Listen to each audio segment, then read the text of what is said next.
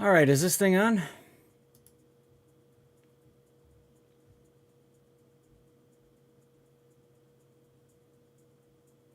Oh, there's an Anshan replay too.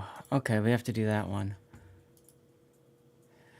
Anshan, Anshan, Anshan. Ah, there it is. Okay, we can do that one too. So then we've got an Anshan, an Orcon. We got a bunch of replays now.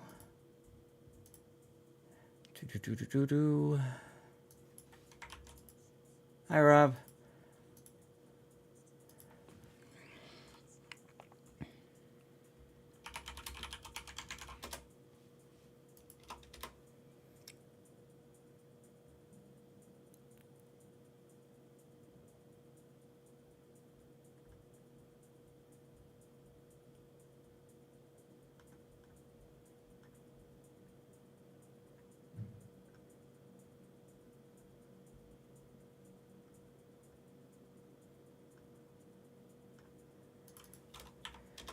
All right, let's see.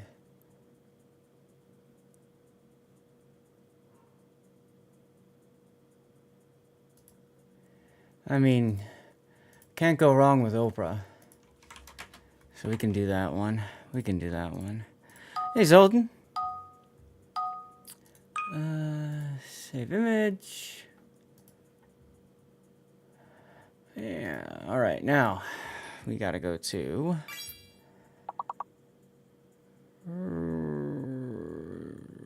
Go Live Gifts. That's right. Okay. Get that one posted. Thank you, Mr. Cthulhu.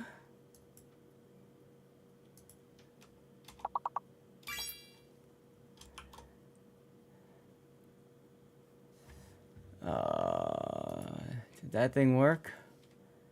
Yeah, that's fine. Okay, whatever.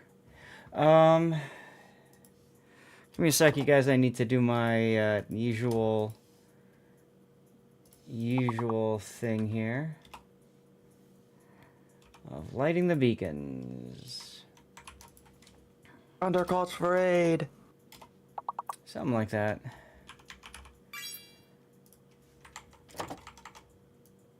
Who made that man a gunner? I did, sir. He's my cousin. And by the way, go ahead and get started with the first giveaway. You saw the list and the general timings, right? Yeah. All right, cool. Thank you.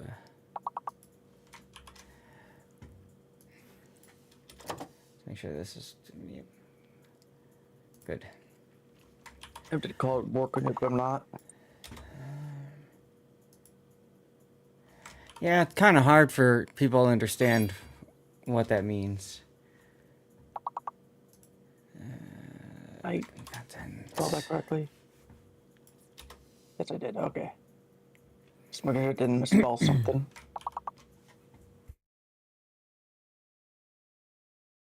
Done that a couple times. Yep.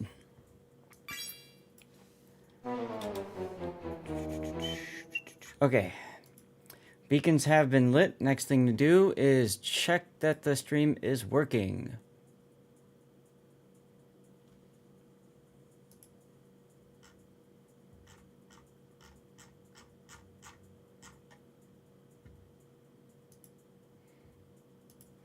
I would hope if I actually post the tweet that I have lined up. There we go. Okay. Let's see. Hey, Joey. Sea Bear, thank you for checking. Make sure everything's working over on the YouTubes. That allows me to close this window, which helps a lot, actually. Hey, hello, Minna, Mariam, over on the YouTube Vertical. How's it going? Okie dokie. So let's see. Go here. Whoa, Dutch. Dutch Elephant starting us off right with 6 months of subscription. Thank you very much for your sub there, Dutch.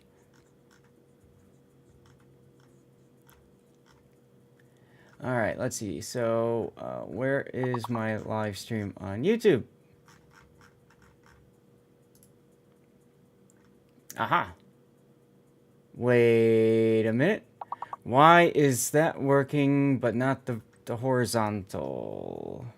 Restream is started. I have to open this one now. Seabear, did you check the other one too, the horizontal one? Looks like it's streaming to it. Unable to connect to Twitch. What? I hate Restream sometimes. Okay, no, it does show it's live. Okay, good. Good. All right, so that one and that one. Perfect soundcat. Yeah, this is Top Gun soundtrack. The best soundtrack. What's up, Lemming King? How's it going? Happy Sunday.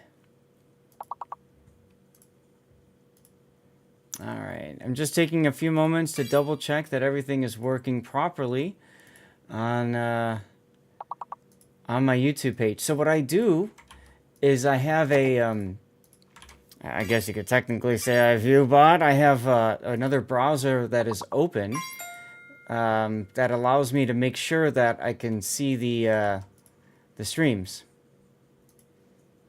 And that, to me, that's really important. You know. Why is this? Let me close that. What the heck? Okay, that one is what I'm looking at. Jeez. Okay. Too many windows.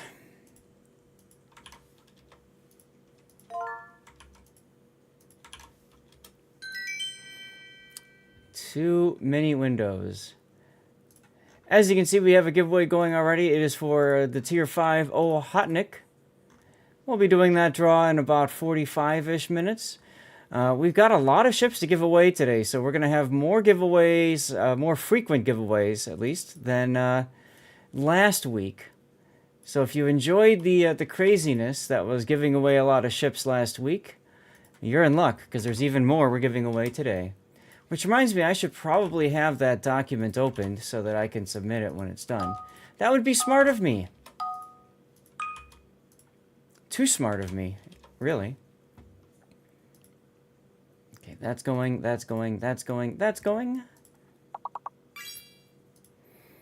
I have actually, so I have two different windows that I use to watch streams from. One of them is like a subscriber window, and then the other one is like average viewer window, if you will. This gives me an idea of seeing what it looks like from, you know, an average person that's watching. So, like, you know, when ads run and stuff, I understand, like, how that's going. Oh, that reminds me. I need to open up my Stream Deck. Here we go. And go to Warships. Now, I'm going to take the 3-minute ad. I'm going to move it to a folder. And I'm going to move to a folder because... No, not a folder. Damn it. All right, hold on a second. I am derping this up. Paste there. Now we're going to take this and we're... Why can't I make this a multi-action? Or is this already... This is already a multi-action. That would be why. Okay, so what I'm going to do then is I'm going to add a delay to the stop. 10 seconds.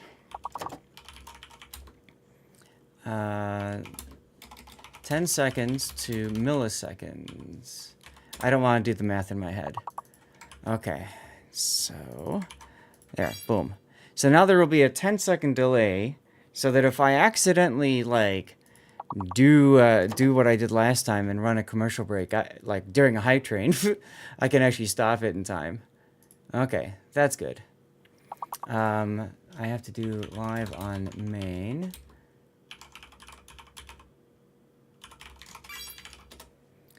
All right, and let's pin this comment. Okay, now, I've got Coughlin's cover my replay, Cthulhu's cover my replay, and then Rob, I see you did yours over on the other stream. So I have to load that one up. Okay. I remember correctly, I already rendered that one on the render chat. Okay, well that saves a couple of seconds, thank you. Alright, so Coughlin's Anshan, Cthulhu's Orcon, Let me go back to my stream folder here. I need to download. Okay, I need to download your thing. Where is your Des Moines replay? Okay, I did download it already. On Zigzag. Okay. Cool. And you said you rendered it already.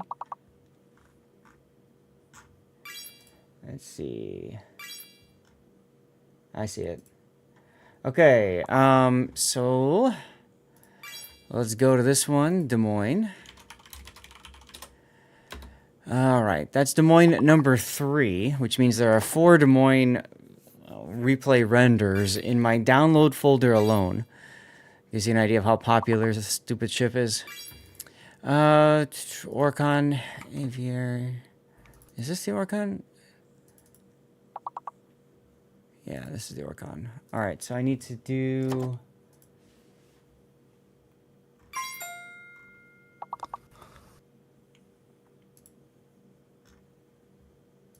There we go. The Aviary. So we got that. Go back to my stream folder.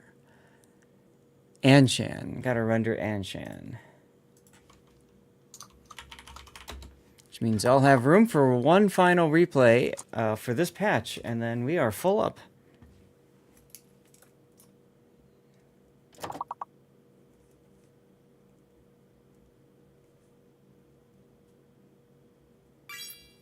Okay, Anshan Des Moines. Let's get it loaded up in the replay tool. Anshan. That would be Conklin, DePipro. All right. And Des Moines, it's Rob. Okay, there's our 4 replays. Hey, Profe. You need more points to pick up a ship? That's all right.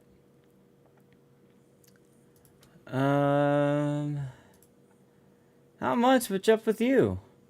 Rob, do the thing if you don't mind.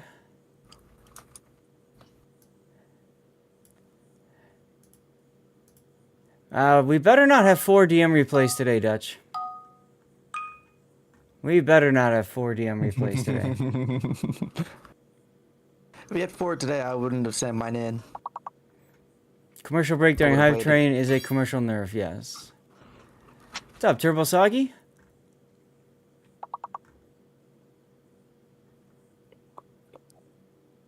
Yes, I saw your redeem.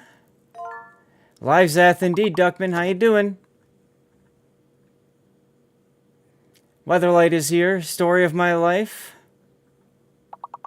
How you doing? And Dutch, I do owe you a replay, so, you know, with your subs, so if you want to use that for this patch, you can. And that would round out the replays for the day. If you don't, that's okay too. I'm sure someone will come along and use to cover my replay anyways, or I'll pick one. I don't really care.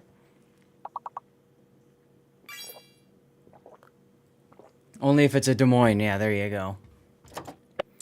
All right, that replay is downloading now. And this should be the Anshan game. Let's double check. Yes. Okay. Fun story. There was a Windows update, and now all of a sudden, it's like, yep, I thought so. It turned off my NVIDIA Broadcast noise reduction filter. Thank you very much, Windows Update, for that. Zath's DM channel. Yeah, really. All right, reporting for duty, soldiers. Last time we saw action was Fun Friday with heated ship debates and Dodge Elephant's gameplay deep dive. Truro65 Jake Shuffle kept the supplies flowing with subs and cheers. Today's mission, Super Sunday. Goodbye Warships 13.10. $250 giveaways on the line. Bring your replays, recruits, and let's analyze them together. Will today's battles bring more legendary moments? I love this AI bot thing. This AI bot thing is legit. This thing is legit. ZASDM child. Oh my god. Be careful with that, because you know some people might think ZASDM channel means something else, and I really don't want those kinds of DMs. Please. You have another Dutch, it's up to you, man. You're the one that subbed, so either do that or not. It's really up to you. What's up, World Spawn? Rob, do the thing for World Spawn if you don't mind, while we get this this replay thing figured out. I almost did it on the Everyone channel. I need to switch to Valley Girl. I mean, people can use the channel points to do that. Dutch, have you posted the Mosfa replay already? I don't see it, if so. You're going to do it now. Okay. Because it's nice to have all the replays done before we get into the stuff, you know? I'm going to turn off autopilot here. Thank you, Dutch. I see it. And this will be a sub replay. All right. Which means that goes to the top of the stack. So we've got the Moskva. We got the Aviary first. That's Blue Falcons. Although I don't know if he's here or not. So we might do, Dutch, you might do your Moskva game first. We always do the sub games first. So we could do your Moskva game first, for example, and then we can go from there into the Aviary. And then from there, we've got an Orcon, an Anshan, and a Des Moines. What's up, I Can't Swim? Who the hell sent a sub replay in?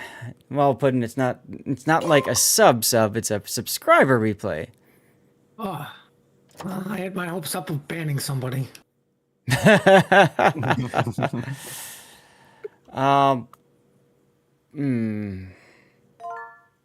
Bombard. There you go, Dastardly. I was thinking about that. Okay, come on, you stupid. An unhandled error incurred. Oh, wait. Why are we still on starting soon? Because we've been dealing with all these last-minute submissions for replays. People wait to the very last second. It's like, you know, I used to be a teacher, right? So, of course, people wait to the last second to turn in all their assignments or ask for help. Could not render. So, Dutch, I'm going to try loading up this replay and see if it works. So what you're saying is it would be perfect timing for me to drop you a destroyer, cruiser, battleship, and a carrier gameplay? Yeah, it'd be the perfect time for all that. Also, I hate you.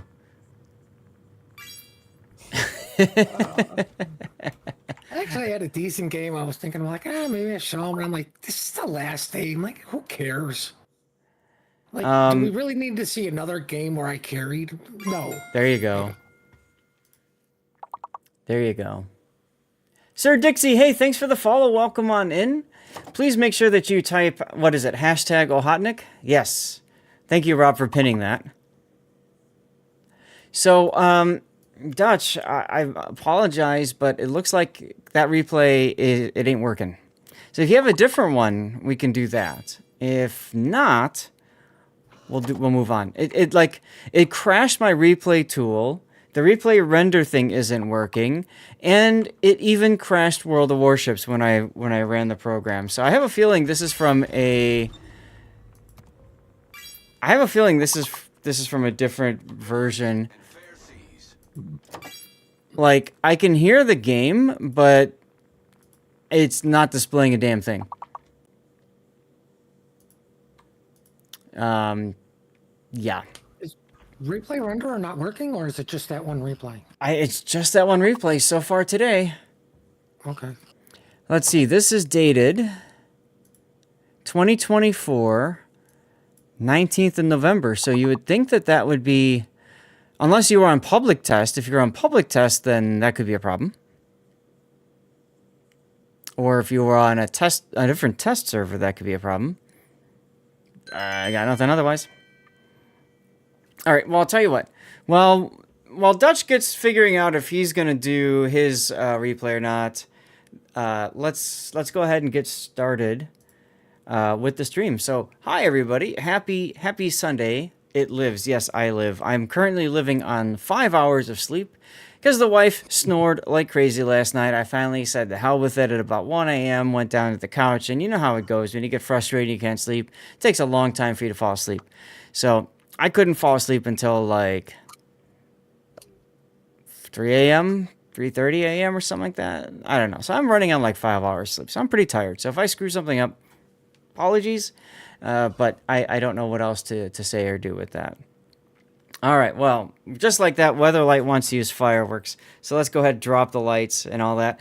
Guys, we have a $250 giveaway today. All right, and I've posted, if anybody wants to see the ships, I've posted the ships in my Discord on the Stream Planning channel. Okay, so here's my Discord. You can take a look at it if you want. We are starting with an Ohotnik, then we're moving to the Dunkirk, then from there, Atlanta, Cossack, Otago, Kaga, and Alabama. My wife would be very happy with me telling the world that she snored me awake. Absolutely, Andy. The nice thing is, I just heard her walk out of the house. So, shh, she doesn't know. Blame pudding indeed. Writing There you go. the letter now.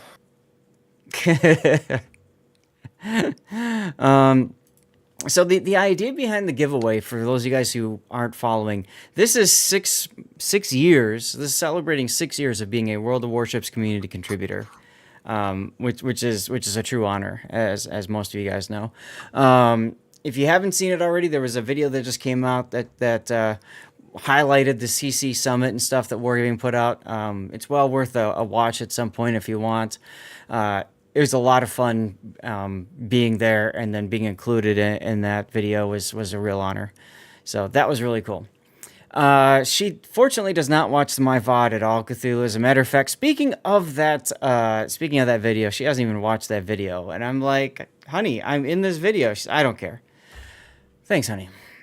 I only went away to the other side of the world for, a weekend and whatnot, and it is what it is.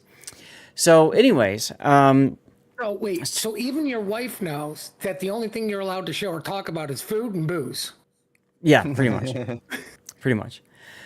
So we have our $250 ship giveaway because of the anniversary. So the theme behind this giveaway is we are looking to give away ships that have black variants around them. So that way, if you have the ship and then you later pick up the black variant, you get a mission for 2,500 doubloons.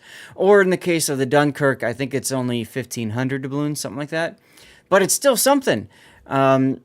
In other parts of the year, we don't have anything like this. So the nice thing is, if you pick up the ship and then you later pick up the black ship version of it, you get extra doubloons, and so then you can use those extra doubloons to do more things, like buy additional stuff if you want. So, yeah. Now, find Ohotnik B. So, Electric, the only reason the Ohotnik is on there is because I have a budget of doubloons I can give away for stuff, and I set up the giveaway so that it was perfect. Not one doubloon is wasted in this giveaway. Most of the time when you do giveaways, you have maybe 100 doubloons left over, and I can't be like, can I just give 100 doubloons to somebody? They won't do it. You have to pick something specifically in the armory, like 3 days of premium time, for example, or whatever. So I was able to kind of feng shui the list of ships and then have just enough left over for a Ohotnik, and bam, no wasted doubloons. Now, those of you that know that I'm really into the economy side of things, like this is what it's all about for me. You know what I mean? So that's the reason why the Ohotnik is there. I just picked a ship that we could give away and get rid of the doubloons. Now, those of you guys that are watching on YouTube, I must apologize. We don't have the ability to get a giveaway going on YouTube. So if you want to get into this giveaway, you have to be on Twitch. You can always create an account or log into your existing account, get into the channel, follow it, and then type hashtag Ohotnik to get into it. Turbo, Do you get gold compensation if you win a ship that was already won? No. If you already have the ship on your account, actually, I've been told that Wargaming now messages the CCs and says, hey, go find another winner. So if you already have a Hotnik, don't enter the giveaway. Or if you already have a Hotnik and you've already entered and your name gets picked, then just say something and pass it on to somebody else, okay? Now, there's a... Nope. Did you just say nope? Redeemed a replay coverage on the rerun? FR25. He just uploaded it to the thing. Okay. So, Dutch, keep your replay for the next patch then, okay? Your sub replay, and we'll do one next time around, because otherwise I can't get all these done. Does that work for you, Dutch?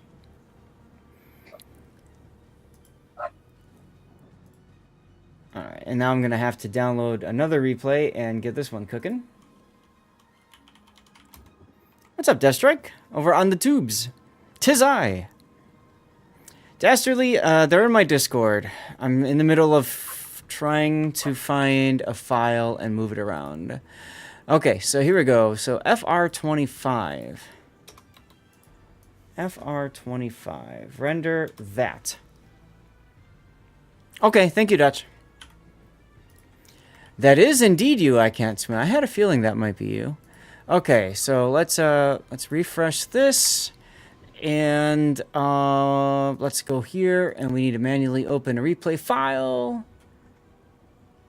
And then I need to go to stream, and I need to open up FR25, but I want to make sure I do it on this window.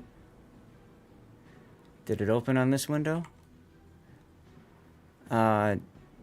FR25, FR25, FR25. There we go. Open. Yeah, there we go. Okay. Thank you, Electric. Yeah, those are all the doubloon values of the ships that we're giving away next to what Electric just posted. So you can kind of get an idea of the math and see kind of how that all works.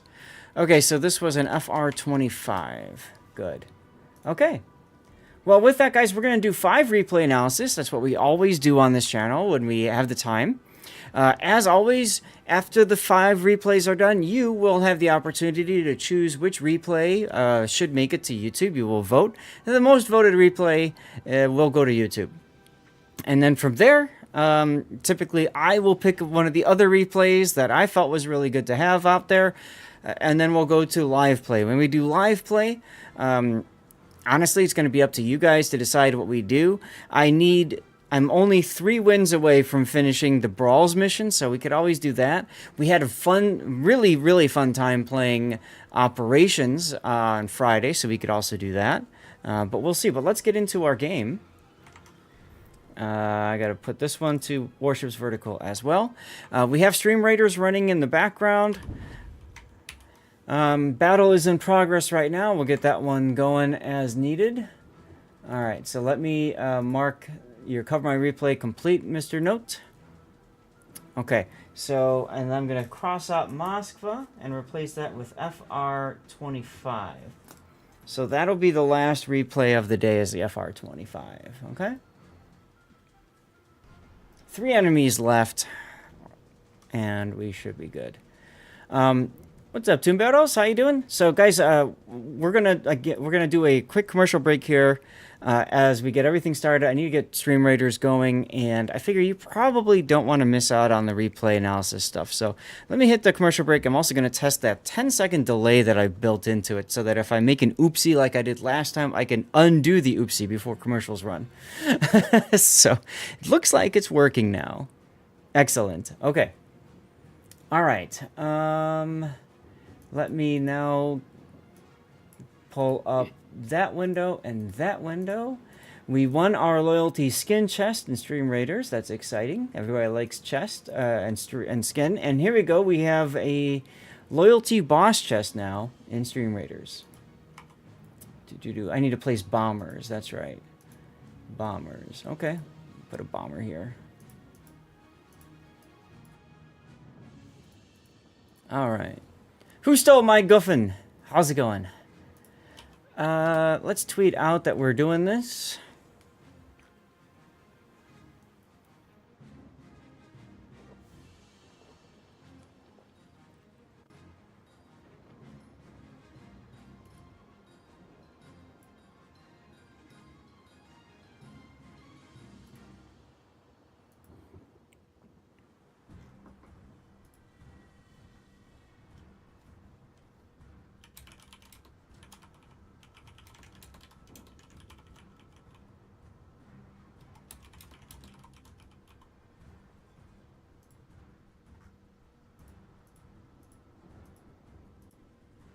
All right. Cookie, how's it going, dude? Welcome back. Good to see you. Okay. Let's make sure that the replay render is set up properly. How have you been, Puddin'? Good. You went to sleep when I woke up, but to be fair, I also went to bed about 8, 9 o'clock. Ah, okay. Well, I've been reading the rules for the new Enterprise tournament, so it just pretty much knocks me the hell out right away.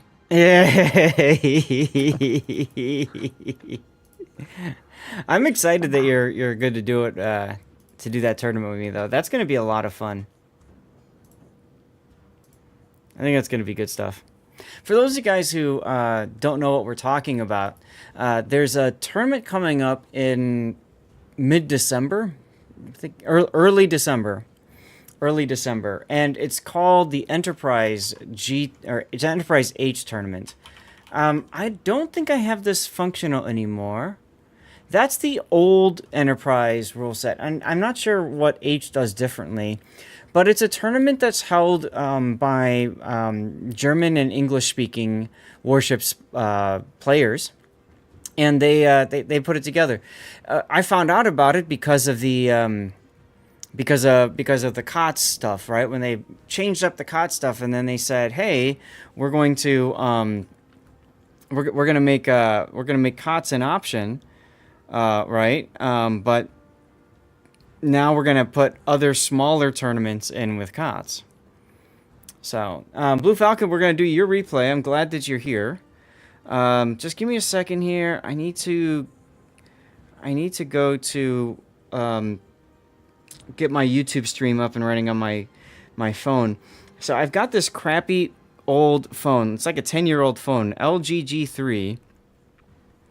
And I've just been trying to put things together and make sure it works okay on this, because this is kind of fun to see how everything looks on the phone, you know, with the vertical setup. Also, if my wife pops in, I can show her this is what we're doing. Nope, we are full up on replays today, Cookie. Why is this showing that? Why is this showing... No, this is the wrong thing. Oh, that's because that's latest shorts. Here's my live stream. Okay, so this should pull up my live stream now. Yes. Okay, cool. You know when the whole video of the CC Summit... Oh, wait, what do you mean the whole video? I don't think there's going to be anything else besides the four minutes that you guys see now. Okay, cool. I got it up and running. I don't think they're going to do anything else besides that. It'd be nice if they did, but I don't think they did. You finally found North Pole. Only problem is that there's a fat guy around 900 children already up there. Okie dokie. All right, so guys, this is going to be our first replay of the day, and I want to show this to you guys before we get into the replay build, because I think it's funny. Sometimes when you start the game off, it does weird things on the screen, and if you look carefully, there's like this water geyser coming out from like the bottom here up and then down. And this just happens randomly with replay files. I don't know what the hell it is that causes it. But it's pretty funny to just see sometimes when that kind of stuff happens. See it going up there now by the bridge. It's just funny. So anyway, this is the Tier 6 Italian destroyer Avail. Avail. I don't know how to pronounce it. Whatever. But Blue Falcon is, of course, a big supporter on both Twitch and Patreon. Sent this in and said, "Hey, if you got room," and I said, "Oh, we got room." So we're gonna take a look at this ship. So I got to go and find the proper one. Here we go. This is the Tech Tree line. This is I know M Note really enjoys the mid to low tier Italian destroyers, and this might be one of the examples where it shines. I know a lot of people like the Luca Tarigo quite a bit, but the Aviary is a lot of fun too, of course. Let me pull back. I clicked away, so I have to go back and open the stupid thing now because, build viewer, go burr. So this is Blue Falcon's build, and we can take a look at how he set it up and then kind of give him some feedback. You'll note that at tier 6, he does have the exhaust smoke generator, and he's got the emergency engine power. This is kind of like the, and that's true, Duckman. I do have the VOD on my YouTube channel. If you just type on my YouTube channel and then go to like Summit, we talk over like 4 hours with tons of people about the event. So the concept behind this is everybody likes the Paulo Emilio, the tier 9, because it can go and eat battleships and stuff like that with its torpedoes. What if we made a destroyer line that was somewhat similar, but yet also different? And they felt it was probably too toxic to have a destroyer line that would do what Paulo Emilio did at every single tier. Shocking. So they said, well, we'll make it like a destroyer assassin. So the general concept of these destroyers is because of the fact that they can mount SAP shells, they do a heck of a lot of damage to destroyers. Heck of a lot, especially if that destroyer is broadside. Now, if the destroyer is bow stern on, then you have to switch to HE, and it feels more like a standard destroyer. So these destroyers are very, very difficult to kind of get in the hang of using and all that kind of stuff. So let's take a look at the build and see how Blue Falcon has this ship set up. So he's gone for main armaments mod 1. He's gone for engine boost mod 1, aiming systems mod 1, and then propulsion. He's got all the upgrades, so that's fine. And I always look at the rudder shift time for maneuverability. It's under 5 seconds for destroyers, so I would agree with propulsion being the good choice. Yes, exactly right, Toombarrows. These torpedoes on these lines are pretty slow. The torpedoes on these destroyers are more just kind of zoning torpedoes. They're more meant to catch somebody off guard, but they're not necessarily meant to just go and, yeet somebody and whatnot. 8 kilometer at tier 6 is pretty good. Not the greatest, but pretty good.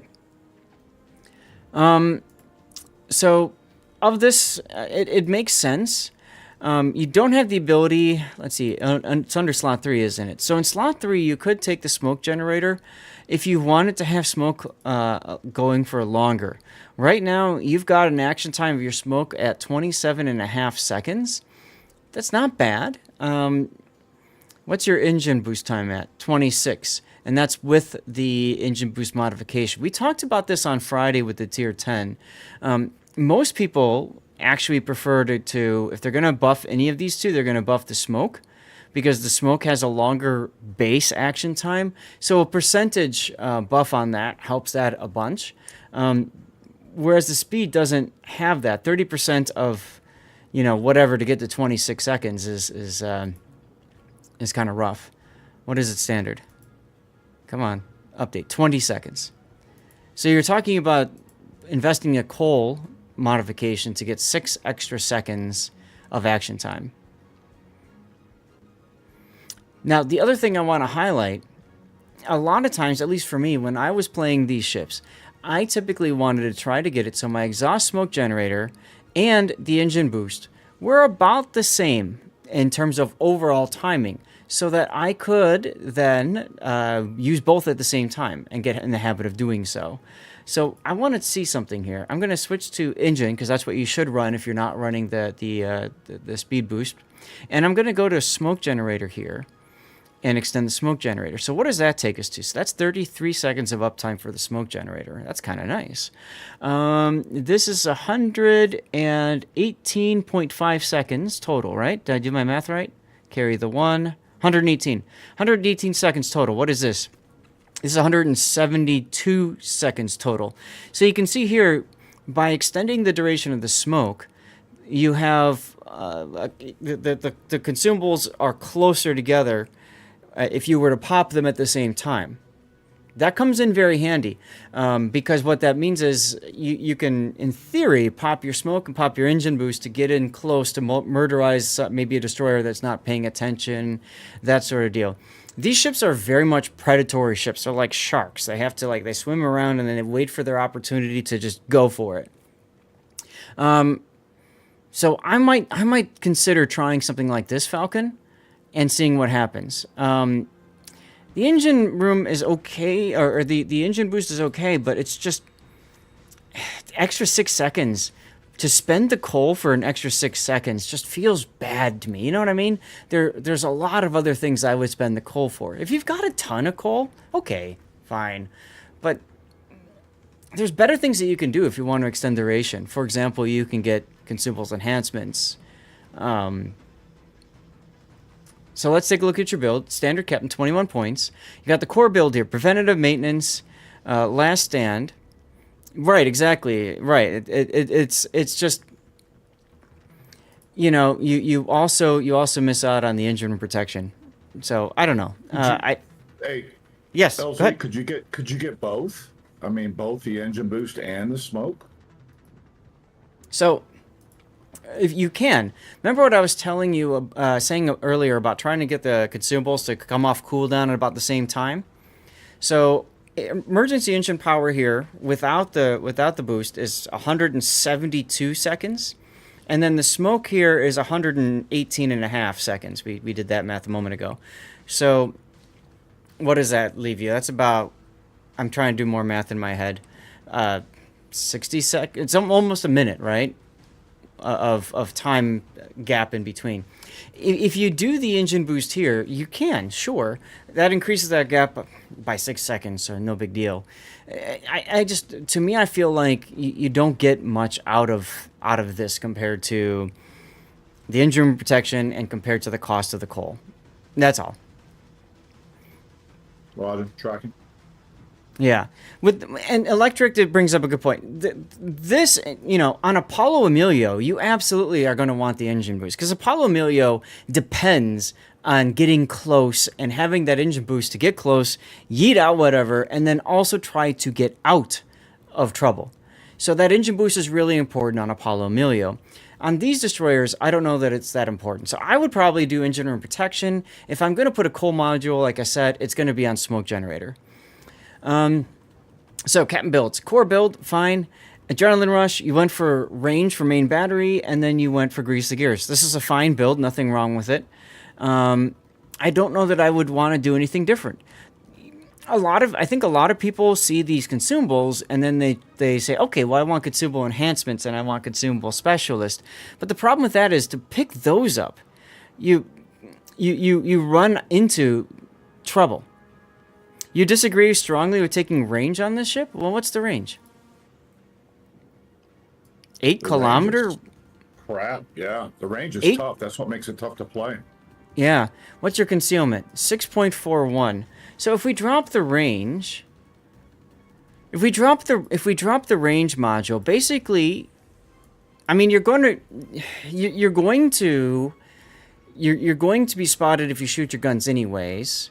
So at least you outrange your concealment. There's that, but it's still you're missing out on a lot of flexibility here. Personally, I would still go range. If you don't go range,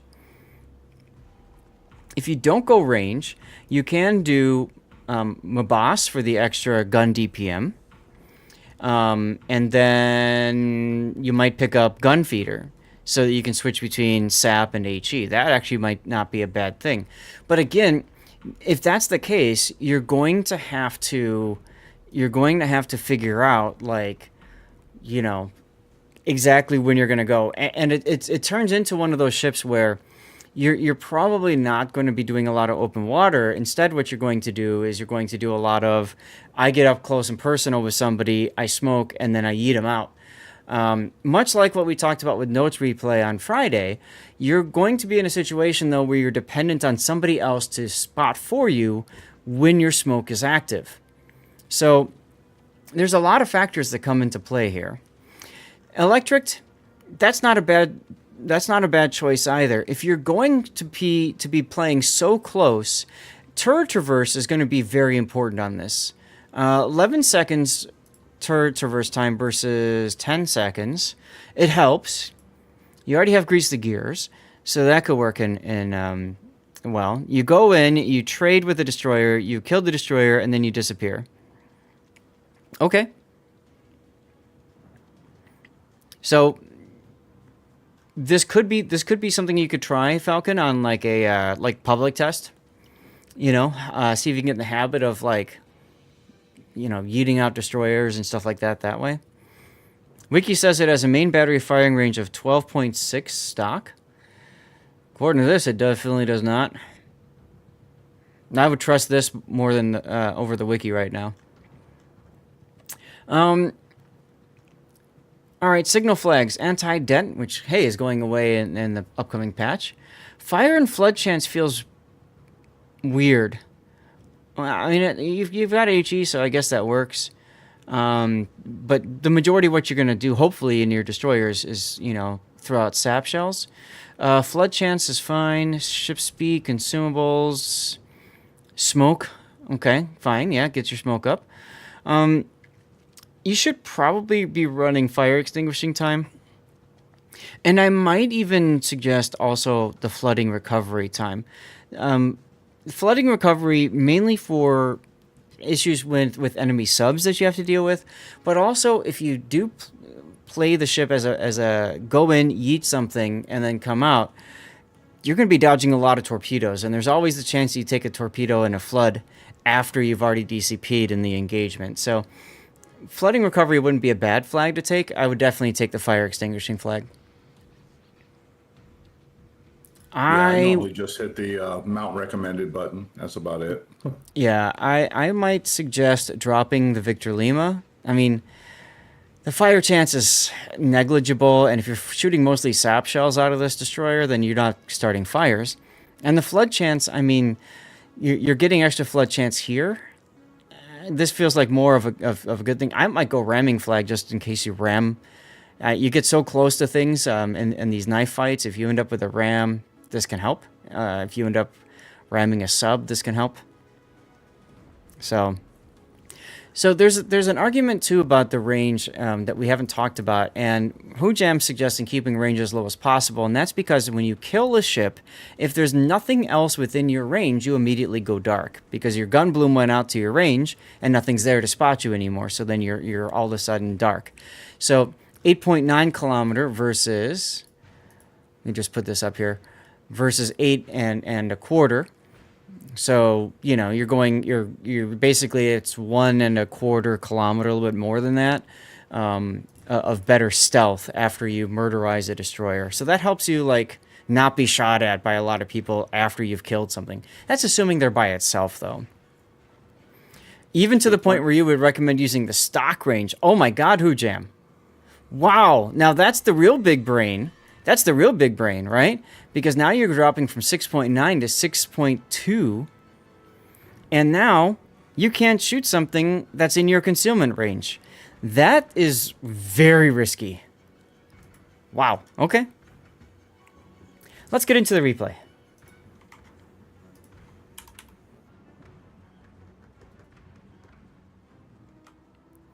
All right, so what do you got here? It looks like a Q drop. You're in a straight tier 6 battle. Carrier, no battleships allowed. Wow. This is actually really good matchmaking for you. A lot of destroyers to mess with. Now, you said that I'm going to poo-poo you because you used engine boost right away. Well, not you so much as Puddin. I know Puddin's mindset. Why are you using engine boost? But the reasoning here is I know the Fubuki's detectability is much less than me. So I basically signal him that I'm there to support him. And I'm going to try to get there in time to support him so he's got an extra set of guns.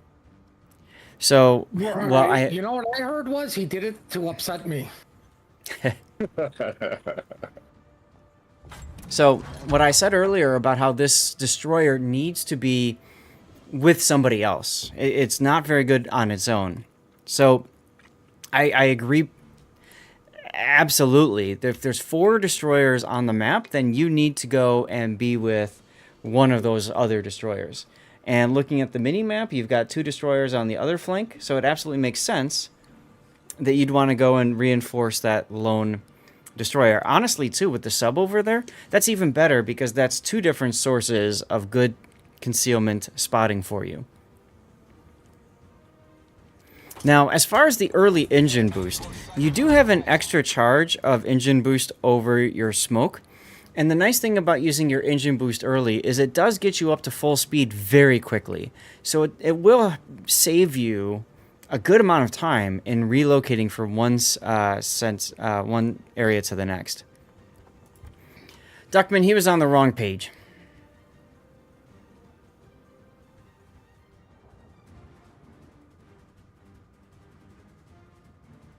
Yeah, we might do the FR25 game after this, just because it's also an Italian pasta boat, and give people a chance to look at the difference in play style and stuff. It wouldn't be a bad idea. All right, Fubu detected. Always go behind the island. You learned that one the hard way, didn't ya? Yeah. Yep. If you have a choice, go behind, unless there's a real reason that you need to go in. I would luck chuck Torps here at the Pensa. Why the hell not? Fire on the enemy warship. Enemy destroyer detected. Torpedoes to port. Torpedoes to port. Something's up with the replay, where it's not showing your rudder shift anymore. It's kind of funny. But yeah, well, I mean, that was a good use of the guns, because you knew you were going to be hidden by that smoke. The problem is that the Fubuki did exactly what you didn't want him to do. Yeah, and the Leander has popped hydro now, so I know his hydro's running, so I'm not too concerned with Torps from the other end. I would not pop the smoke unless you had something to go after. And now that you saw the sub ping, I'd hit engine boost too now. Yeah, and that's kind of my concept here. I want to get deep down at the bottom of A and try to get some flank shots to try to get some better angles. There she is. Smoke screen set. Well, that's true. If you're trying to get to the flank, then the engine boost just helps you get there that much quicker. Oh, there's the aviator down to the south. I'd look at him. Position of a strategic target. Ship is on fire. We've destroyed an enemy cruiser. Now here's where that gun bloom comes in handy, right? Because right about now you would be disengaging. Actually, no, you wouldn't, because you're on fire. Okay, so you want to go after the sub now? Yeah, that's what I want to close the gap on the sub and try to get on top of them. Okay. All stations. Concentrate And I also want to stay dark and not get lit up by that cruiser there, that Nuremberg, just yet. Yeah, this is very aggressive though, because it's just you and Leander really in this. I guess the sub too. If the Leander's pushing with hydro on, then I can see that. I would luck chuck the Nuremberg again. Ah, okay, oil slick right underneath the Leander, so you can go right over that and depth charge him. Mm-hmm. But yeah, if your torps reach out to 8, you might as well luck chuck. Start dropping your depth charges now, because they have a 900-meter radius. Yep. Oh, and the aviary beached. Broadside to you. Slow down.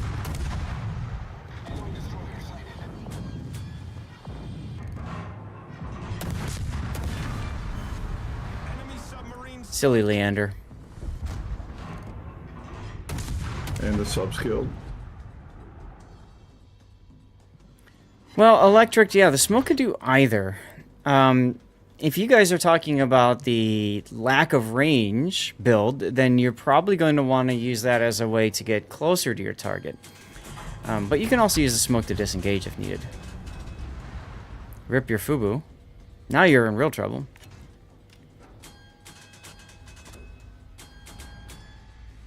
So now I'm just hoping that the Nuremberg gets spotted using the smoke that was left from previous ship.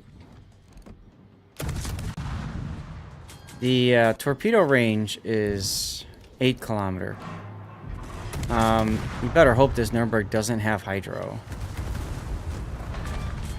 Wow, okay. He either forgot he has hydro, or he'd already used it earlier. Oh, look at your carrier. Lol. Your choice to go to the side allowed for the T-61 to do that. Yeah, it's funny because later on, the CV, my friendly CV, starts blaming me for leaving the middle open. But I look at it like, he should have been spotting the middle, and spotting the DDs. So. Well, and also his positioning is terrible, right? His positioning at the start is like a traditional positioning, but this is a queue dump. There's fewer ships, and so it's very much more important to be following what's going on the battle, and following one of the groups. Well, I mean, if the carrier wants to take up a traditional spot, then it's his obligation to spot the middle, especially when you see the cap flipping. Yep. Another engine boost here I disagree with. I mean, so okay, there's what, 3 destroyers and the carrier. 1 destroyer is by the Independence. The other 2 destroyers are at sea. I don't see a reason for you to try to get to B any quicker right now. For cap points. Engine boost Okay. deactivated. And something's going to happen here in a minute, and I'll explain. If you look at the chat, I'm going to tell the Dallas to basically go dark and cap, but he does not, and he continues to shoot, and therefore continues to get reset by the CV and the fusion. Are you trying to tell another player how to play this game and win? God, you're so I was trying. I think if you look at the text, I'm so like, toxic. yeah, get back, because I knew I could stay dark throughout and cap it, but he ends up keeps getting reset. Well, he's not. And you'll see. That's right. I get a carrier spotted. Yeah. You When there's a might as well carrier start spotted in your range, forget it. Yeah, just start talking to the brick wall. You'll get a better response. Oh, he's shooting skill shells too. That's nice.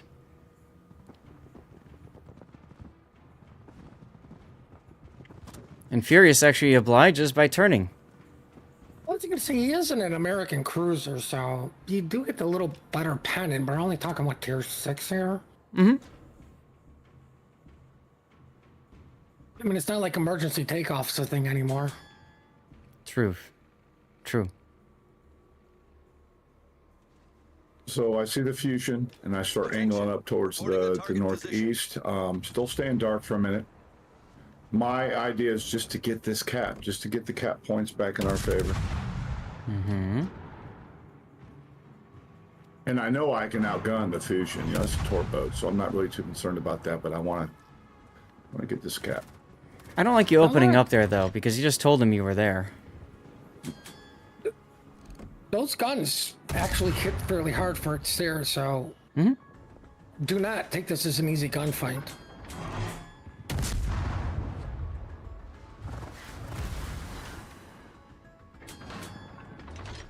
Okay, well, he smokes up. This should be easy. So he smokes up. The CV is outside my detectability range, so I'm just trying to close the gap and stay in the cap, because right now I believe that the Dallas is outside the cap. I got to flip the points.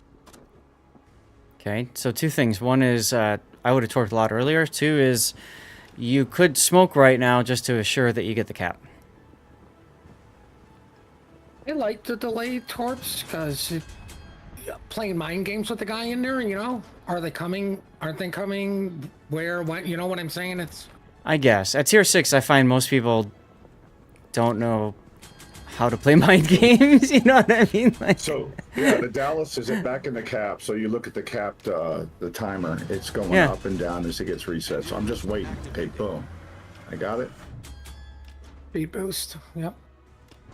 I mean, you got to treat the players that they're better until proven otherwise, right? The enemy team has taken the lead. Well, now it's 2 on 4. You guys really threw that lead away. But for dramatic purposes. That helped. Enemy destroyer Oh, look, he was gonna go drop torpedoes and. engine boost deactivated. Because it's totally going to help when there's really nothing left you can torpedo. Might as well go roll the carrier. That's my next move, couldn't it? You kind of have to, while killing the Fubu on the way. Fortunately, the Fubu's right there. Now, forget about chat. Forget about chat. The Independence is trying to take you down with him. See, you just wasted a good 30 seconds that you could have been killing this Fubu with.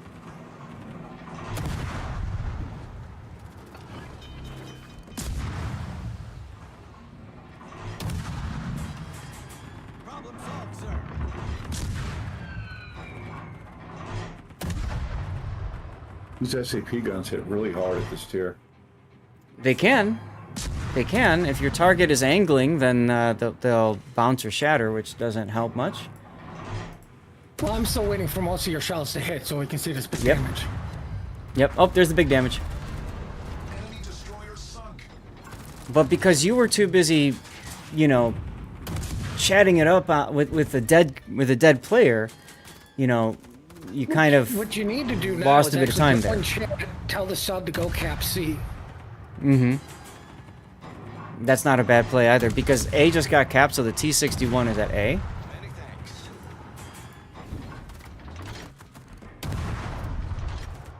You know, this may be stupid, but you might want to just use the AG to get his DCP out just in case something horrific happens to where you have to pray a flood kills him.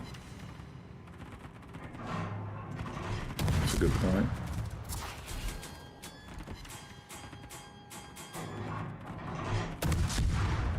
Typing in Yeah, chat it always seemed screws like you it'd over. take a Yeah. long time to kill him. I ain't gonna lie right here.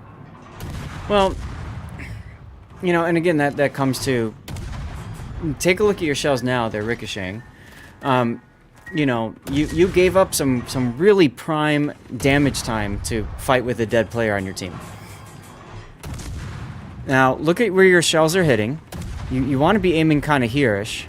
There you go. There you go. Because you saw for a little bit that they were ricochets. Nice turn into that torpedo before it armed. You could also, yeah, I was gonna say, you could also torpedo just to get that out of there.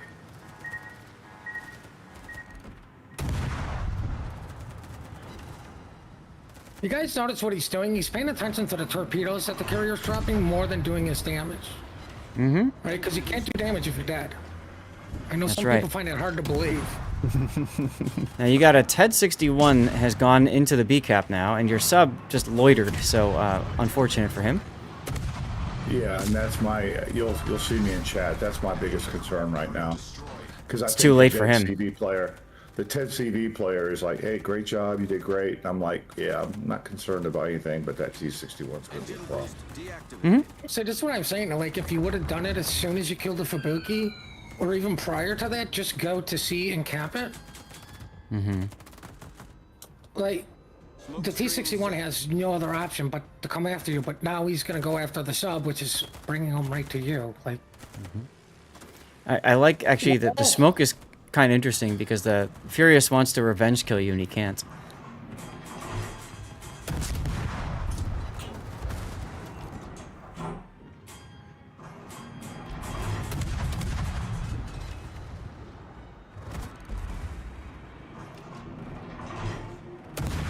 Yeah, I'm basically trying to change up speeds and juke a little bit, but it's pretty tough at this close distance. It is difficult. You also have the carrier that's upset that you killed him. well, I mean, the other thing is, ironically, driving in a straight line at the lower tiers is a better option because horrific aiming will always come back to bite you in the butt from the lower tiers. Like,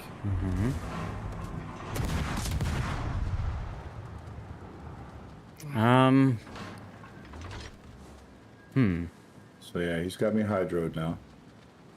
Yes. The big problem with that is, okay, your fire's out, and here's where, if you had taken that fire reduction flag, you'd have more HP right now. Do not go back at him yet. The enemy is about to win. If you go back at him right now and he still has hydro on, you're just going to give him shots for free.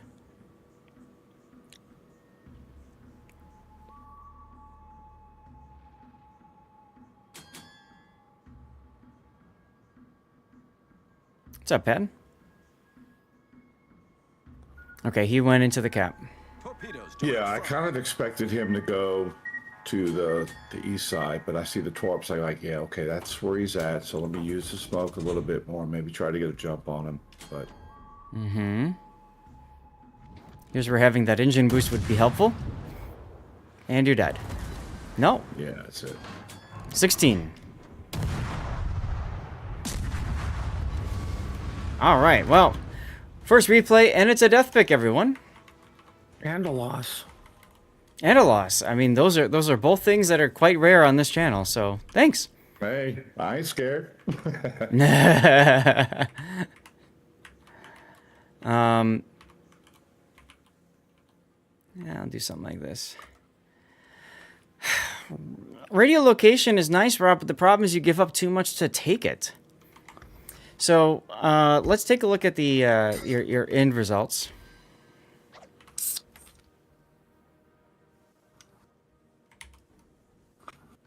You don't fight when you're suffering from seagull syndrome.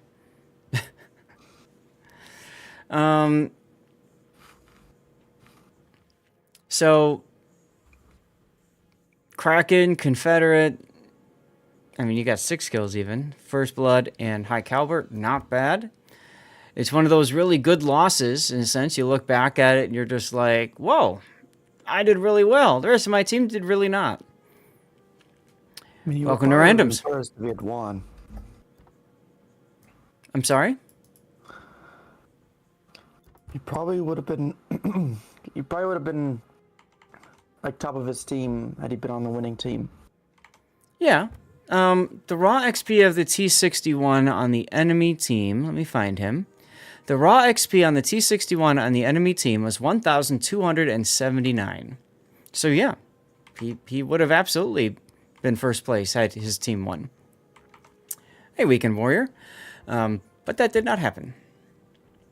So, not bad. You know, couple differences in instincts that we kind of brought up. Let me pull up the replay render here. And of course, if you guys have ideas for title, please share. Did he shoot HE at all that game? I don't think he did. No, I did not. And you shot 15 brings up a HE good shells. point. 15. Well, Puddin brings up a good point with the CV. I should have tried to start a fire, come DCP it or something. Maybe. I mean, I think more it was just the HE would have been guaranteed damage and pens. When, you know, I think for that it was just where you were aiming. You know, you're probably used to playing a destroyer and just shooting the thing and then watching it kind of melt over time. But it's different, right? Because it's sap shells, they're gonna bounce and all that kind of stuff. HE good against T-61, yeah. I think the big thing is when the T-61, if he knows to angle in and that sort of thing, then you know he'll negate the sap shells. But T-61 wins that fight all day, every day because he's got the biggest HP advantage. Like, okay, Correct. fine, I'll eat the sap just to get the kill. You know, you'd have to do like 5-6K chunks and then have him loaded AP and bounce everything. Yeah, Yep. and I knew that going into the fight, Puddin. I knew I'd probably lose, but I didn't want to go out like a chump and run for the You have to A1 do square. something. Like, you never know. Maybe he's not running dead flags. Mm-hmm. Yeah, T-61 does not have any good DPM when bowing. That is a very good point.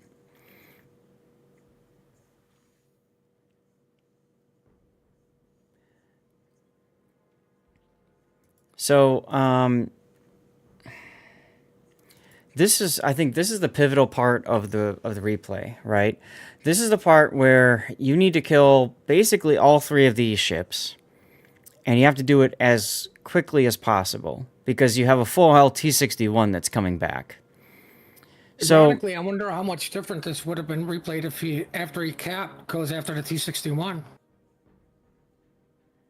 then the sub dies to the 2 remaining destroyers and the carrier. I mean, it's still a loss, but like if you look, that T-61 killed 7 people, and Blue killed 6. So it's literally kill the T-61, win the game. You know, because hindsight's always 20/20. And in this situation, you know, and I just feel like you took yourself out at the most crucial part of the game to worry about what the Independence guy said in your chat. Like right here, you're waiting, and I just don't feel like you've got the ability to wait. Like, just go straight at him, and eventually you do. and then, boom, gone. Okay, now, this is the crucial part. This is your decision. You go back to the T-61. Thing is, you don't know where he is. He could be coming straight to... Now you know where he is, because A is being flipped. Here's the part where you could be going after the Fushin, but this is where you start fighting in chat.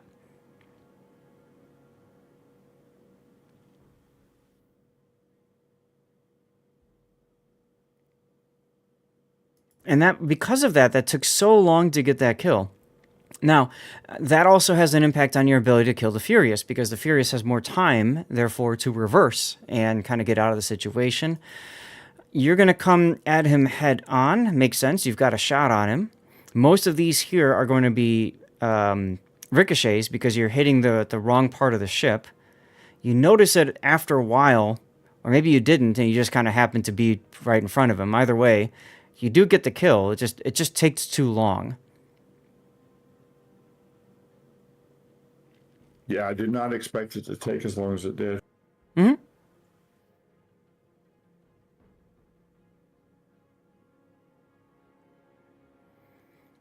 Too few guns on the Fushin?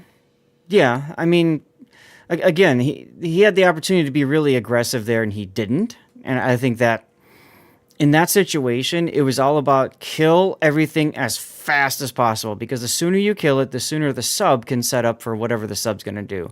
Unfortunately, you notice the sub was on the bottom of the scoreboard, so hey, he's learning sub, it's tier 6. But, you know, getting all that stuff killed early gives you and the sub time to reset, and you just didn't have it. So, hats off to the T-61 player. I mean, he had a great game anyway.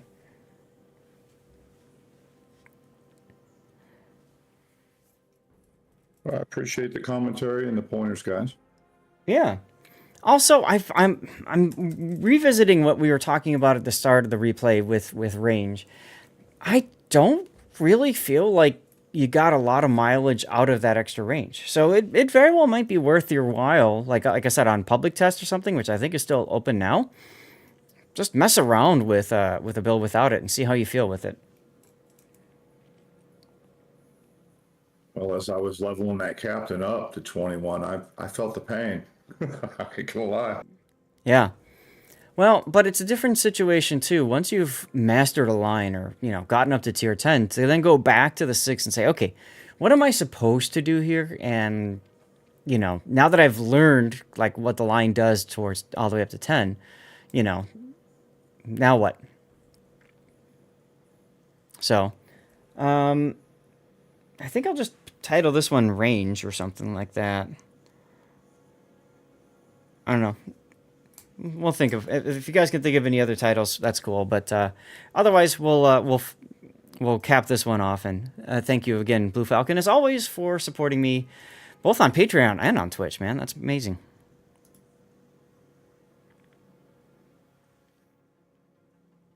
Sap on destroyers is a trap. It lacks the clout that it has on cruisers. Shoot, don't talk. I like that. That's a good one. How about we do shoot the ship? Shoot the ship, don't shoot the ship. You see, it's kind of a play on the words there, so that works. Thanks, Cthulhu. All right, let's get out of this replay then. All right, so Note won the Ohotnik. Okay, cool. So I said we were going to do the FR-25 next, right? Since that's going to be it's another Italian boat and stuff like that. So we can do that.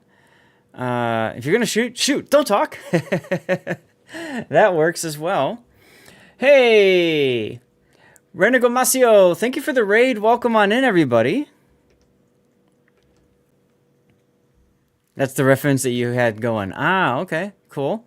There's a shout out there. Thank you very much for the raid. Welcome, everybody. I'm Lord Zath, a North American community contributor. And we do replay analysis on this channel. We just finished our first replay analysis, and we're gonna go and take a look at the next one. To get set up for that, I'm gonna toss you a follow. Ta-da! Thank you, Blue Falcon. While we're waiting for that, I need to get things set up. I need to enter our winner in the spreadsheet, and I also need to get a commercial break going, and I need to get the next replay loaded. So there's a few things I have to do. But real quick, for those of you that are just coming in here, we are giving away $250 worth of ships. We just finished our giveaway for the Ohotnik. We currently have a giveaway going for the Dunkirk. And this is the standard Dunkirk, not the Dunkirk Black, but the standard Dunkirk. You have to be a follower to win, and then in chat you need to type hashtag Dunkirk like you see in the pinned comment. Okay? And this is over on Twitch. I do have this going on YouTube as well, but unfortunately there's no easy way to do a giveaway on YouTube. Sorry, that's just YouTube's thing. So, if you're watching on YouTube, get on over on Twitch as well. Get in on that giveaway. I've kind of told Rob about timings and stuff like that, that we can get things figured out. Yes, Archangel, we've already done a Ohotnik. All right, 3-minute commercial break starts now, guys, and I'm going to get set up for our next replay. So stay tuned. Drive. I need to go to my drive and find the sheet. Giveaway. Ah, here we go. Found it. All right, so M note on NA as our first winner for the Ohotnik. Let's go. Right, exactly. I am going based off of costs in the armory, so reverse makes sense, right? You want the bigger things to be at the end, right? Let's see, stream FR25.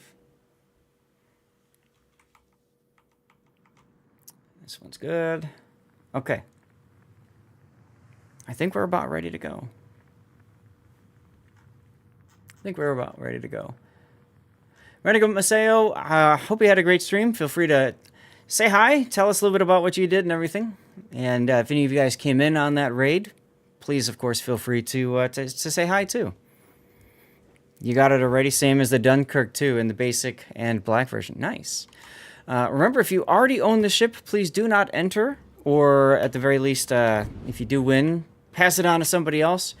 I don't know if there's any sort of compensation, and the rumor is that Wargaming will ask me to pick another winner.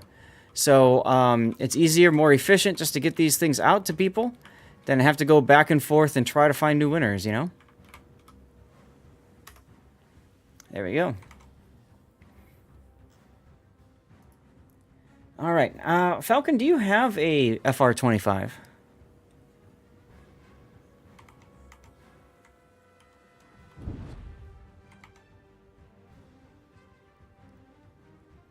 You just forgot. No worries.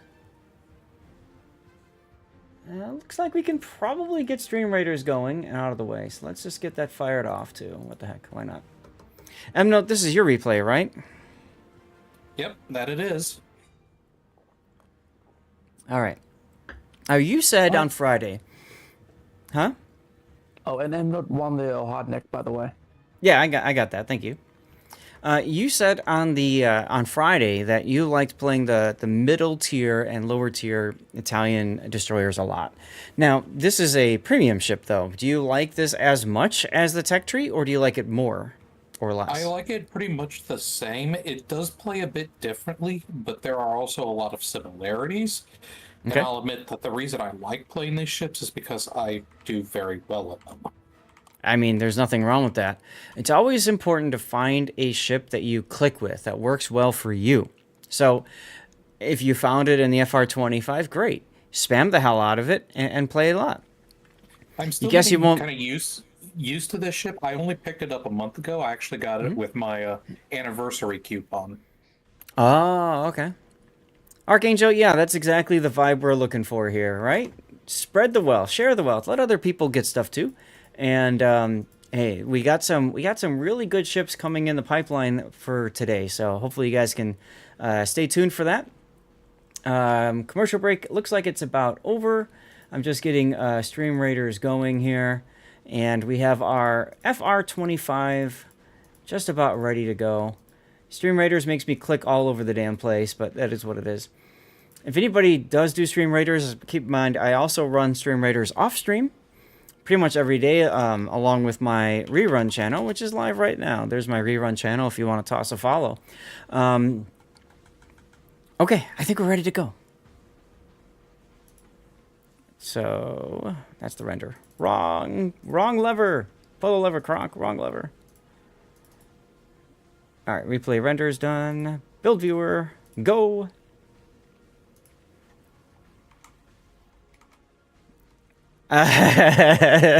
Spreading love works better on other times. We're not gonna go there.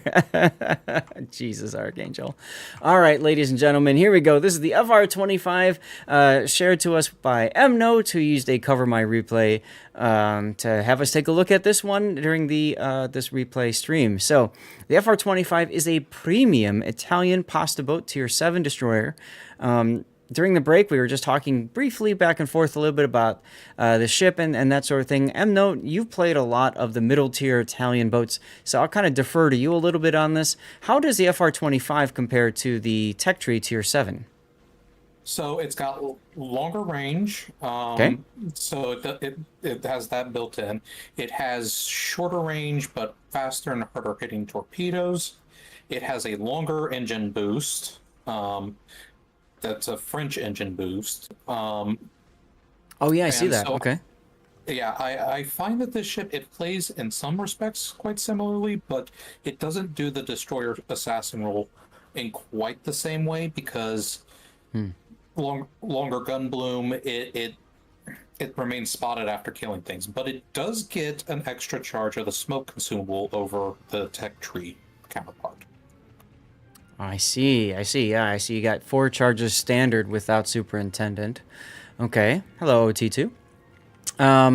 So this is a big difference. This is a huge difference, actually, because the standard, it's a very short duration, and we were just talking with Blue Falcon about how running engine boost is probably not a good idea on the Tech Tree because you only get like 6 seconds of extra uptime of engine boost. But this is like a lot. This is the Guppy. Oh, okay, gotcha. Thank you, Bockington. So that makes sense because these are 139s. But you can fire SAP and HE just like the Tech Tree destroyers can. So, okay, so you got the bigger range you have to play around with. That could allow you to be a little bit out in the open more, give you a little bit more flexibility. And yeah, as Hujam says, there's no really easy way to bring the range down. Okay, fair. Your concealment is also pretty sexy at 6 kilometer. It's not the greatest for a tier 7 destroyer, but it's also definitely not the worst. Yeah, it's definitely serviceable. Yeah. Okay, so you've got main armaments mod 1 in your build, engine boost mod 1, aiming systems mod 1, and propulsion.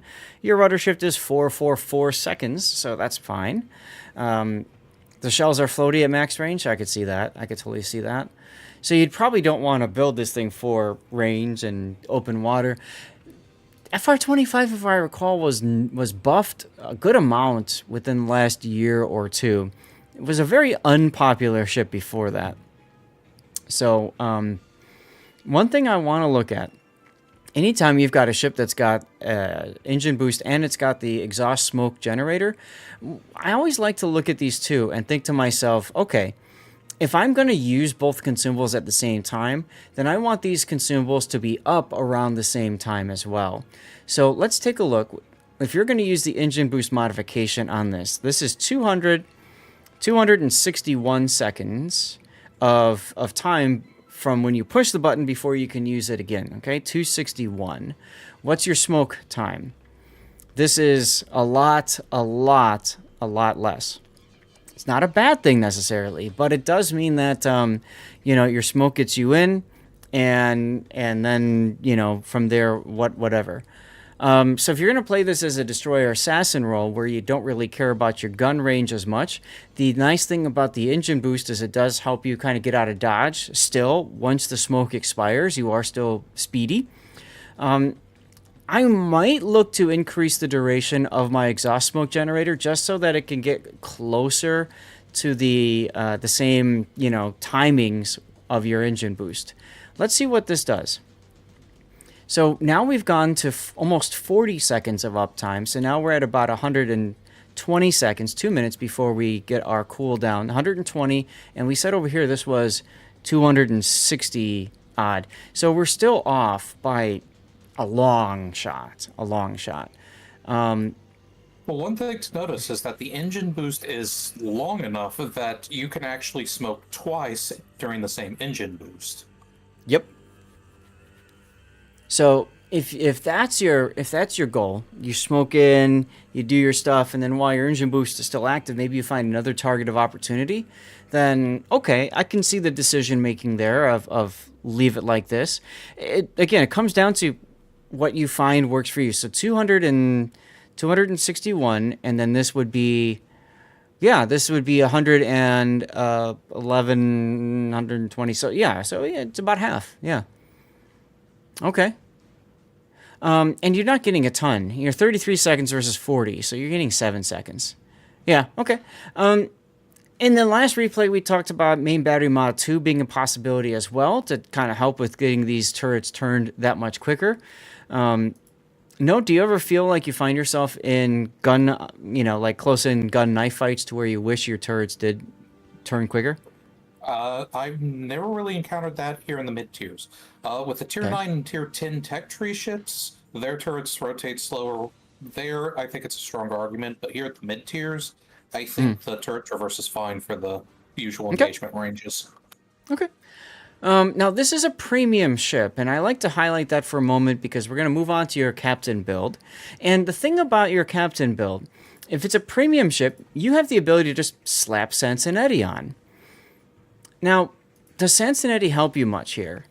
It helps you with the main battery firing range when you get an enemy kill. Do you want that range? Probably not. So this actually works against you in that case. If you do get a Confederate, this helps you with your main battery reload time. Now, that's sexy, but getting a Confederate achievement takes a long time. And then consumable action time. You hit 100 times the main battery shells. Again, chances are that's not going to proc until the very end of the battle.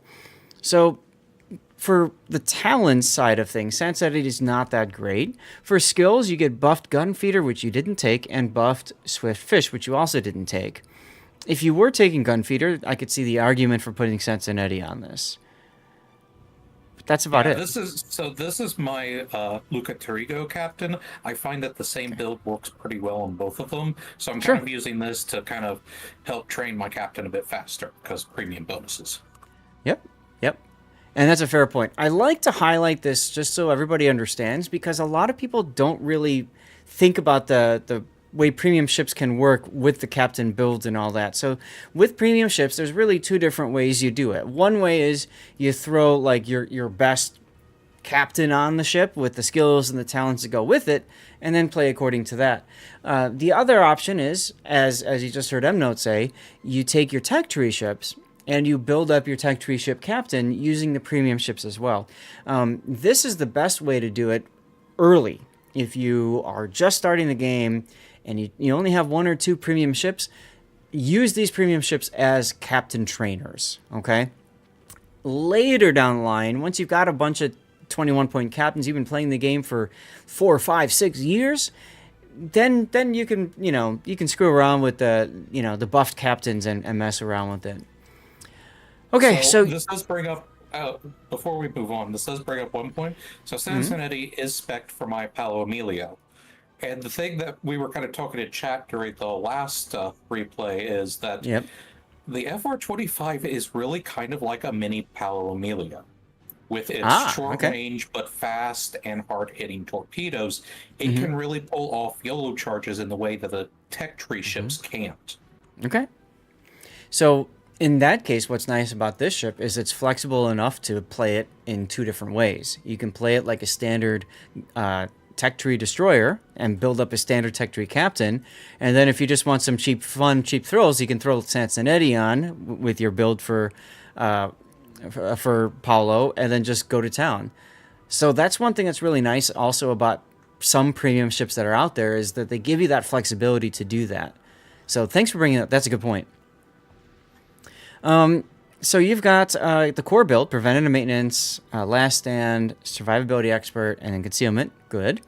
And then from there, you chose adrenaline rush, consumable specialist, and grease the gears. Now, this is a 15-point captain, which means you have 6 remaining points. Where would you put them on this ship? So my thinking about putting them is I don't want to increase the gun range either on this ship or Torigo, so I wouldn't go Okay. for that. I'm thinking that I would go for the 3-point skill to increase the reload or decrease the reload. Yep. And with the remaining 3 points, I'm thinking I would probably get the other the 2-point consumable skill and probably gun feeder. Now, the reason why I like gun feeder on this ship is because the reload is a bit longer than other destroyers, and if a destroyer is maneuvering and it turns bow into you, you kind of want to switch to HE pretty quick. Right, and that was like we just saw Blue Falcon's replay. There were a couple options there. He could have switched back and forth and didn't. So if you're comfortable enough with the ship and how it plays, I can totally see the argument for Gunfeeder so that you can make that happen. Okay, and then you would go from a boss, and then you would go for consumables to keep the to extend the duration. Fair. You wouldn't want to go Superintendent though. I've been kind of waffling back and forth on that. There is a case to be made for that. For this ship, it's a bit less important. Yeah. For Luca Torigo, that would be useful to get a 4th smoke on that ship. Not only that, but because the Luca Torigo has that shorter duration engine boost, you're going to cycle through engine boosts much more rapidly. On the FR-25, it's not going to matter as much. You're probably never going to use that 4th charge of engine boost. Right. Right. So for this particular ship, it would just help you get another charge of exhaust smoke. For the Luca Torigo, that would get you an extra charge of engine and smoke, which could be useful. So yeah, then you're kind of stuck trying to decide which of the two you want to take. Okay. So you would go here and then here and then here. I mean, it sounds to me like a fine build. Again, caveat, I don't play a ton of the pasta boats. Maybe I should, so that I can learn them better. I do want to point out, good friend of the channel, Sea Raptor, he does his Learn How to Play series. Right now, he is on the Italian destroyers. Okay. Cool. Awesome. So that's a good opportunity then for anybody who also wants to learn these ships. Let's take a look at signals. So you've got anti-det, fire reduction, fire and flood chance, fire chance, speed, consumable cooldown, and smoke. Okay. I don't know about the fire chance one. Specifically because you're probably not going to shoot too much HE, right? You'd prefer to shoot SAP if you had the choice, right? Right, and I remember your advice, and it's a good point about taking the accidental torpedo and wanting to reduce flood chance, which is a good point. Yeah, we were talking about that with Falcon's replay, because a lot of times if you're going all in on a destroyer or something, there's a good chance you're going to take a random torp. Or if you're chasing down a sub, there's a good chance you'll take a flood as well. So I might drop that in favor of picking up the flood flag, and I also might drop the Victor Lima flag. It's an expensive flag, and I mean, you're already going to get the buff to flood chance here, and your ship torpedoes have good flood chance anyway. So I might drop that in favor of the ramming flag, just because if you're chasing down a sub and that sucker decides to try to ram you, whatever, you might have a chance of surviving the ram because you've got the ram flag. Okay. Let's get to the game, shall we? Yep. All right. Let's drop the build viewer on the vertical and regular, and away we go.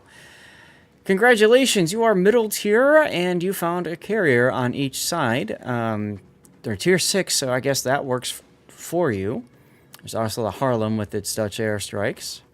Yeah, the AAs on these ships, Italian AA, it's Yeah. it exists. That's about it. Yep, you Well, might as well be it's throwing better than what meatballs at them. Better than what the Arc Beta has. Right. Or the Agincourt. Court. Now, in this particular game, you don't really have the ability to do much against destroyers. I mean, there's only really 2 that you can fight. Between these 2, you'd probably rather fight the Hatsuharu than the Lehardi, but they're both If the Hatsu knows what he's doing, that can be a pain. And Lee Hardy can be pain too. So the thing that I know pretty much immediately is the Hatsuharu is in a division, so I'm going to look to see what's on this side, on the opposite side, to see if I can get any sort of understanding about which destroyer I'm going to be facing. Mm-hmm. you notice the Fubu's name there, huh? Anyway. Okay, and that's fine. Now, the Fubu spawn in mid. You're on this flank. So, I like the idea of, you know, work the flank that you're assigned at the start. If there's... So I immediately notice that the Kansas is over here. Mm-hmm. Yep, and the Serov is trying to scout the south of C. You could maybe get this cap. Chumfan. I might Here consider... I'm kind of getting my escape plan ready in case I need to beat a hasty retreat. Mm-hmm. Yep, because your concealment goes past the boundary of the cap, I might consider smoking here just for that extra safety of I'm guaranteed a cap because of that. You know what I mean? Yeah. Because I don't see, there's no radar on their team. So you don't have to worry about radar. The only thing you worry about is like a random plane spotting you. Or destroyer showing up. Hatsu's at B. Based off how these guys are pushing on this flank, I would think the other destroyer is at A. Usually you don't see a hard push by battleships unless there's something in front of them to make them feel safe. Well, then those must be exceptionally cool battleship players, then. Hey now. No spoilers. Anyway, you got the cap for free. You didn't have to smoke, so that's good. 5-minute warning for the Dunkirk giveaway. If you are looking to get into that, hashtag Dunkirk in chat. Remember, you got to be a follower of the channel, and this is over on Twitch, not on YouTube. So my thought here is, yep, I was going to head over to B to try and engage Tatsuharu when a wild Lahardi shows up. Now, in my opinion, I get in the habit when I get into a gunfight and I don't want to smoke, I'm going to use my engine boost right away. Just putting that out there. It just makes it harder for them to, you know, hit you. Well, I mean, to be fair, he also utilized the island, so... Well, It's Lehardy like found the island. It's half dozen or another. Mm-hmm. But I mean, to be honest, good that you didn't use your smoke or speed boost, right? Like, you still have them. You recognize that the island was going to block shots from the Gehring. Acknowledged. Or whatever the hell that thing is. Lehardy. Now, you did get a torpedo hit on the Chumfan, and as soon as he comes out of that smoke, the Massachusetts will probably eat him for breakfast, so that'll be good. Oh, look. And what I'm thinking here is I don't want to have Lahardi just going to town on my Massachusetts over here. Mm-hmm. Stone the crows. Problem solved, sir. I was hoping that one of the other ships would be able to spot the Lahardi if I smoked up here, but apparently, no. Torpedoes astern. It's alright. Oh, and here come Ranger planes. You might also keep your anti-air on, by the way. Your AA reaches 3.5 kilometers, which I believe is just your standard air detect, so... I guess it's just force of habit. Yep. And destroyers in general. Yep. So I use this mod down here that shows this to me, and it's really helpful because what I do is I look at that and I say, okay, what's the engine boost now? By the way, what's the what's the range of my anti-air? If it's farther than 3.5, then I know to just leave my anti-air on because I don't care. And if it's like, you know, if it's close to like 5 something, then I'll just turn it off. Which battle expert version is this? I couldn't tell you off the top of my head. It's Been a while since I've played around with the... Actually, that might have been cleared away too, now that I think about it. Because I had to clear away mods for COTS. On Neptune's pier. Torpedoes astern. Well, there's your New Mexico, and the Hetzahar didn't go by him.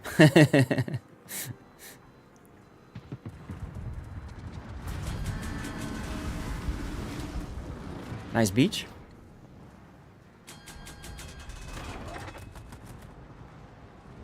So that wasn't an intentional beach. I think later on I do intentionally beach. Mm-hmm. I didn't think it was intentional. Yeah, you're just turning.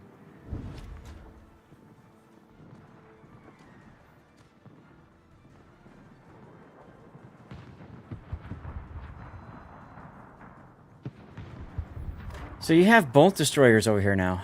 Well, never mind. There goes the Hardy. Is taking the lead. You got a Kansas coming. You can smoke and charge the Kansas right now. You don't even notice it, though, do you?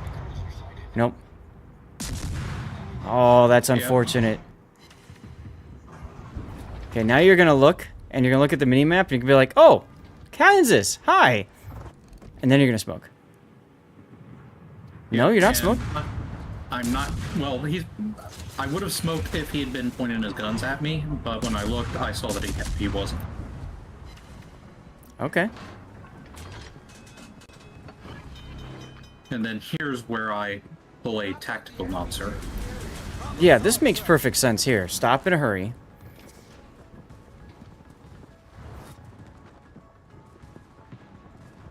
But yeah, see, all your torps, and I really feel like you had the opportunity there to put the smoke up and then use that to approach the Kansas and just yeet him out of existence. Yeah, that would have been the right play there. Didn't think to me, but... Now you've in got a other Leander games, in front of you. I do that in other games, Mm-hmm. but yeah. I would forget about the Kansas. Doesn't matter. Like, you shooting is going to get you bloomed. I would be focusing far more on the Leander. Your sap shells can chew into a Leander as well. We've destroyed an enemy battleship.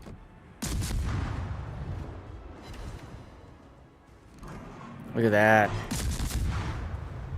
Torpedoes to port. Yeah, good old Price is Right. It's actually a good tune for a giveaway, right? Well, I have a feeling you're gonna win this battle. Just a thought at this point. Yeah. Yeah. I will say, at this point, the Massachusetts that just died starts to get a bit salty in chat towards me, and I could never figure out why. Because you're dead and because he's dead and you're not. Yeah, that's probably it.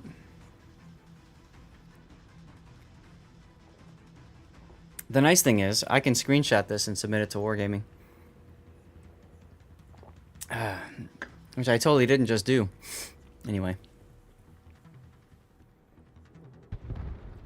It's like, one of the problems is a lot of times you get people that, like, they probably have been yelling at you the entire time, but because they aren't chatting, that, like, it's not coming through, and they're like, come on, why aren't you doing this? Why, you know, like, blah, blah, blah. And then they get super frustrated because you're not doing the thing that they're yelling at you to do, because how could they know that you're yelling at them, you know, that you're, anyway. And then when they finally die, now they actually have the time freed up to do something on the keyboard. So they turn into keyboard warrior, and they try to bring you back down, just like what happened in Blue Falcon's replay earlier, with the carrier player dying to the destroyer, complaining and putting it on Blue Falcon. And it was at that key moment that Falcon took his eye off the ball, and that kind of led to that defeat. In this instance, it actually could have led you to taking a torpedo if you engaged with him. No, that's a good point. Yeah, that's a good point. Yeah. Send, Horrible NC point. Fang, congrats. What am I horrible pointing again? I don't know.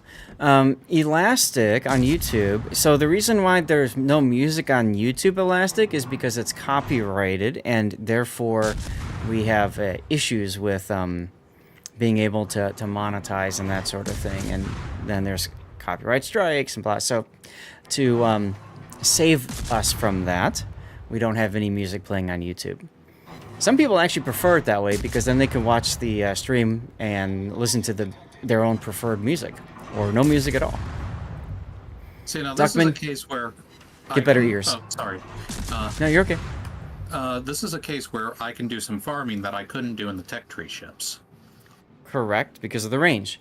I will suggest, though, watch where your shells are hitting. It doesn't matter anymore. Thanks, Fuso. But if you look at where your shells are hitting, they were hitting right here, dead center. You actually want to hit just a little bit behind on a Ranger, right under the smokestacks. That's a very good area to Citadel it. So I would have been shooting just a little bit behind there, just to get that done. That song sounded interesting. Well, there you go, Elastic. All right. Happy Sunday, by the way. Now, just to piss the carrier off, he's not going after you anymore. I would probably just smoke there. And, you know, neener, neener, you know what I mean? Like, you can't catch me. That kind of thing.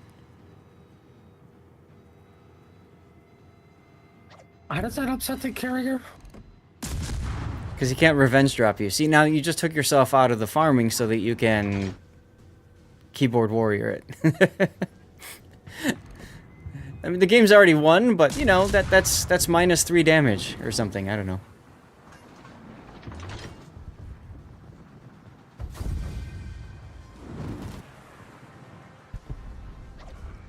And that could have been another kill for you right there too. So Yeah, that could have been a 4-kill game.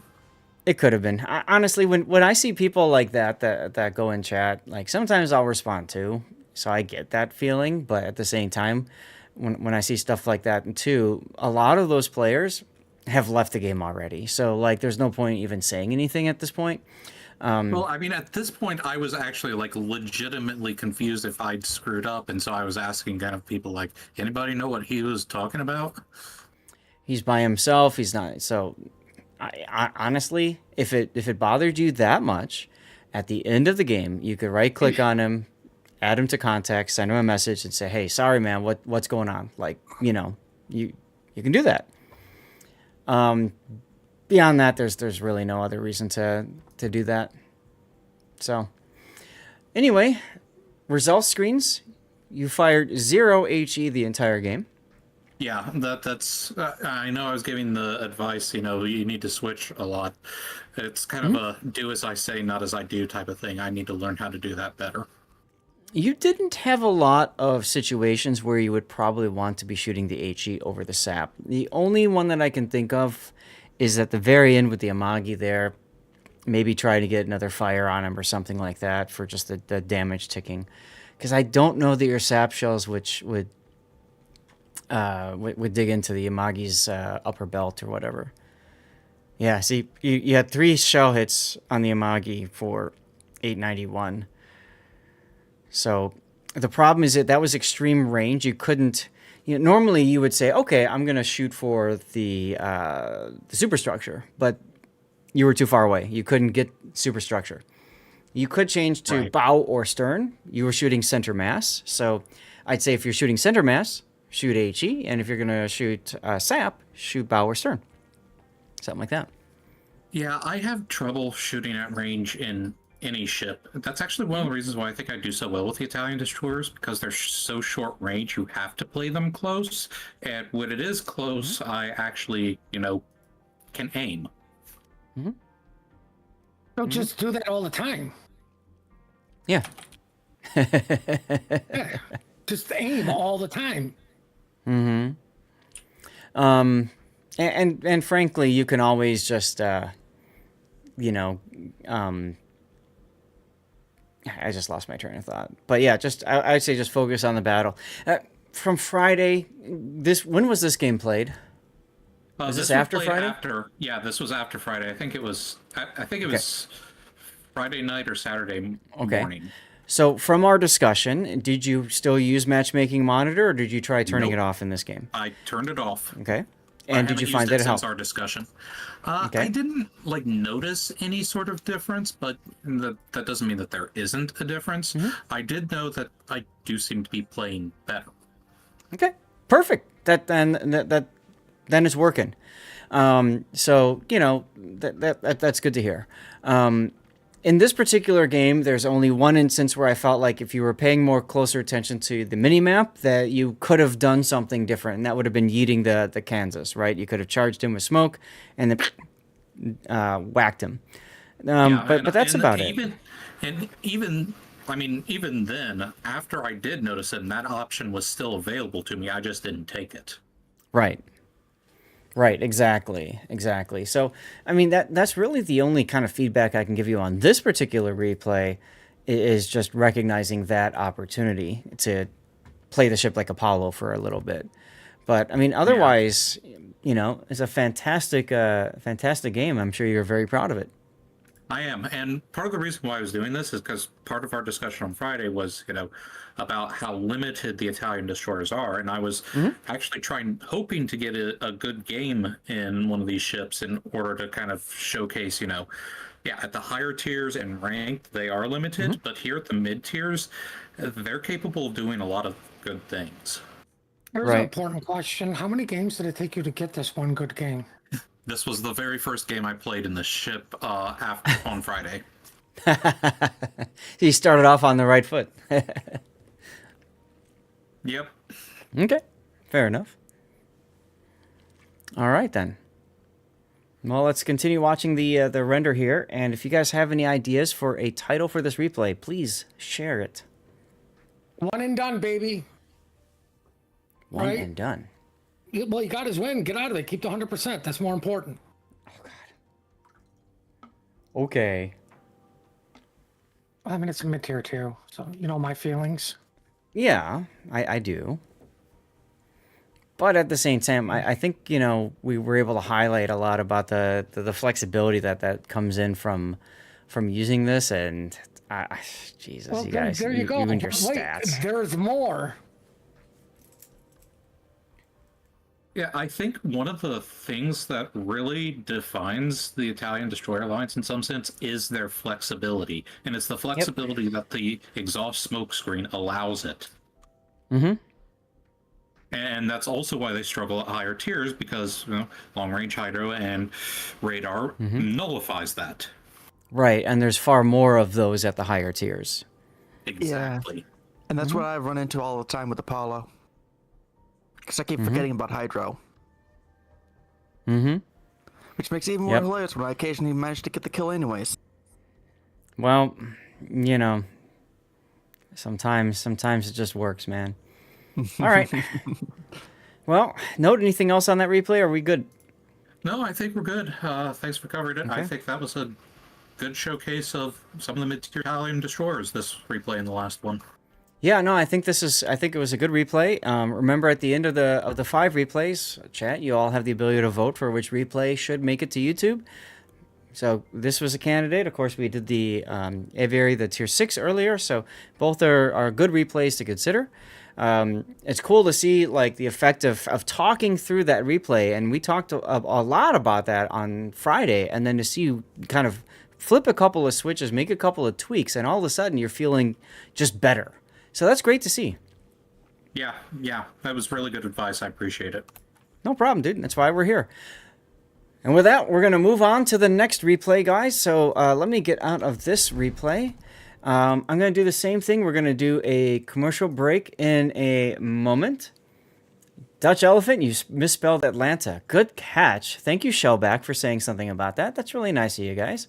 And let's see. Rob, you sent me the winner of the other one. Yes, Incy Fan won the Dunkirk. Congratulations, Incy Fan. And Rob, thanks for checking and double checking that people don't have the ship before we get them on the list. I appreciate you for doing that. Why do I have a... Oh, okay. Wow. All right, so I don't know if that was the game that we had or if that was somebody else's, but someone screenshotted the chat interaction. So thank you for doing that. Infidel Actual, these are all the regular standard versions. I cannot give away the black versions. I'd love to. It would be great. So what I'm doing is I'm giving away the standard version, Infidel, with the idea being that if you picked up the black version at the exact same time, right, like in the same year, you'll get a mission for 2,500 doubloons, or in the Dunkirk's case, what, 1,500? So, you know, that's really nice. And then, you know, the idea is if you do get the standard ship, like you win it now, and then you pick the black version later, and you get those doubloons, hey, you can use those doubloons on Santa mega containers if you want, or you can use them on Black Friday premium containers to roll the dice to get more black ships. So I think it's kind of fun to be able to give away ships like this. We get one giveaway a year to where we can do this kind of stuff, and we can choose when to do it. Historically, I've done my birthday, or I've done like the anniversary of becoming a community contributor, which I think is in June or July. My birthday's in February. And then, you know, the anniversary of when I started doing content for YouTube is November 11th. So, you know, I've got all those different possibilities. And I'd love to get your guys' feedback later. If you like this idea of trying to give away the regular versions of the black ships, we could always do it again next year like this. Or we can wait. It's really up to you guys and how it works. Chat, we got to get the next replay up. So I'm going to run a 3-minute commercial break, and we'll get that up and running. Okay. Oh, also, you might notice something that says that new giveaway is up for no giveaway today because giving away ships. Obviously, since we're giving away ships, that kind of trumps any puny little code that we can give away. So I'm hanging on to those codes for later. That's really important to me. Hey, Elusive. Because it allows me to take care of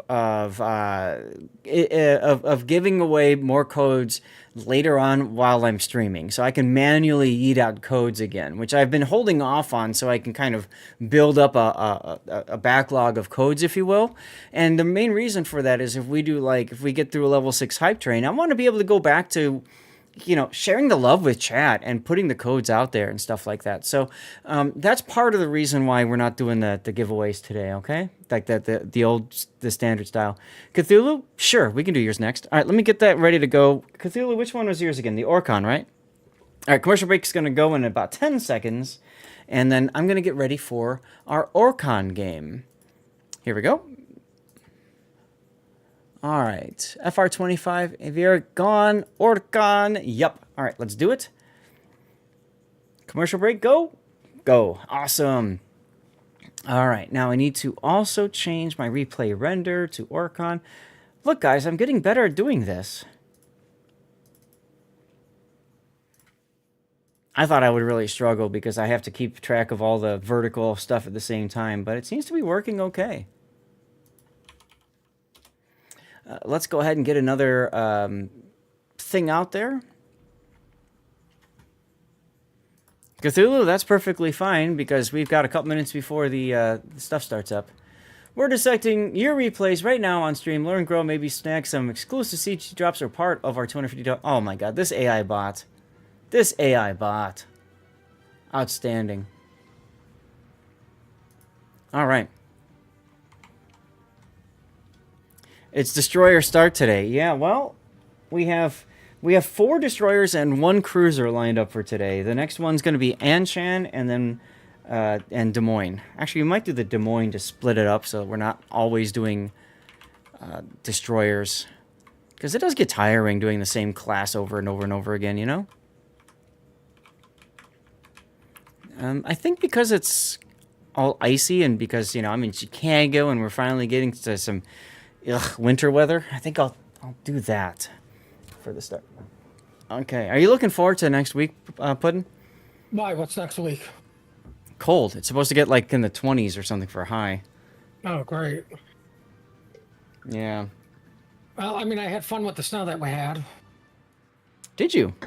Mm-hmm. Or the dogs did. Ah, okay. Well, that's important then. See, you can look at the water spouting coming out. I just don't get it, but it looks funny. It looks really funny. You have to submit one of your replays, Cobra. You're always welcome to do that. Dog plus snow equals fun. It really does. It really does. Look at that water. Does it go anywhere? It's going to. It's going to render in a moment, and it's going to make this beautiful little arc kind of thing. Maybe? No, it's stopping. Oh, okay, whatever. All right, let's get set up to your view, and then let's pull up. Oops, wrong button. I want to rock. Here we go. By the way, those of you guys over on the vertical channel, if anybody's watching on vertical, I'd love to get feedback if it's looking good like this. I've got it set so that you can see me. I've got it set so you can see the mini map, and then of course as much of the main game as I can get you to see in the center at least. I don't know what else I can do for that. You need my energy. One more ranked win. Let's go, everybody! Everybody, do me a favor and send. Why are you doing hashtag Flint? Everybody do me a favor and send your energy to Iron Mios right now for ranked battles. And let's go. Here we go, ladies and gentlemen. This is the Orcon, the Tier 8, Pan-European destroyer. She's based, like the model itself is based off of the British destroyer Lightning. And she's actually kind of an interesting boat. Orcon plays like a lot of the other Pan-European destroyers, does not have smoke. It's got the torpedoes instead and that sort of thing. But the big thing about the Orcon is she's got radar. A lot of people forget about that. She can be useful in clan battles. I find her actually very useful in ranked battles. Again, because of that radar, it catches people off guard. Oh, and the other thing that gives it a tool to stay alive here and be useful in a battle is, of course, the repair party. So having both of those consumables and also its engine boost consumable, it comes in really handy. It makes it a very good cap contesting destroyer, which you need in ranked battles. Playing destroyer and being good at it wins games in ranked. So this is a very strong Tier 8 destroyer. Now, in a random battle, in a Tier 10 game, ouch. But in a tier lock situation, like a Tier 7 and 8 ranked, for example, this is great. This is great. Incoming lightning? What are you talking about? Oh, you got a storm coming by you? Well, be safe there, Mr. Duckman. So, this is Instant Cthulhu's replay, by the way, and he used his cover my replay for us to go take a look at this one. Working this tree as a new destroyer player, and Wilds will also be a must. Also, this will be a must-see. Thanks for sharing. You're welcome, Mayo. Your build, you've got main armaments mod 1, engine room protection, aiming systems mod 1, propulsion mod 1, and concealment. Now, your maneuverability is 3.72, so that works really well. You don't need, for example, steering gears. You could choose to go for the radar module or the engine boost module. What's your radar uptime? 7.5 kilometer detection. Action time of, well, it's slightly boosted here because of consumables enhancements, 22 seconds. What would it be with the radar module on?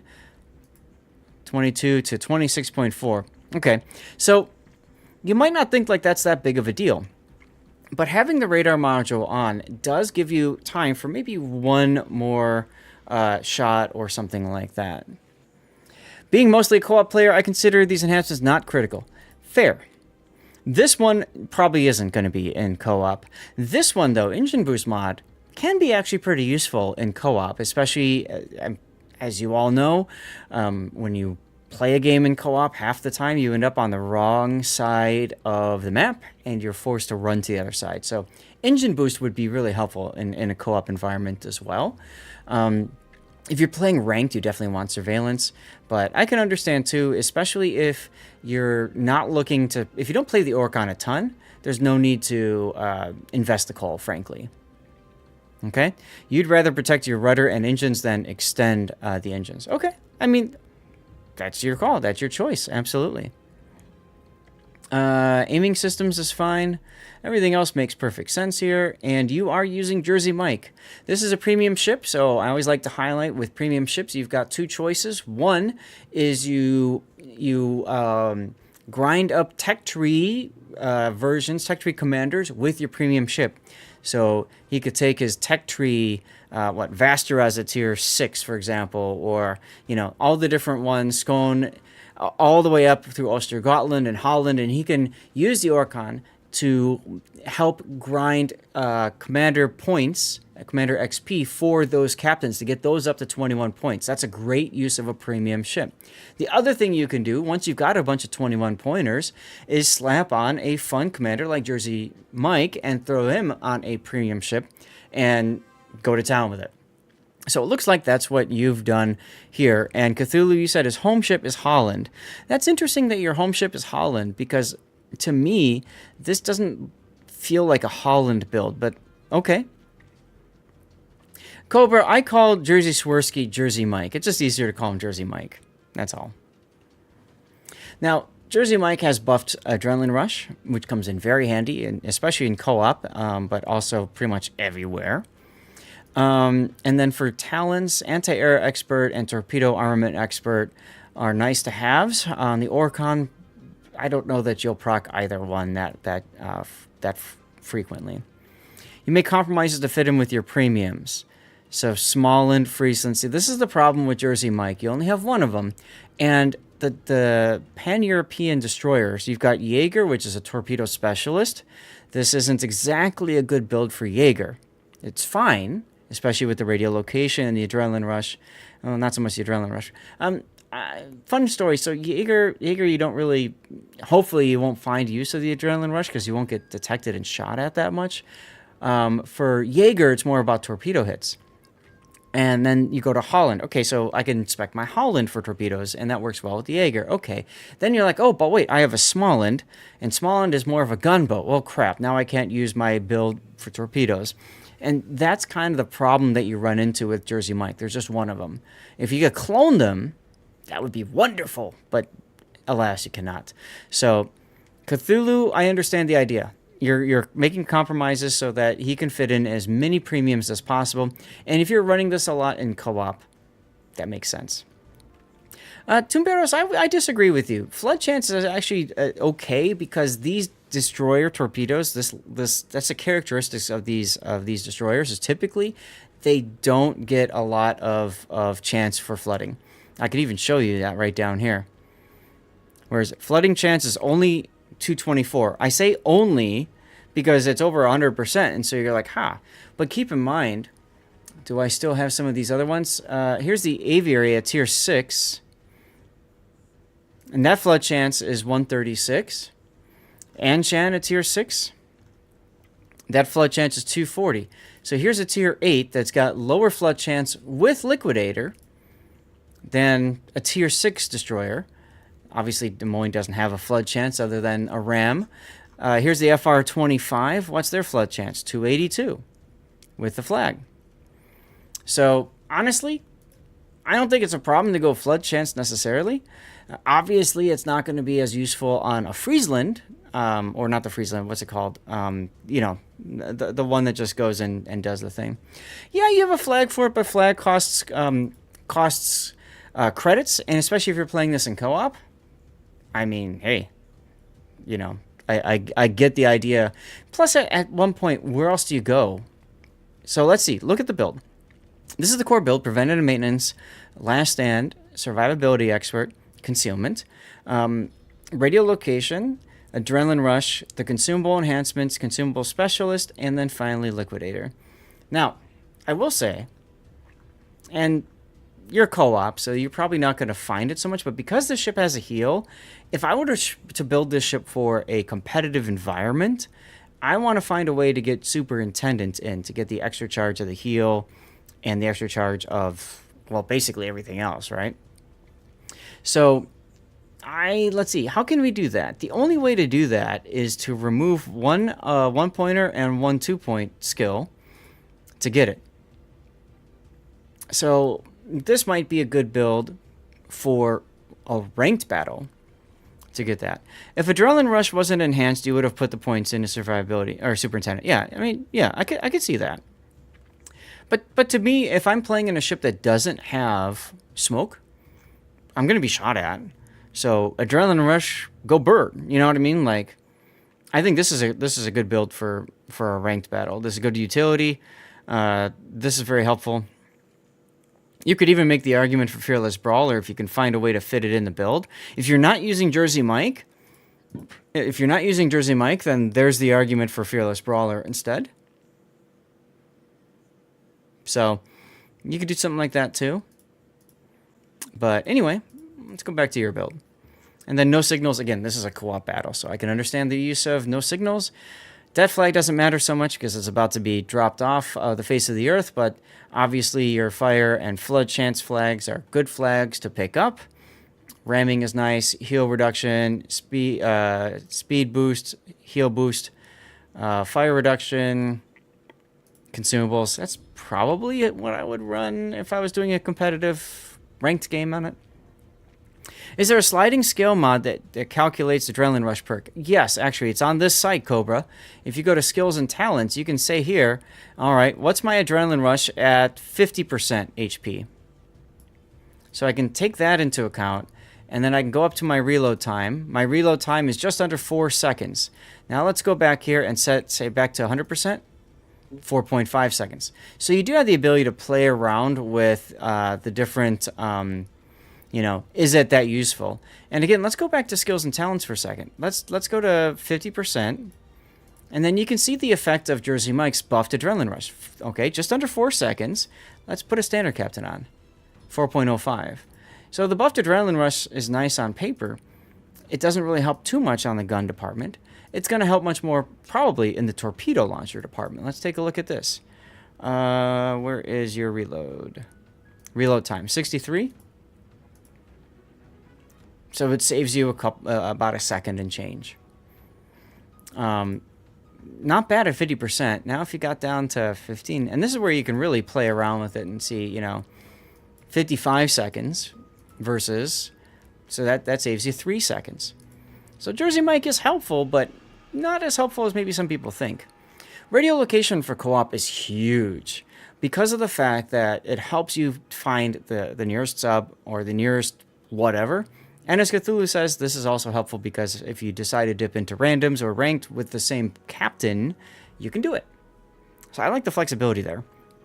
Obviously, if Cthulhu wanted to do a damage-centric build for co-op only, what would he do? He'd probably go like this and like this, you know, and there's your damage-focused build in a co-op environment, right? You can do that. Well, I mean, if he's only doing co-op, drop concealment. Pick up the AR. Fair. So there's a lot of different things that you can do if you want to, you know, mess around with it. But anyway, that's neither here nor there. Let's get to your replay before we get into this whole debate about co-op builds. Here we go. So this is a co-op game. You've got 3 other humans with you. And a tier 10 Kurfürst. Okay.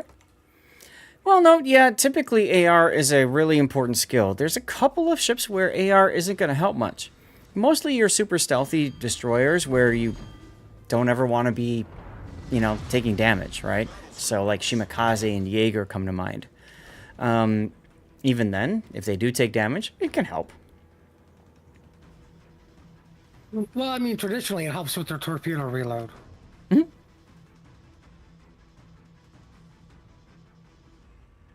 True, but what I'm getting at though is a lot of Most people those take it for players, the guns. right? And a lot of those players that are thinking about that buff AR, they'll just fill the tubes or whatever, you know what I mean, and get the flat buff automatically.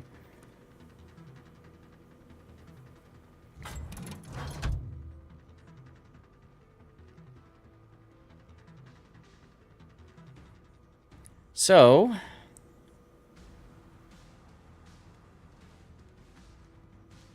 this is very true, note.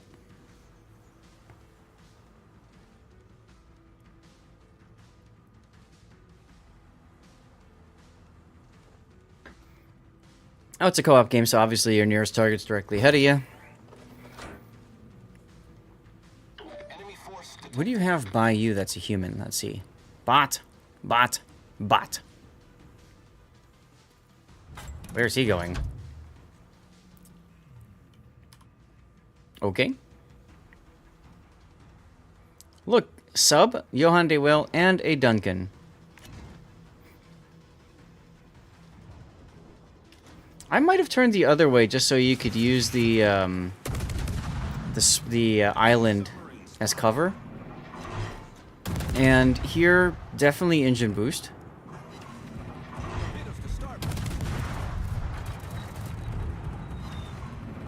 Sometimes all bots leave the flank, though. Right, that is also a good point.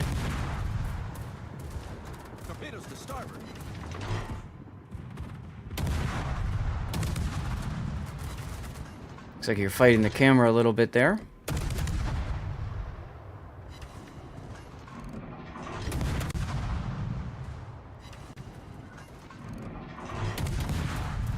Yeah, open seated maneuvering is fine, but the point I'm getting at is if you curve to the right, you can get behind the island if there's trouble. And that allows you to disengage, whereas open sea, you don't have the ability to disengage at all. And thank you for the follow there, TDW. TD Whirlpool, thank you. Welcome on in. Shellback, nope. Atlanta's still up and running, I believe. Alright, broadside on Johan de Will. Oh, that's right. Duncan's got the funny torch. You gotta watch out for that. Nice kill.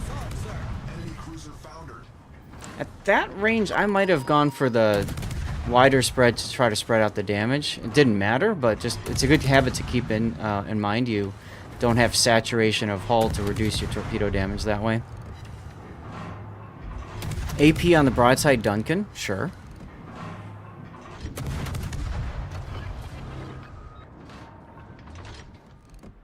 Radar is good to catch the sub when it surfaces, but I think he's already in your range when he surfaces.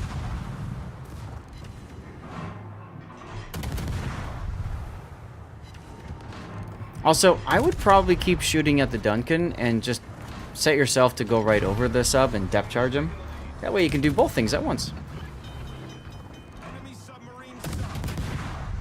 I mean, there's nothing else for you to radar anyway, so I understand that.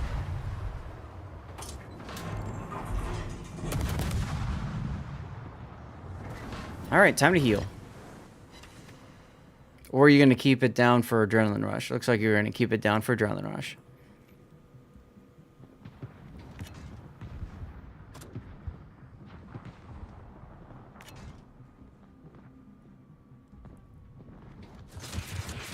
You just torpedoed the iceberg.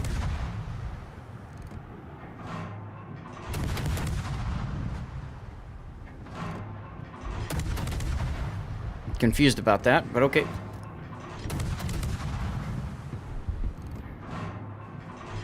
Yeah, you saw after we just passing behind it, and you're like, ah, oh, damn it. And that's one iceberg we'll never see again. He's just avenging the Titanic. There you go. Okay, there's your heal.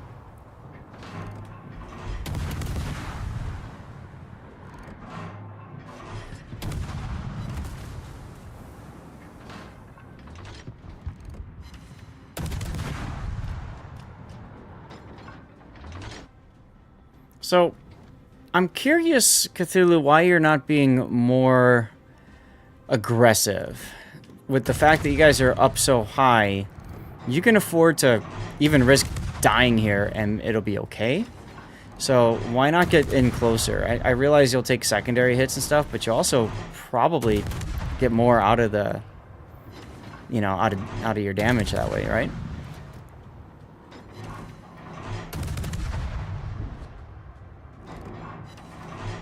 I mean, if this is a random battle, this makes sense, because you never know what happens, especially ranked. Get the win, that's more important.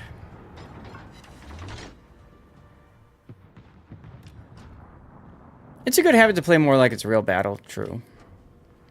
When the number of humans is lower, you tend to play more cautious. Okay.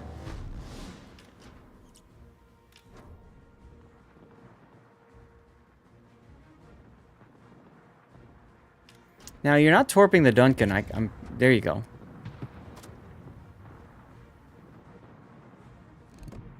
And then you stopped it.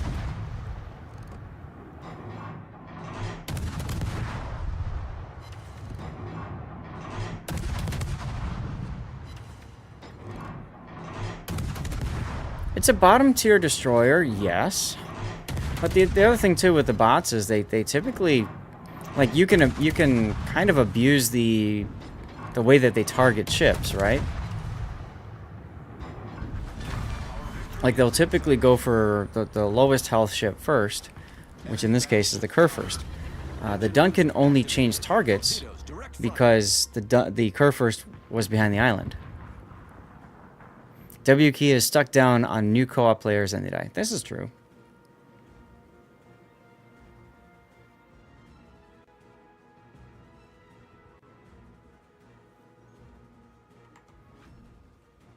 Stream Raiders is ready. Oh my god, the Bananas and Pajamas song? Are you kidding me? You want me to skip that one? No, it's fine.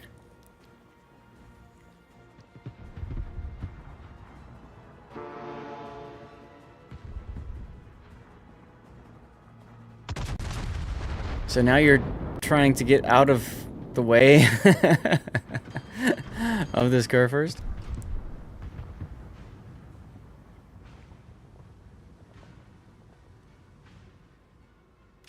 I don't think you're going to get a shot on him.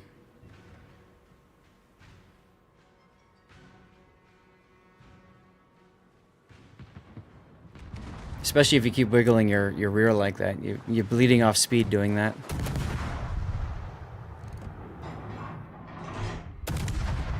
Yeah, your job is done. I'm just, you know, this is the SAT school of anything goes XP grinding. PR farming 101. Listen, that's PR farming 101. All right, well, 87,000 damage in a co-op game, not too bad. And you came in second place. That's pretty good.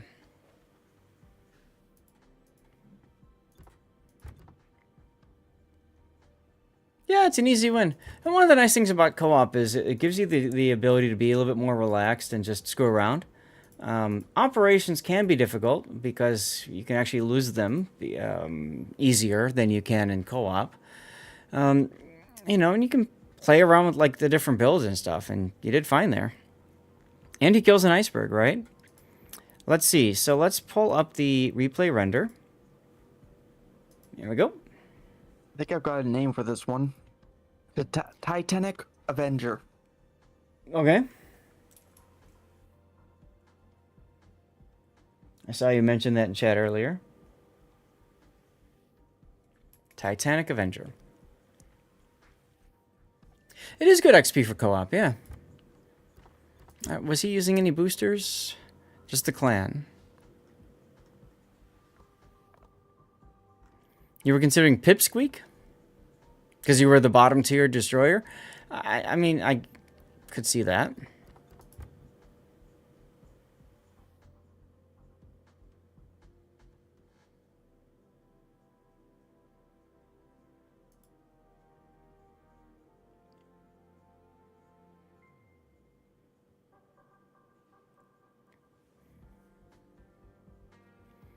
So yeah, not a bad game. Like I said, I think at a certain point you've got to basically say, all right, there's no way that this is going to be lost. I can afford to trade a little bit more damage.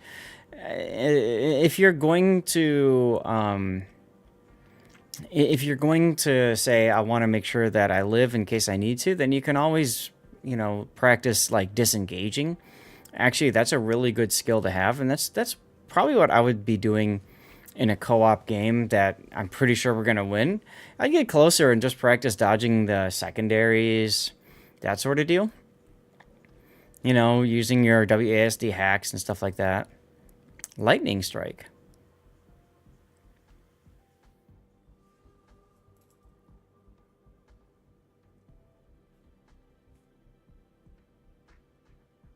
Lightning strike can work. All right, well, Cthulhu, thank you very much for sending in that replay and for supporting me for so many years. Cthulhu was one of the first people that sent over replays to be analyzed when I was starting up just on YouTube. So, appreciate you, dude. It's been fun. And I appreciate all the kind words you say about me on the DevStrike forums and about how much I helped you grow as a player and stuff. So that was really cool. And Cthulhu also streams, by the way. So, Rob, do me a favor and do the thing for Cthulhu. And then we're going to get out of this replay and get set for the next one, all right? Rob, we'll do your Des Moines game next, I think. So, chat, reminder, we have a few minutes left for our giveaway for the Atlanta. So if you haven't already done so, you want to make sure you are a follower of the channel and that you type hashtag Atlanta in the chat. There you go. For some odd reason, I was not following you, Cthulhu. We got that fixed. You love co-op because you can learn a ship before messing up other people's fun and randoms. Yeah. Cthulhu does that a lot. He plays the hell out of a ship and grinds it in co-op, and then when he feels comfortable, he takes it out into a random battle or two to finish up the grind. So, kind of a nice idea. A nice way of looking at grinding stuff. Obviously, it takes a lot longer, but who's in a hurry anyway, right? All right, chat, we're going to do a 3-minute commercial break while I get set up for this next replay. Keep an eye on the chat for Rob when he posts that he's doing the draw. And I saw Evil Homer, you asked a question earlier. If you win, all you have to do is reach out to Rob and share with him your in-game name and server. He'll pass that along to me. I'll get that on the sheet, and then Wargaming will have to go and manually apply the ships during the next 2 weeks. It usually takes a little bit of time for them to get that, okay? So stay tuned. More to come. Commercial break while I get set up for our Des Moines game. And then after that, we've got an Anshan game, and then we'll get into some live play and shenanigans will ensue. All right? So hopefully you're having a good time. Stay tuned. All that good stuff. And let's get our Des Moines game ready to go. Rob, is there a death pick on it? Yes. Good. That always helps. You're welcome, Evil Homer. You're welcome, Evil Homer. And thank you again for the follow earlier.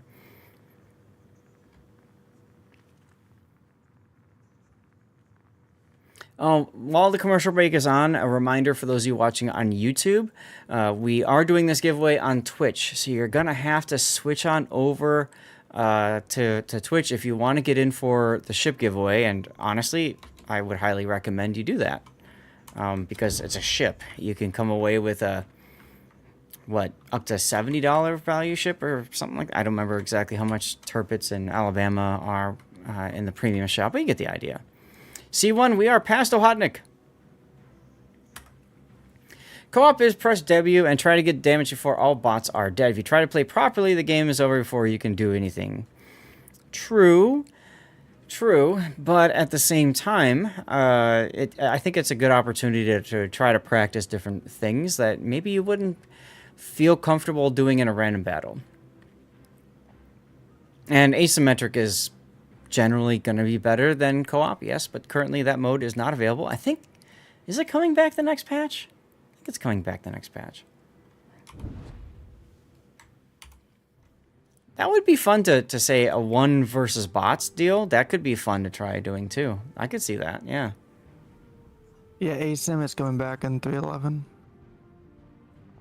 Got it. Hey, Spectres. Battleships do struggle in co-op to do any damage. Here's a pro tip for you. Thank you, Kermel. Here's a pro tip for you in co-op. If you're going to play Battleship, play a Battleship that is armed with engine boost.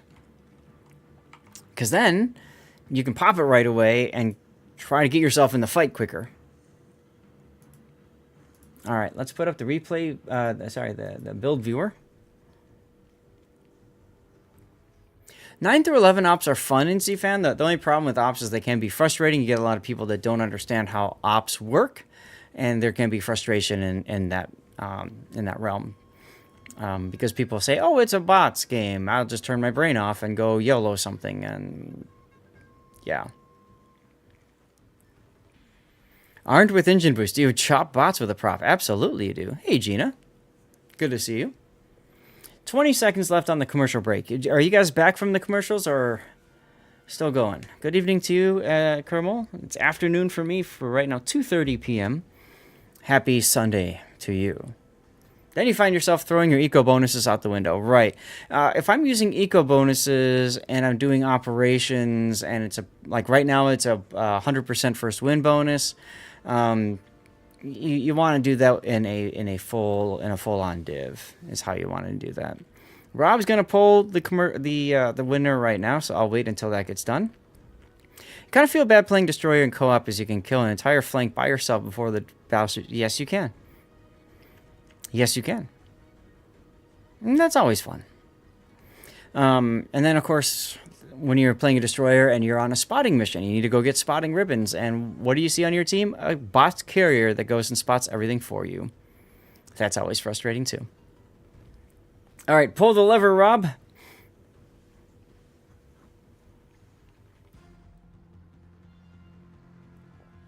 Iremios one?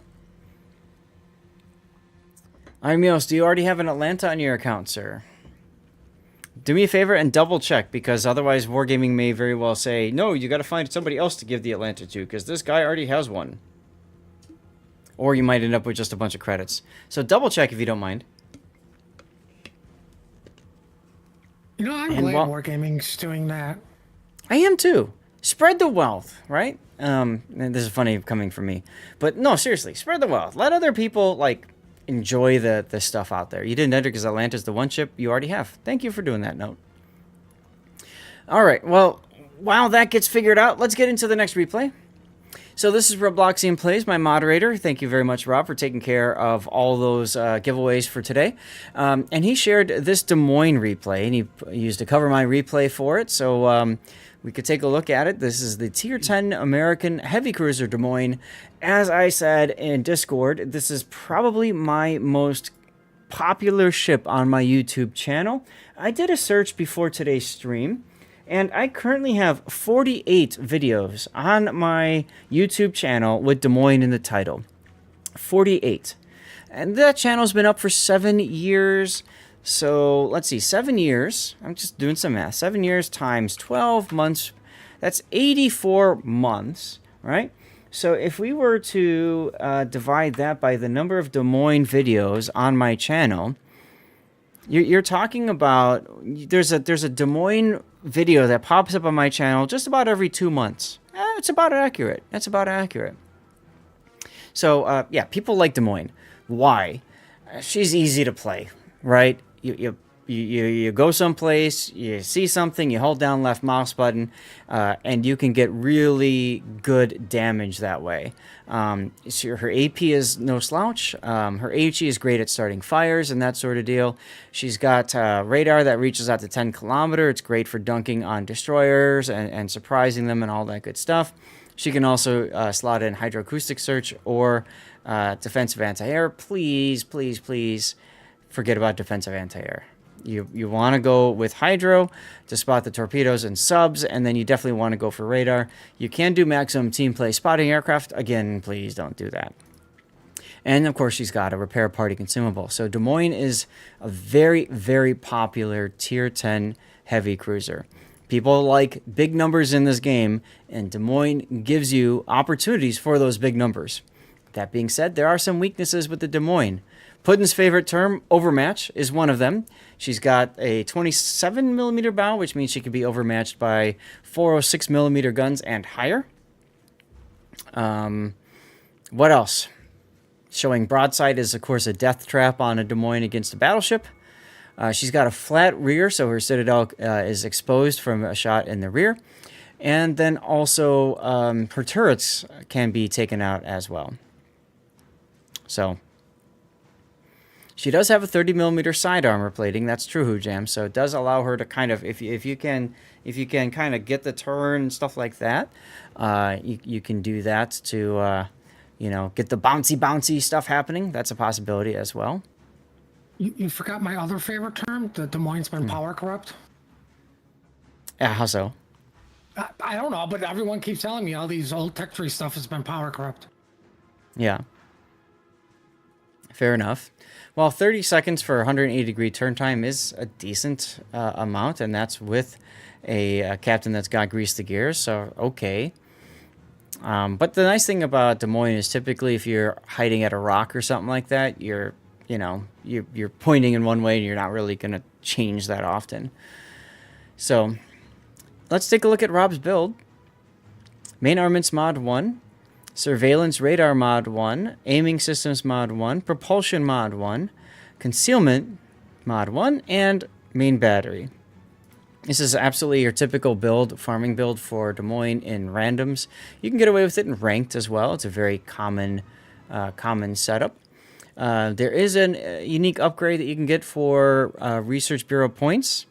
The thing about that is it goes in place of reload, so it does decrease your DPM, but it does allow you to reverse and pull forward quicker from a dead stop still, so that comes in handy. Moving right along at captain points, you've got a 13-point standard captain. Rob, why don't you have Halsey on this ship?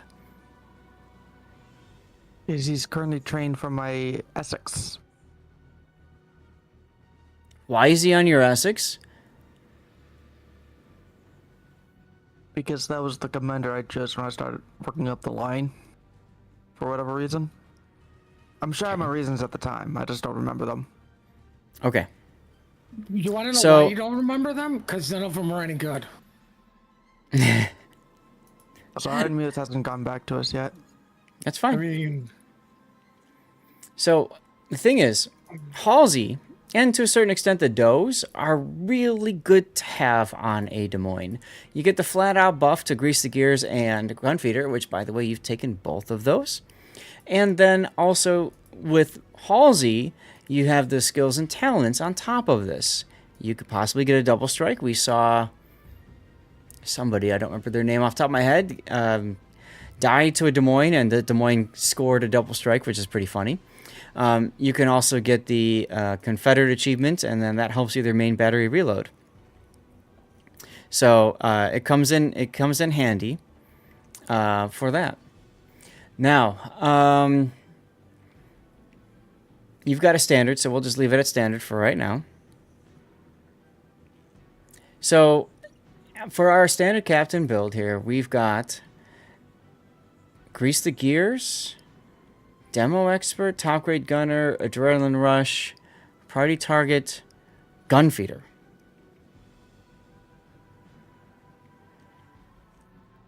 It's interesting because you typically want to have Last Stand as an option. And I typically say you start with that. You've gone very different from the Cruiser Core build, which is, for me, Last Stand, Priority Target, Survivability Expert, Concealment, and Superintendent. Like, that's where you go to start, and then from there you fan on to other things. I don't know about using Demo Expert. I don't think there's room in the build for it, frankly. And 1% extra fire chance isn't that big of a deal. Your HE spams so fast anyway, you're going to start lots of fires. So I would not run Demo Expert here.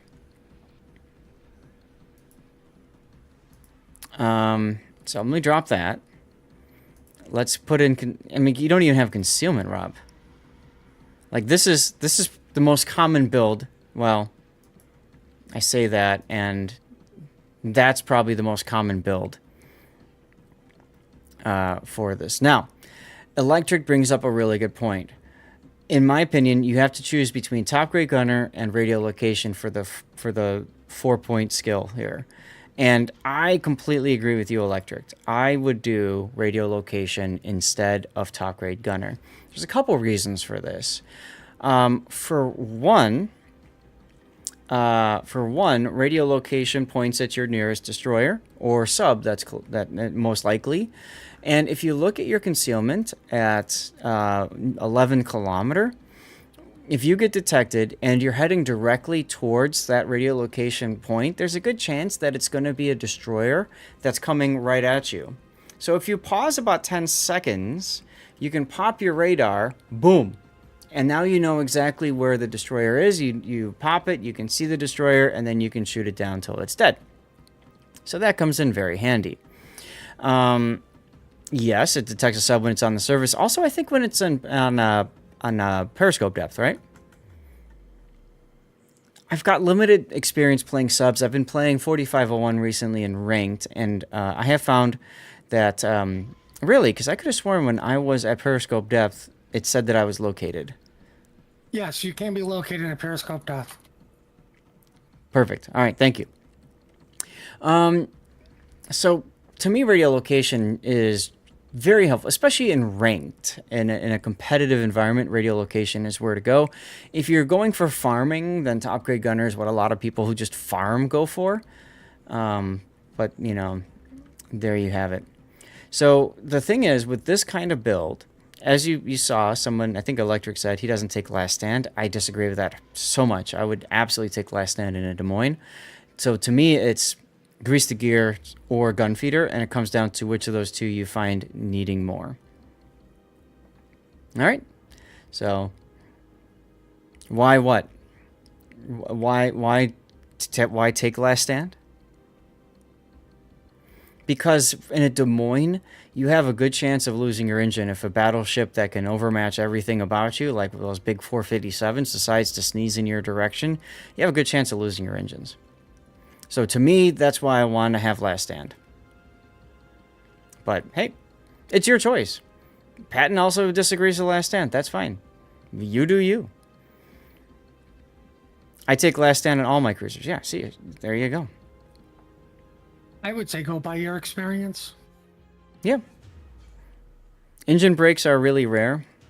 So the thing about engine brakes is they're really rare until they're not. Like, they're really rare until that one moment when it happens and you're stuck and you're like, damn it, I really wish I had last stand now because I'm sitting in the open. So that's why I like last stand on cruisers. Also, there's always the chance that you'll get something to take out your rudder, and last stand helps you quite a bit when that happens. So, yeah, so for me, I would have to choose between grease the gears or gun feeder, and this would be the final build for me. I don't think I would stick with what Rob had to start. Okay, Rob? All right. For flags, you've got anti-det, which is going to go away soon, so that's fine. Yeah, simply don't get Citadel. There you go. Easy for everybody. So you've got anti-det, you've got fire flood, fire chance flag. Sure, that makes sense. You've got hydro booster, and then you've got consumables. So I would say you, I guess you're consuming flags. Is that what you're doing? You're trying to conserve flags, I mean? Yeah. Okay. My opinion, unless you've got like a ton of extras of these, I would either just run none or full flags, and that's up to you. But like speed flag, heal boosting flag, fire reduction flag are all very helpful on a Des Moines. Hell, even the ram flag is a possibility too. That reminds me, one of my favorite Des Moines replays is the one where the guy literally backs over a sub and kills it and doesn't even know it's there. That was a hilarious one. Shellback, take care. Thanks for hanging out. Let's get to your replay. And yeah, if you've got a doe is really good on a Des Moines, but you typically want to put Halsey on whatever ship you get Confederates with the most, and to me that's Des Moines. For some, that's a battleship. Oh, and my John Doe's not even trained for any ship except for the Erie. That's actually perfect. That poor captain. So this is a ranked battle. 3 battleships: Ohio, Mecklenburg, St. Vincent. Ohio, St. Vincent have those really nasty big caliber AP shells. Mecklenburg, if you show them side with the AP, that could hurt too. Brisbane and Nevsky are both pains to deal with. And then there's Shimakaze, who hopefully you can nail with your radar or something. Yeah, a lot of overmatch in this game, exactly. All right, you're choosing to head to B. That makes sense. There's 2 radar cruisers, you and the Petro. So if the Petro's going one way, makes sense to go the other so that you have radar coverage on both sides. That's right. Map is pretty open. It allows you to reposition and take take your wherever you want to go. A little bit of indecision early on, it looks like. You keep I wasn't deciding. sure if I had somebody was coming with me or if I was going to be on my own. So I guess the question then would be, why does that matter for you going straight into B or behind the island at B? Well, I wasn't sure like where the enemy team was per se. And I sent you Iron's info, by the way. Thank you. So I was basically trying to see if I needed to adjust my pathing to make sure that I could get into B unspotted. Okay.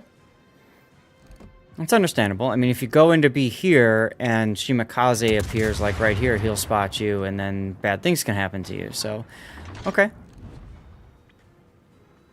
Like a pot shot, because I knew I would be hidden by that island. Yeah, C cap is a little bit easier to go straight to because you get the benefit of the island to the south to butt up to, whereas for you up in B, that island is outside of the cap, so you really can't utilize it and cap at the same time. Excuse me.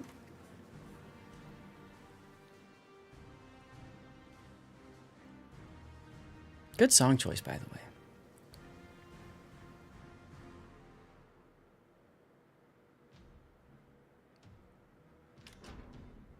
Concentrate fire on the enemy warship.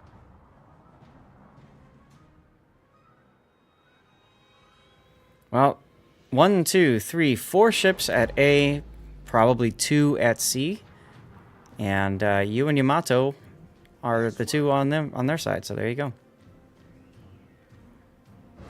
Rigadin, I have the ships listed in my stream planning channel on my Discord.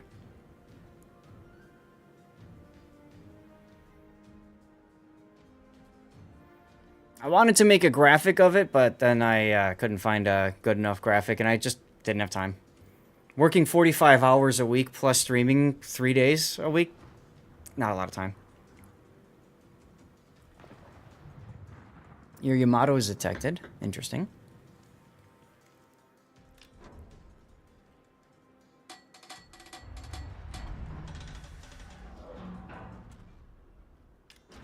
This is a good spot to butt up to right now, because you just don't know what's coming. The Shimakaze dying, though, does give you a little bit of flexibility. 1, 2, 3 battleships at A, go forward now. Three battleships plus the Nevsky, and the Shimakaze is dead. So that's only the Brisbane Black at sea. I would just go for it now. Hey, look, there's Brisbane Black running away. Go, go, go. Yeah, I just see that the second he popped up, I went full forward. Mm-hmm. But what I'm getting at is if you saw the 3 battleships south of A, I would have gone full forward as soon as I saw that.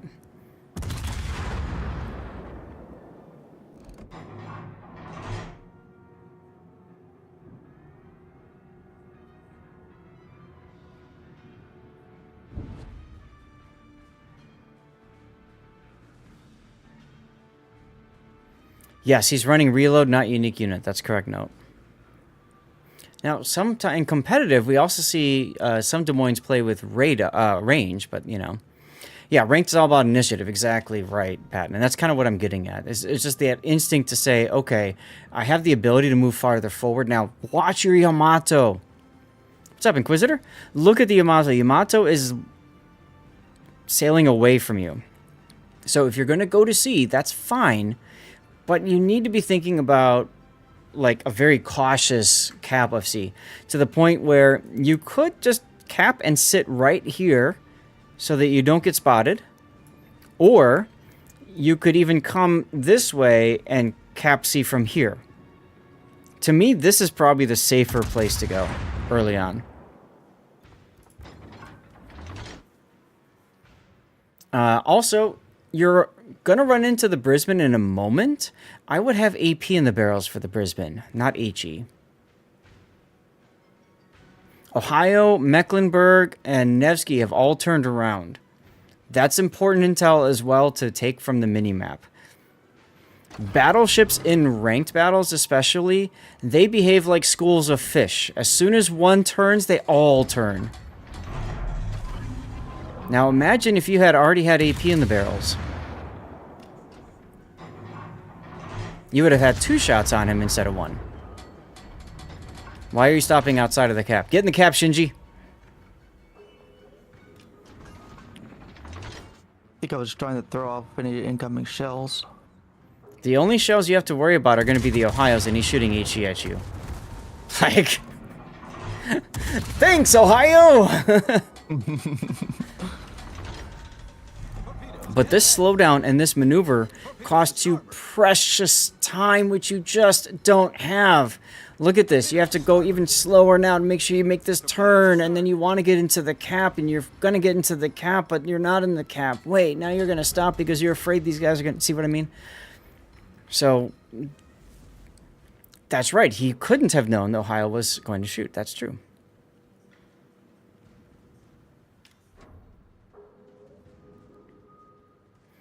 The nice thing, though, and the reason I'm kind of mentioning this, is that if, in that particular situation, really the only ship that could shoot Rob is the Ohio. Okay. Look towards the Ohio. You can see the moment that he shoots. And then you can make the decision then. Do I need to dodge, turn, keep going, whatever. Alright, so you're going to get the C cap.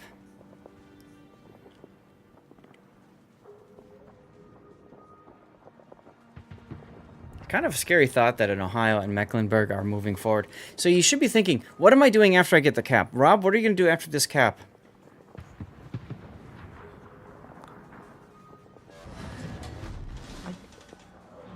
Good plan, Rob. Good plan. Very good plan, Rob. Good talk. You got 2 choices. You got a Brisbane, Nevsky down to the south. The probably worst thing you can do is move forward. The best thing you could probably do is reverse and put the bow towards the Ohio and Mech. Could also kite and turn out as well. It could go this direction, especially now that the radar is down. So you can kite like this. Or you can kind of back up and try to support against the targets in the middle here. Now you're detected. So you're going to pop your radar now and see nothing.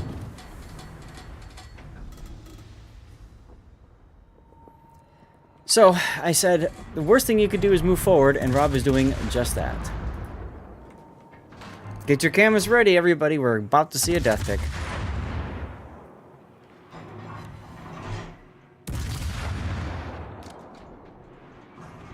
This is still a strong position. The reason I'm saying that is because St. Vincent, last seen heading this way, is a problem. Ohio, if he keeps moving this way, he might get a shot on you. Fortunately, the Mech and Yamato are currently probably keeping his attention.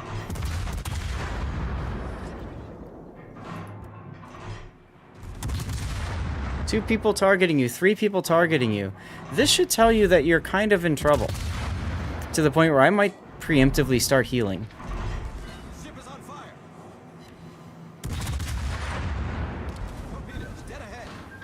Oh, look! It's single-fire torpedoes from a ship that can do that to you. I managed to dodge it by being in reverse at the time. Yes, but 3 ships are targeting you. You know what 2 of them are, from the Nevsky and the Brisbane, but the question is who's the 3rd?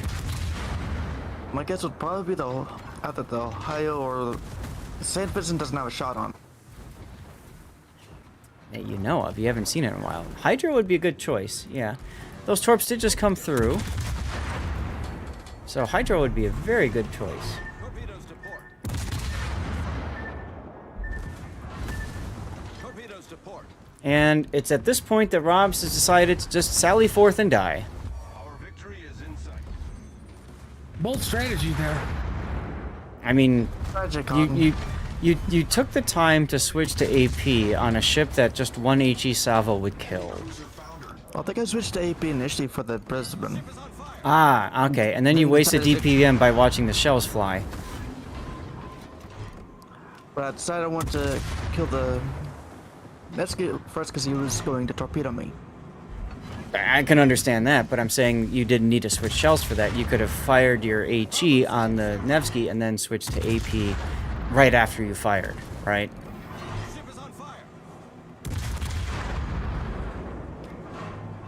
So now you put yourself in a 2v1 because you came out of the island. If you stayed back, actually, you probably would have been okay. Oh, here comes your death. Boom, boom. And that was with HE, too. That's interesting. Well, we get ourselves a death pick, ladies and gentlemen. We get the Burning Eagle over here. The Burning Eagle. Look at that. Poor guy. Actually, I might just do it like this. I might just take the screenshot like that. He did have little HP left anyway, Dutch, because he moved forward. If he was where he was before, if he just kept reversing, he would have been okay. It's going to be a win. But yes, exactly, Hujam. If you're going to watch shots in the Des Moines, you're wasting your DPM. You're wasting the whole reason you take reload module. Oh my god, they killed Rob. There you go. So, Flaming Eagle, yep.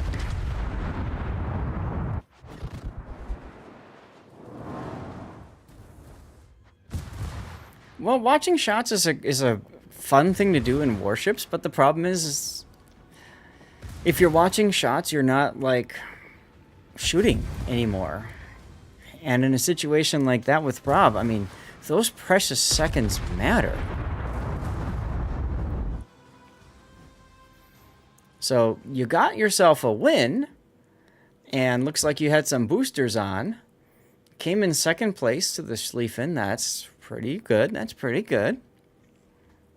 Time and place to watch shots. Yeah, absolutely. Not at the onset of an engagement when you're about to die. Oh, who saved their star? Oh, look, the St. Vincent. I hope he complimented you because you got him that saved star by killing you. DPM is only DPM when you are, indeed, DPMing. Good point. So, decent damage on the Nevsky. Go ahead, Puddin'. No, it's clearing my throat. Ah. So most of your XP from this game is probably going to be from your 2 full base caps, which is fine. And yeah, you've got blue boosters on. Why are you running blue boosters on a Des Moines? I think I put them on for a mission at one point and forgot to take them off. Okay. All right. And I was also grinding credits at the time. Well, yeah, but that's not going to help And XP. wasn't having much luck in the Wisconsin, which I was using previously. Well, that's true, Dutch, yeah. But I think Rob was a little focused on the Nevsky. I can understand why, and in that situation, take the guns out sooner and then worry. So I can't fault him for not shooting at the Brisbane and instead just keeping an eye on the Nevsky. It's just feels odd to then just take that extra stop for a second. Funny thing for me to... Well, so here, Conklin, I have 1,000 blue boosters on my account, right? I'm never going to use those boosters. But I know that not everybody's got 1,000 blue boosters on their account, and this is an example of a case where you don't want to be running a blue booster because you don't need the XP for anything, right? The Tier 11, the super ship, doesn't cost free XP. So I want to highlight that for a minute. I get that it's a joke, but for people that don't understand the discussion, I want to point them to that, you know what I mean? So that they get it. Like Tier 10s and premium ships, you generally don't want to put blue regular XP boosters. You needed to reset lines, Rigadin, that's correct, but when you reset a Des Moines, this XP sits on the Des Moines. If this XP was on the Tier 9 Buffalo, then that's fine, because when you reset it, you get the XP to use on the ship, but it's just going to sit on the Des Moines. It's not going to get him anything. Nevsky angles slightly towards you. Don't shoot the bow. Aim to side as lots of your shots dropped at the side as you aim direct at the bow of an angled approaching ship. Not a bad choice. I mean, that's even worse, right? No, that's even worse. It all goes to the tier 1. Thank you. Apologies. So that's even worse. So, again, no reason to use the blue boosters here. So see, there we go. We taught Rigadin something we had that discussion and someone learned something from it. Perfect. Let's go into the replay render. Whoops, I still have the last one up. I thought I had changed it, but I guess I didn't. Des Moines. Here we go. Replay render. Pop. Yeah, I don't think I meant to use the blue XP booster. And that's fine. And I guess I just removed it. It doesn't change anything with that match, but No, and it's fine. It's just, hey, let's have that discussion now as a way for other people to say, oh, Yeah. wait, should I be using that or not? Like I said, I don't care because I got over 1,000 of them, so I'll use them anyway. But a lot of people, you know, the use of those boosters and win is a really important discussion to have. Zeka, thank you for your 7-month streak and 10 months of support. And that is funny, Zeka. That's funny. Turning trash talk into treasure support with 7 months of subscription. Our community doesn't just analyze replays, we turn salty moments into sweet victories. I love this AI bot. Thanks for keeping the ship afloat and the laughs rolling. How did you get a blue XP booster in a tier 10 in the first place? He said he was trying to do a mission that required XP. like base XP or something like that. Mm-hmm. So, could use a title if you guys have any here for this replay. Also, you know what? I think I might just call it Instinct. Oh, the Burning Eagle.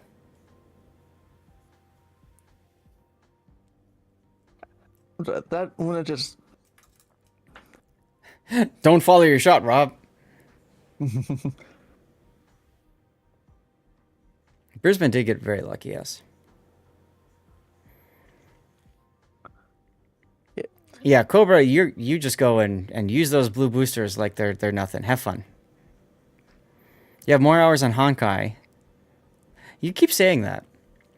So when we talk about instincts, Rob, I'm going to pause the replay right here because this is the part where you just died. You, for whatever reason, sallied forward. And honestly, like, if you had just kept reversing here, I think you would have been all right. I don't know what's going on with the Ohio, but like I said, he's probably focusing on your 2 battleships up to the north anyways. So, you know, there was no reason for you to move forward. So to me, that's like why I thought Instinct would be a good title. The other instinctual thing was when to move forward out of the B cap to C. We're a little delayed in that. And I guess the third point of Instinct would have been when you wanted to prepare ahead of time for a broadside Brisbane with AP, and you had HE in the barrels and lost time and only got 1 salvo off on the Brisbane. You tend to do those missions with ships you are regrinding, so you didn't. Yeah, that's not a bad point, Dutch. So anyway, here's the part where you sally forth and die. And like I said, reversing here, you actually probably would have saved the ship.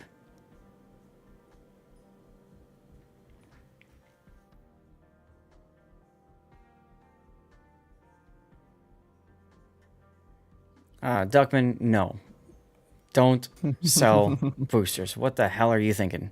I only sell the gray ones because I get them so often. No balls, Stuckman. No balls. Who's dying here? Rob is dying, of course. Why would you sell a red boost? Oh my god. Why would you only sell 1?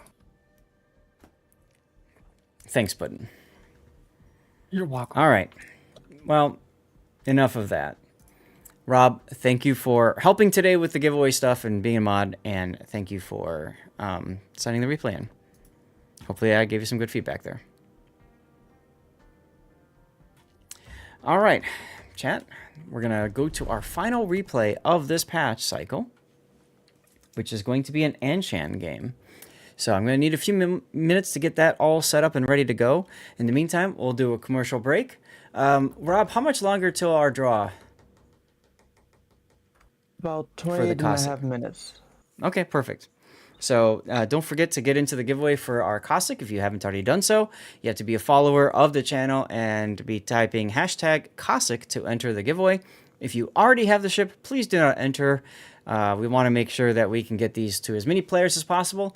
Plus, Wargaming is going to force me to do that anyways. There's a site, Rob, that I'm going to send to you. There. All right, let me run the commercial break while I send this out to you. So, have you ever used WoW's numbers before, Rob? What's the numbers? I don't remember. I mean, I've Okay, heard of here you it, go. but I don't think I've What, used what it. do you want him to check? If people got What? the ships? Correct. So this is an easy way to check and see if somebody has a ship already Oh, or yeah, I not. have used this. Cool. So you can use that, look up the player, and then see if they have any, well, at least, I think it would only be if they have battles in the ship that you would find, but it is what it is. All right, Admiral Morkbork, thank you for the raid.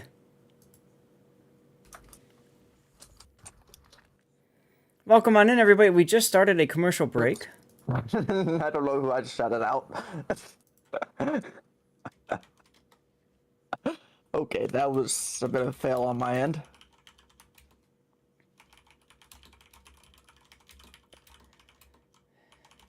All right, so there is our shout out there for Morkbork. Thank you very much again for the raid, and toss a follow on over there. Feel free to tell us how things went for you, by the way, with your stream. You're doing great, just a bit tired. I'm tired too. I'm running on 5 hours of sleep, so I've got some energy drink, and then I'm gonna need to grab a snack, I think, after this next replay here. We're in the middle of setting up for our final replay analysis. For those of you who are new to the channel, I'm a North American community contributor, and we do replay analysis on this channel. So I look at player-submitted replays and just give them feedback. You wish you could trade the black ships in. Why? Yeah, you can use WoW's numbers as a way to check and see if you have a ship on your account, or at least if you've played a battle in it. So that kind of helps. So what were you doing on your stream today, sir? You heard the good old yes, in a little bit of time. So those of you that just came in on the raid, you do have to be a follower, and then you have to type and enter into chat hashtag Cossack, as you can see in chat right there. You got Napoli Black out of a free Black Friday container. See, now that is the way. That is the way. Very nice. Let's see here. Where is it? Here's our Anshan.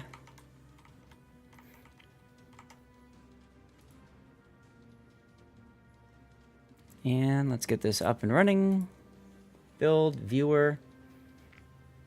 Now, I am streaming on Twitch and also over on YouTube, and doing it in two different formats. There's the horizontal and vertical format, so people who are using a cell phone can easily tune in on YouTube, and then people who want to dodge commercial breaks can tune in on YouTube. However, the giveaways are only on Twitch. There's no easy way to message people on YouTube, unfortunately. So if you are watching over on YouTube, I would encourage you, for a good chance to get into the giveaway, make sure that you are logging into your Twitch account or create one, get over onto the channel, follow, and type hashtag Cossack in the stream. You're not a Unicum player, so almost never use the red boosters. They're basically useless to you. The best use of those red boosters are in a 200% first win event that's very rare, in a full division in operations. Personal opinion. People wanted a whole entire ship black instead of just giving it a special black camo. That way they can charge the dollar bills. Well, yes, Cobra. You don't like the camos? Too hard to see the ship? That's the point, Orion. Because if people can't see the ship details, then they can't shoot you properly, right? So it's a buff to you. Yeah, I suggest rig it in operations, because if you're with a group of friends that you can generally trust and know that they're going to do the stuff properly and not just yeet themselves off because, LOL bots, then operations are fantastic for you. The problem with doing randoms is even in a full good div, it doesn't work, right? So ops, if you can get 7 players together or 6 other players together, maybe 5, and then, slap on the booster and then go for it. Like I said, in a 200% first win, that's how I would do it. That's how I got my 50 odd million free XP, for example. Nothing but Narai with all of the boosters when it was 200% first win. Oh my god, that was so fun. You want the white, so you can get a white black. There you go. When you implemented, I took the controversial approach of breaking them all down to green. Ow. Okay. Okay. You got the black in container. Yeah, there you go.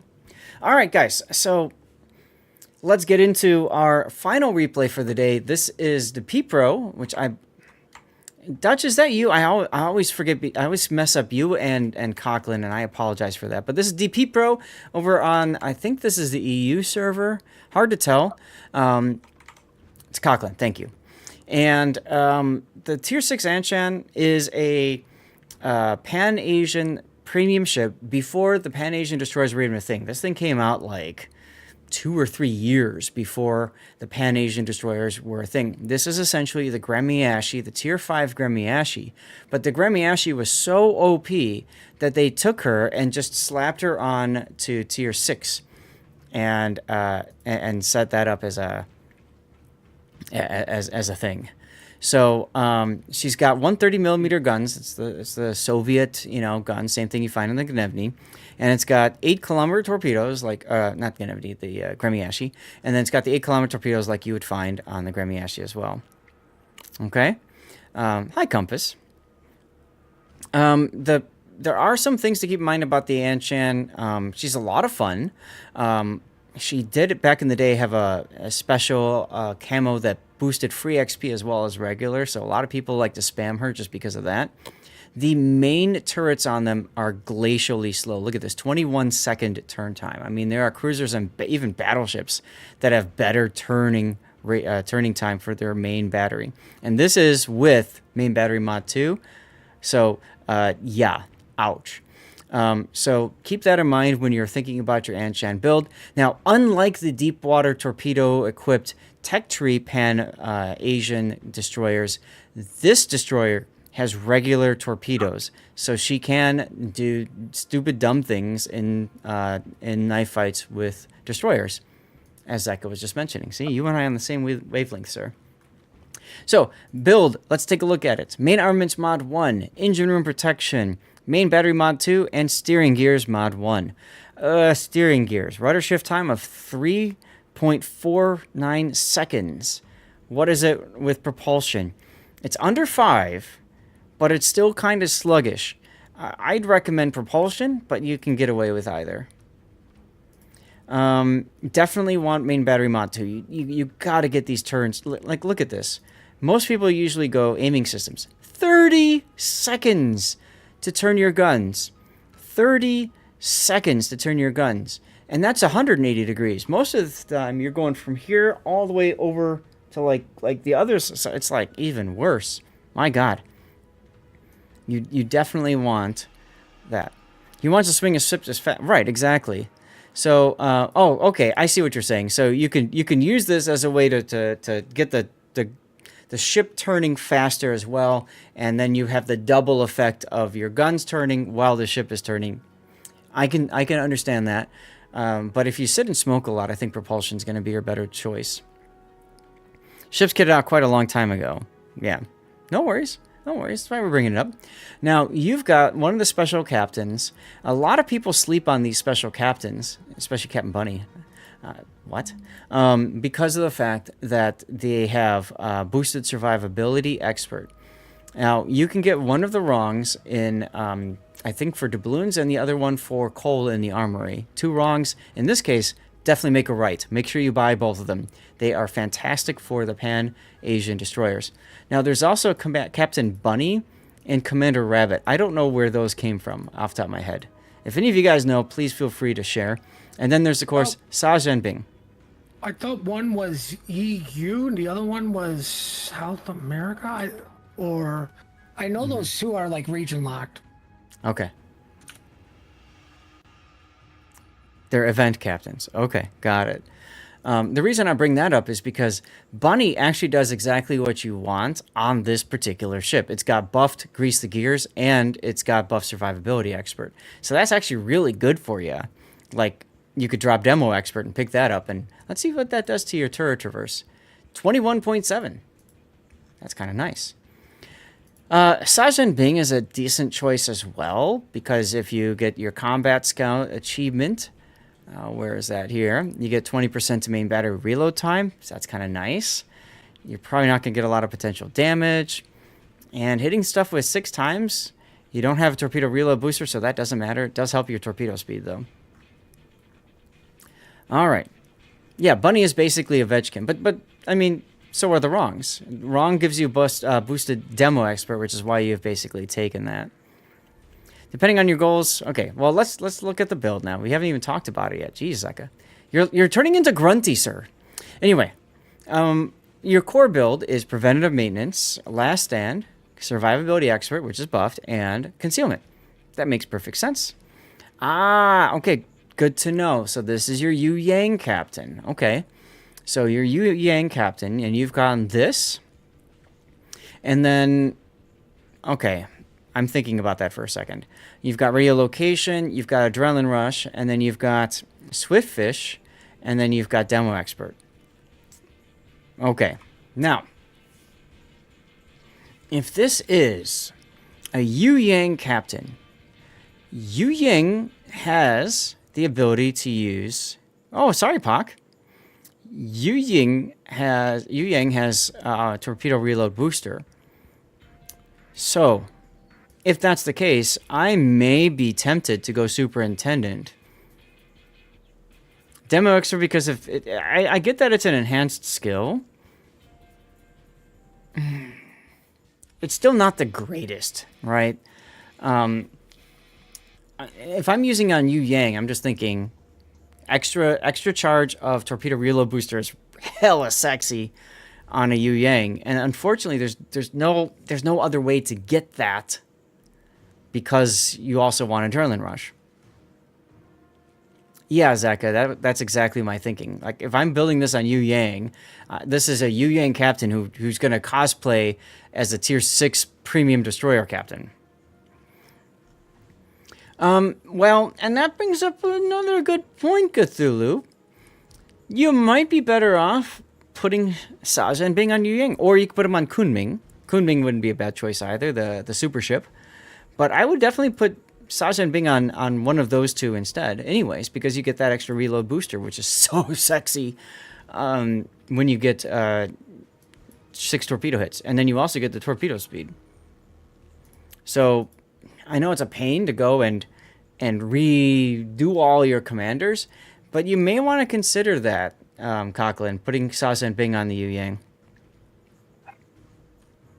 But let's keep it on the wrong for right now. NBA, thank you very much for the resub.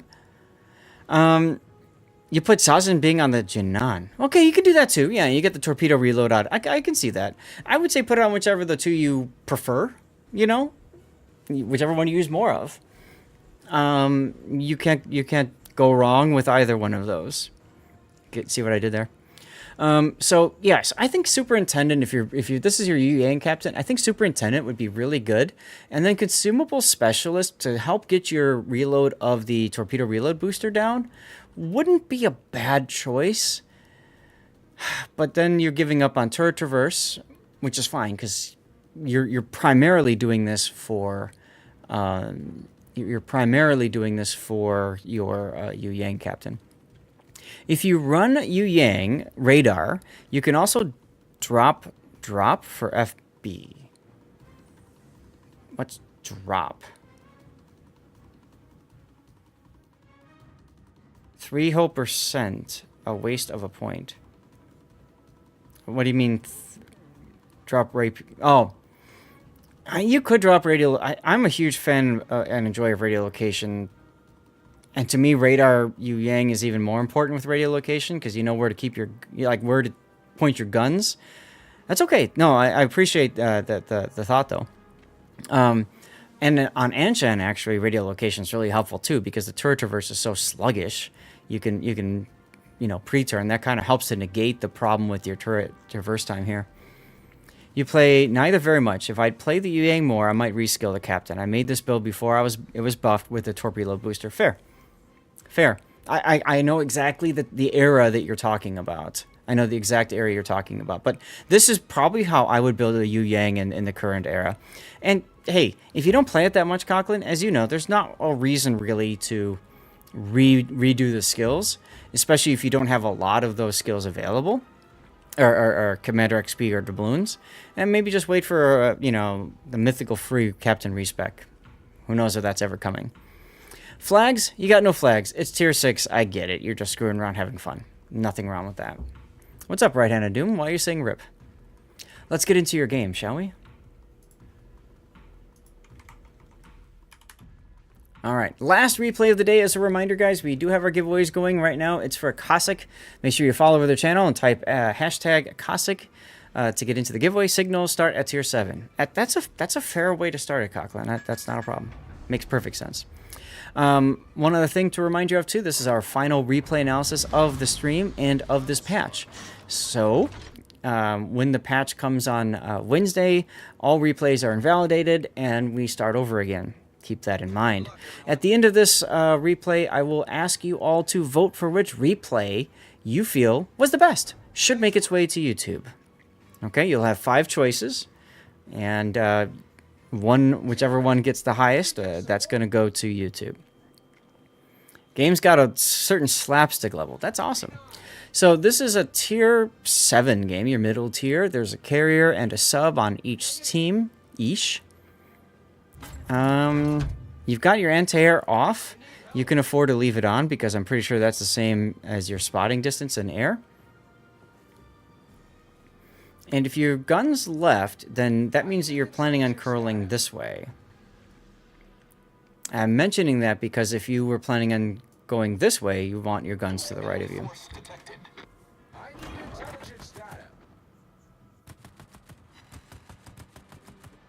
Die, planes, die.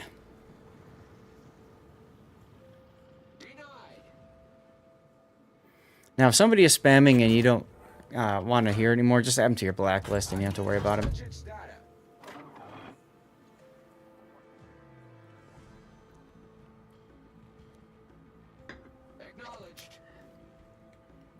Is it?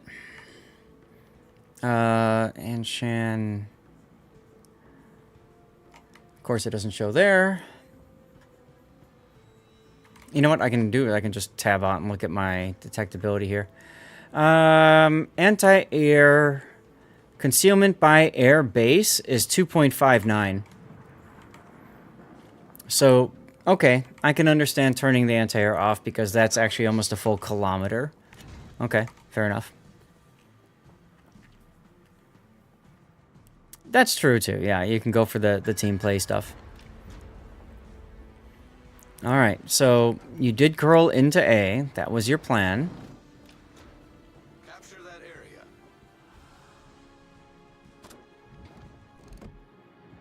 And you do blacklist them if they keep saying, okay, fair enough. Smoking, fine. Okay. Bot from Co-op. I love the name. Thank you for the follow. Welcome on in. And in true fashion, you smoke to shoot something and it disappears because you were the one spotting it. Feels bad. That's true. The ASW stuff is the thing now. Uh-oh. You just found the creature.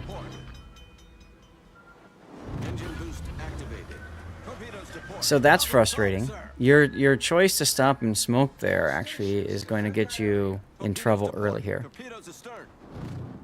A mod to show that you're the only one spotting would be very handy too. Yes, I agree.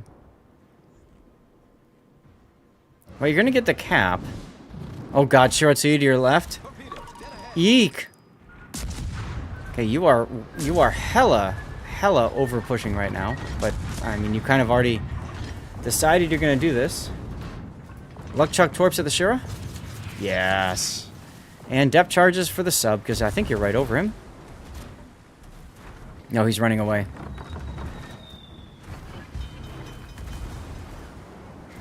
How are you going to get out of this one?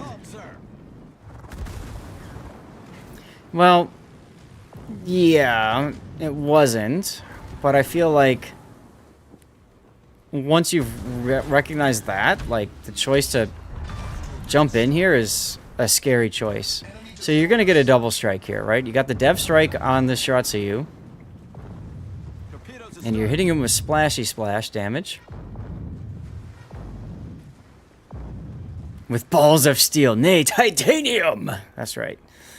That's a fair point, Cthulhu. Fortunately for you, the Furious is using torpedo planes. Sub DCP'd the fire, unfortunate. But the important thing is you survived somehow.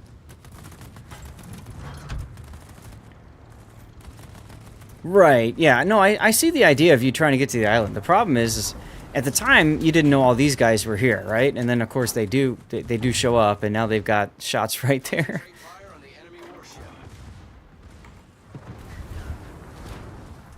With the stupid submarine ping mechanic, the sub could be moving in the opposite direction. That is correct. That is correct.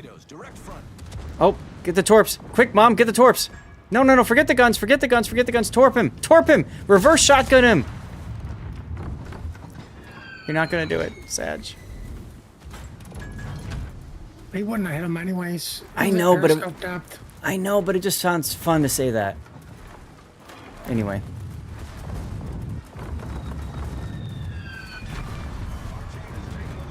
I like to just chuck him anyway in case he does just happen to surface for God knows whatever reason.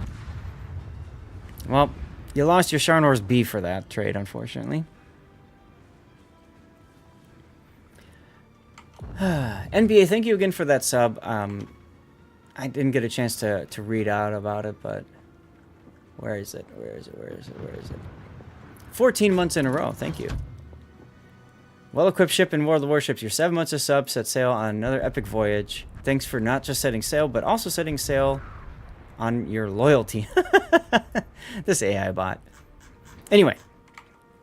All right, so you got this flank kind of blown wide open.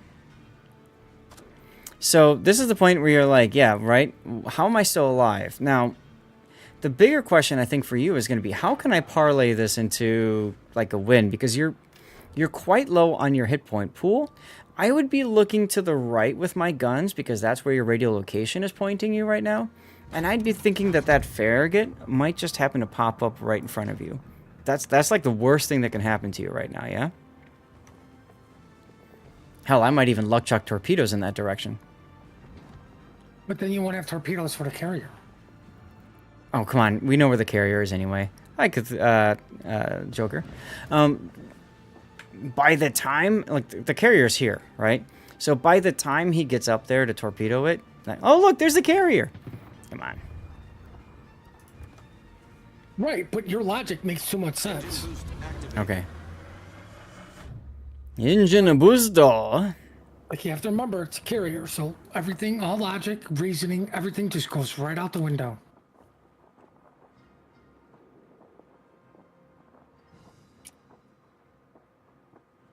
Mm-hmm.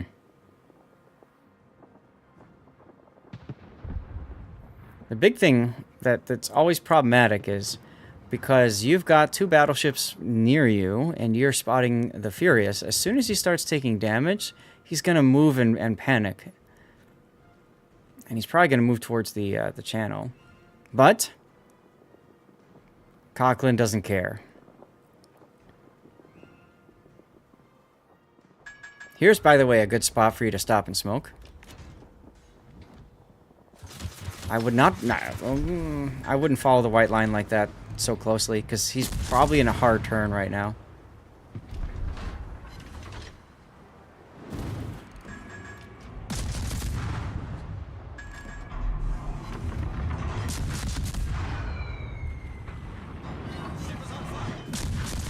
You might as well turn your anti-air on.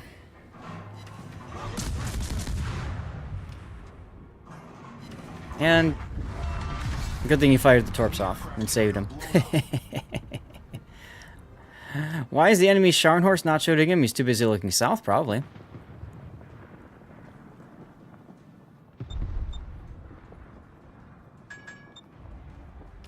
But look at your relatively fast torpedo reload. And that's why I was saying earlier, just like chuck them into B, and they'll be ready when you need them again anyways. Yeah, you had a few things going on in your mind, I'm sure. Now, the Nagato's going to disappear at the most important moment when he rounds this island here, and now you don't know what to make of his approach. Also, replay bug, his team is winning. It, for whatever reason, does this stupid thing where it shows the wrong side gaining points.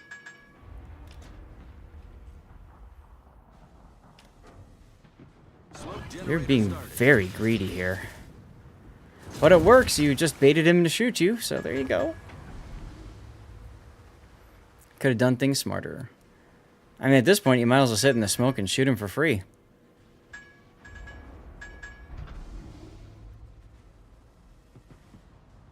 You completely whiffed all your torps.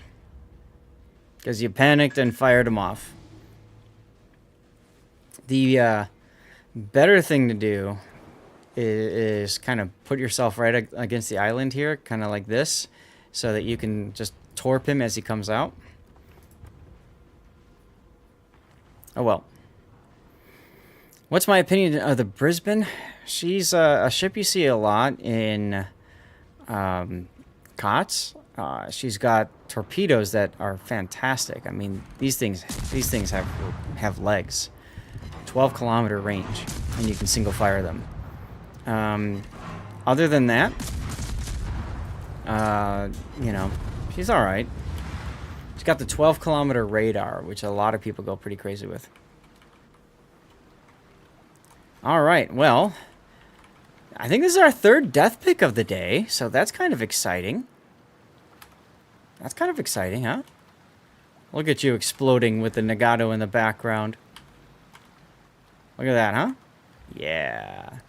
Just before your torpedoes reloaded. Rob died earlier, yes. Of course he died.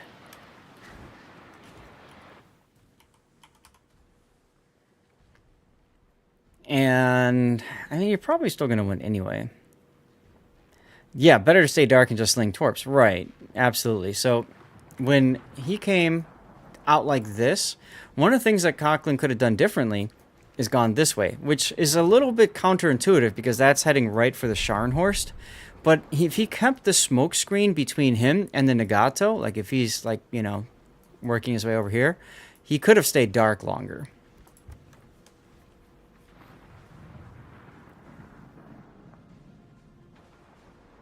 Also, if he had, for example, torpedoed the Nagato and shot guns at the carrier, could have been a different situation too earlier on. But hey, as Putin said, carrier spotted, turn off brain.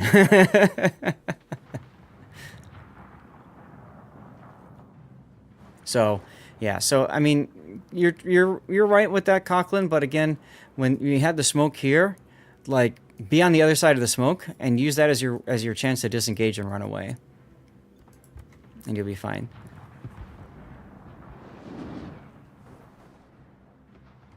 All right, so that should pretty much do it for this one. Let me make sure I've got the right replay. I do. And let's fast forward because it gets boring waiting for your game to end. Our victory is in sight. 30 seconds, 14 seconds now.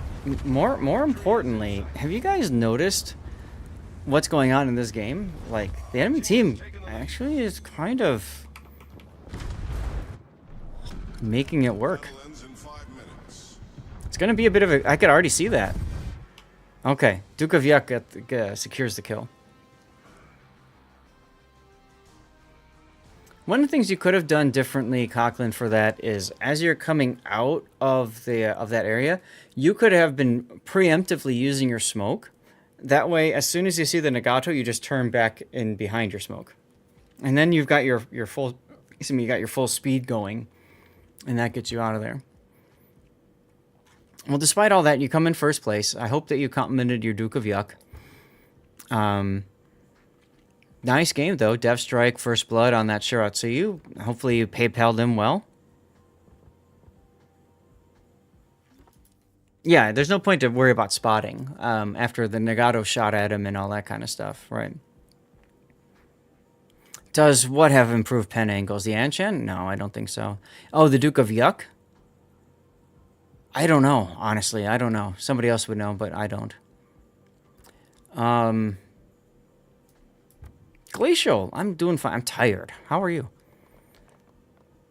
Not a bad game, though. Not a bad game. Some good Commander XP for Dalrong. It does have improved AP. Got it. All right, so let's put the replay render tool up. I'll try to highlight it at a couple of points.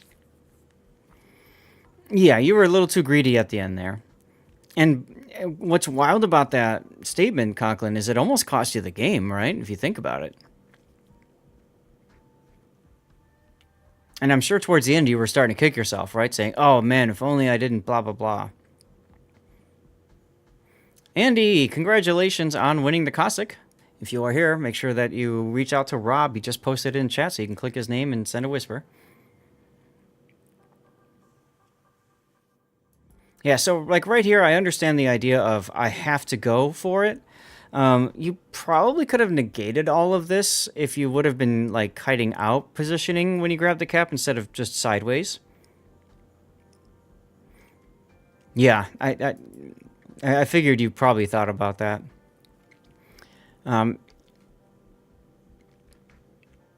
Titles, guys, if you could think of anything... I mean, really, it was just a wild opening. That shouldn't have worked, but it did.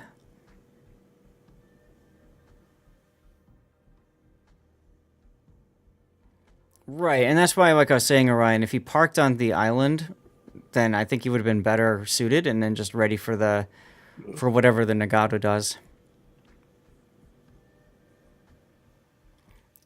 You were having fun in that opening, yeah. So here's where, like I said, you could have just luck chucked Torps at B. You just never know if you would have gotten it or not.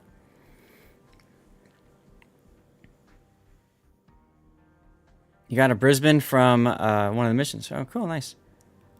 Okay, Nagato, I take that back. I don't think you would have been able to torp the Nagato. I don't think you would have been able to get to him in time. He was already running away. But yeah, so right here, I would have moved south, pointed south, and just keep your torpedo pointed to the left.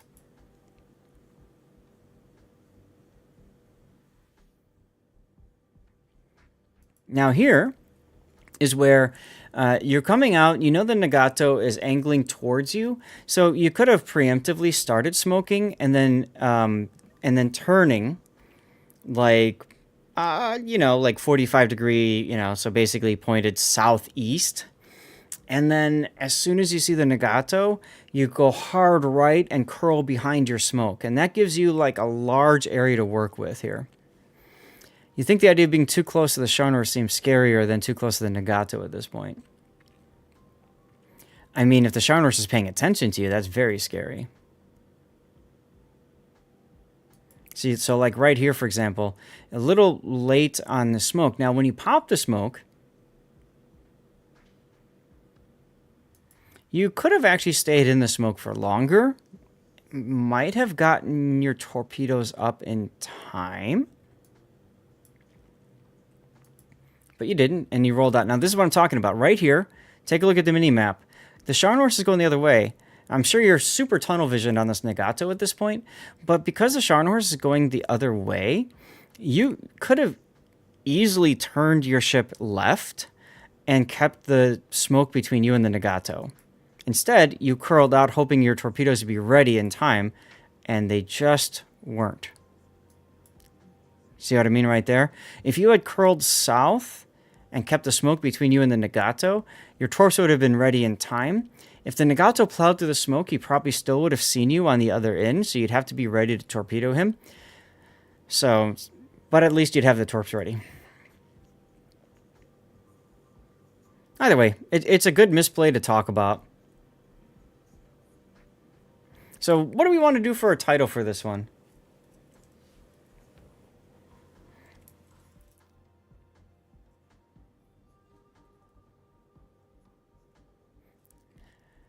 Toggle giveaway is up.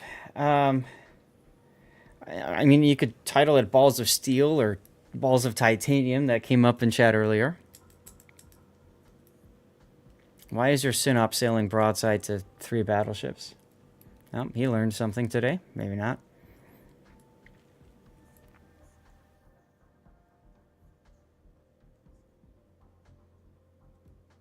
Oh, Greed. Yeah. Greed is a good one.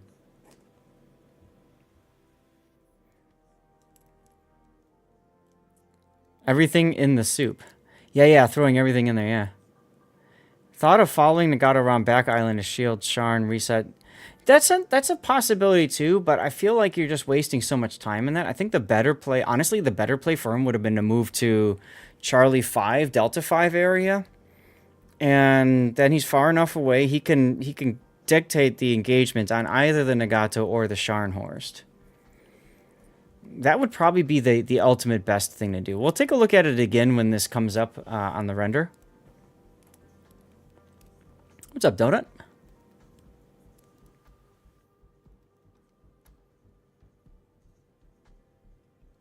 How many Scharnhorst were in this game? Yes, is the answer.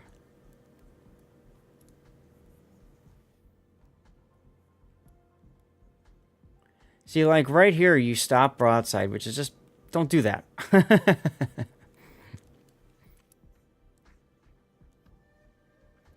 up, NC Fisher? How you doing?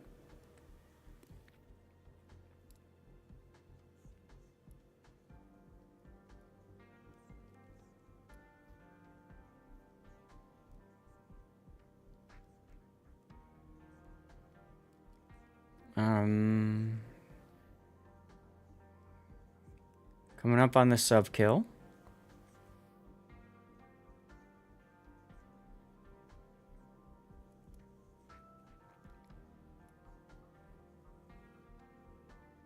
Coming around. You can always do like something like soup or something.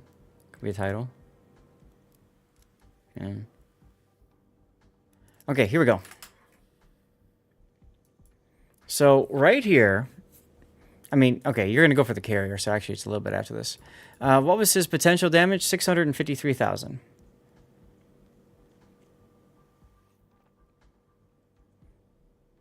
Hey, Crazy Walk, thank you very much for the follow. Or, sorry, for the sub, your Twitch Prime sub.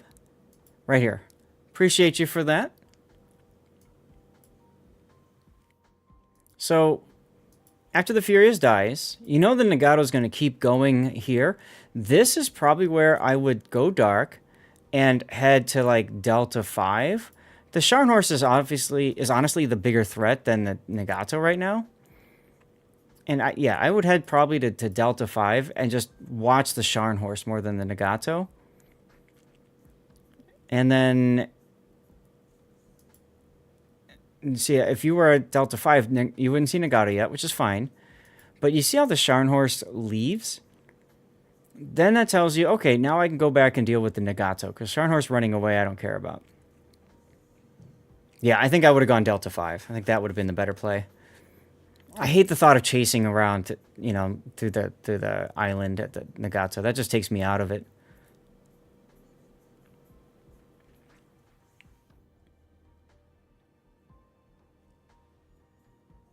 Roxanne. Nice battle, though. What a crazy open. Okay, so here's what we're going to do. I'm going to drop that, and we're going to drop the replay render. Conklin, thank you again for sharing the replay and then using Cover My Replay so we focus on it. That was a really good one to take a look at. A very fun talk about commander builds and stuff earlier as well. With such low HP, a surprise torp from behind Nagato might have worked. That's if the Nagato stopped, and I don't think he was ever going to stop. That's the problem. Anyway, it is neither here nor there. Let's get out of here. And I'm going to go to the Focus Me screen for just a moment, guys. We'll update you guys on what's going on with the stream. Plenty of stream still to go. I need to thank, where is it? Crazy Walk for the sub again.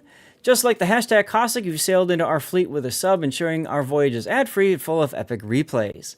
Your support keeps the cannons firing and community growing. Thank you for being part of the crew. Thank you much again. Appreciate you. So, chat, we do still have ships to go. We've got the Otago that we're giving away, and then what else is coming after the Otago? We still have 2 more after the Otago. The Kaga, and the Alabama. So we're all in the tier 8s right now. Remember, these are the ships that you can get black versions of, but we are giving away the standard version because I cannot give away the black version. However, if you get a standard version of the ship, so let's say you win the Otago right now, and you pulled an Otago black this year, or you pull an Otago black in a future Black Friday event, you'll get a mission for 2,500 doubloons. So that's essentially free money that we're getting you on top of everything else. The Otago is a fantastic ship. We haven't talked a lot about the ships that we're giving away, guys, but the Otago is one of the first premium ships in the game, and she's still considered great. Just think about that for a moment. Really good concealment. She actually technically has a slight window for stealth torping. She's got a really good firing arc for the torpedoes. You can fire 1 rack of torpedoes forward, which is very rare for Japanese cruisers. She's got the 203mm guns, which are great for HE damage, starting fires. They're no slouch with AP either. And she's got a heal. She is literally better Mogami at the same tier. So if you get the Otago, fantastic. If you don't have the Otago, well worth considering picking her up. After that is going to be the Kaga. I wanted to support each of the different classes, except for subs. And Kaga is a fantastic noob-friendly carrier. It's a really good carrier because of the fact that it has really good plane regen. So that's a good one as well. And then Alabama, I mean, she's just a premium South Dakota. She's a fun tier 8.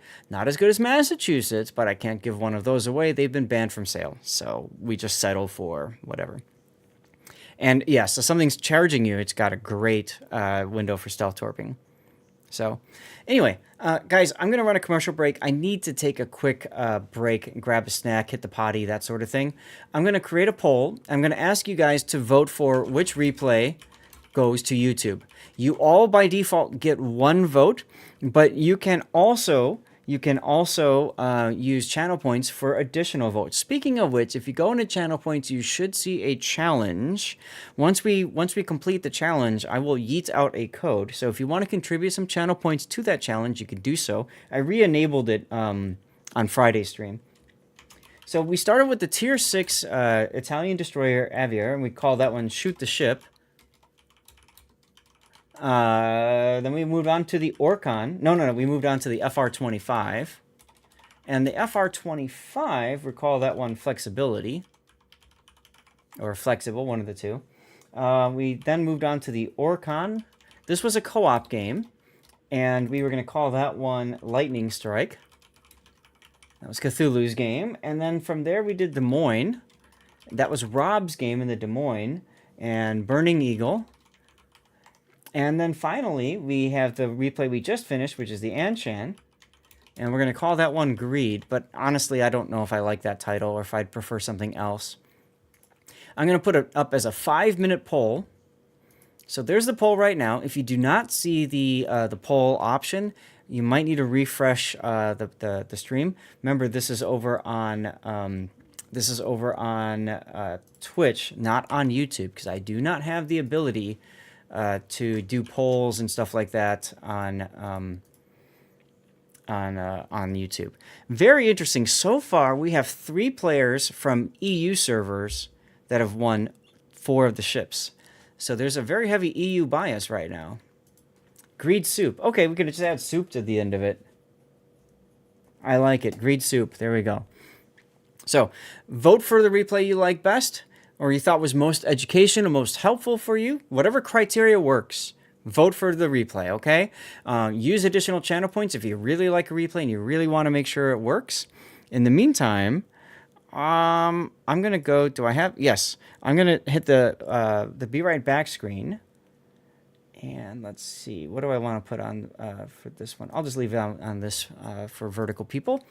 And I'm going to put autopilot on, and we're going to just run words on stream for a little bit. While you guys vote, I go hit the bathroom, and I grab a snack and get some more water, okay? More to come, guys. When we get back, we're going to be doing some live play, so I'll be playing either by myself in ranked, or I'll be doing some brawls or some operations, and that'll come down to you guys in chat. You're going to vote for that in a few moments, okay? All right, I will be back in a moment. We're going to do a commercial break because honestly, you're not missing anything other than words on stream. Nice job drifting with Carrot.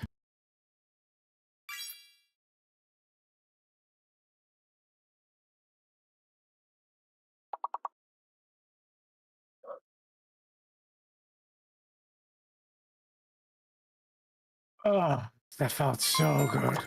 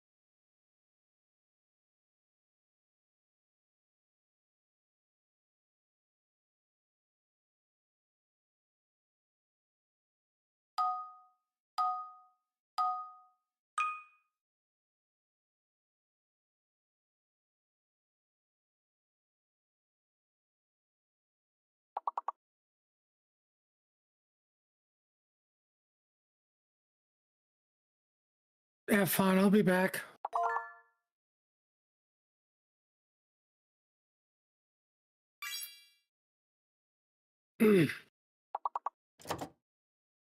Sounds good, Puddin'. Thanks. I'm just going to grab a snack here, and I guess I'm going to go lemon coconut. Oh, Yay. I just killed a submarine with my carrier.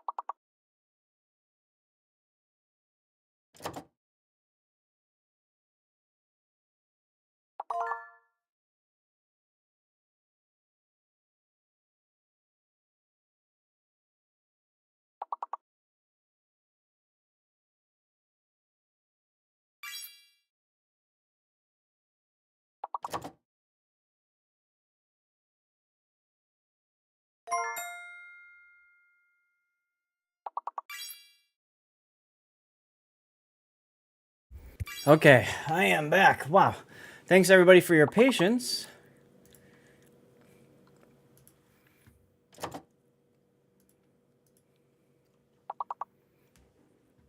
Okay. Let me catch up on chat here.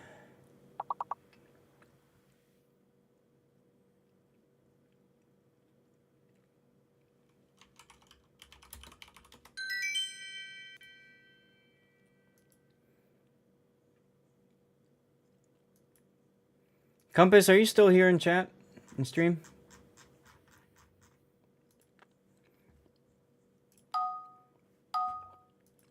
What's going on? You guys went for the Des Moines? Oh my god. Are you doing this for the memes or something? Just so we have another freaking Des Moines on the channel? And then I'm gonna choose one. I think I'm gonna... there's a lot of good ones there. I think I'm gonna go for the FR25 though.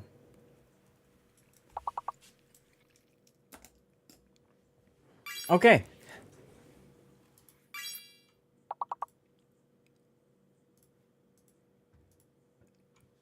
All right, chat. I'm gonna give you one more poll.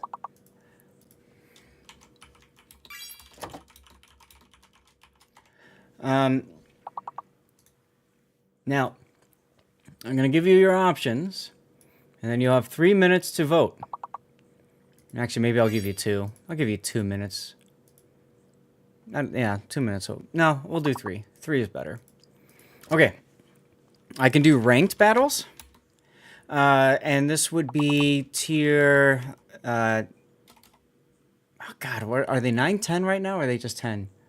I don't remember what they are. I'm at silver. So I'll just put that there. Yeah, they're 9, 10. Okay. Thank you. So ranked silver would be 9, 10. I can do brawls, and that's going to be 3 teams of 3 versus 3 tier 9. I need 3 more wins in that to finish my mission, and I think that expires tonight. So I can just do it off stream if y'all don't pick that. And then the last one we'll do is operations. And we can honestly just do any tier for that. All right. I'd love to do at least 1-9 just to get my key to Kaze. No, so the thing is that I feel like instead of doing randoms, I'd almost rather just do brawls. But I can put it down. We'll put it down. All right. There you go. New poll is up. Please vote for what you would like us to do for the live portion of the stream. That's the remaining 2 hours and change of the stream. In the meantime, chat, I'm going to do another commercial break right now while the voting is going on, just so you guys don't see commercials as early when we get to the actual gaming stuff, okay? So let me hit the button right now, and let's see.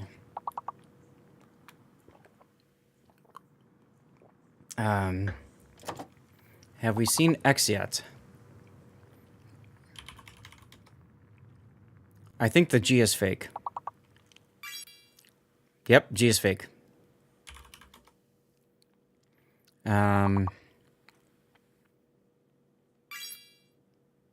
Axiom. Nice. G is fake. What am I thinking?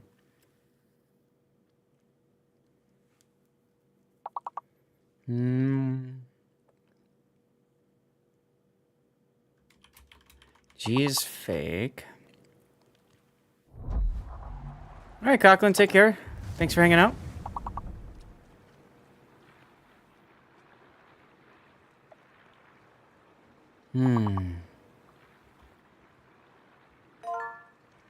Mailbox. Fine, I'll do mail then. Nice one, Driftin. All right, I got myself a super container. My naval battle's on? Yes. All right.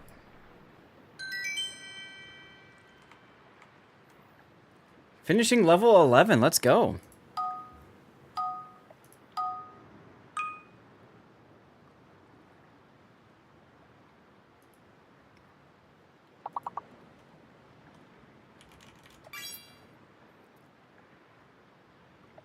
Sorry, Duckman. Oh, nice recovery.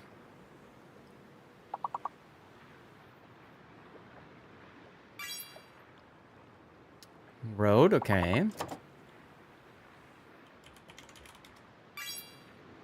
Bravo works, so the V is good. I think the G is fake again.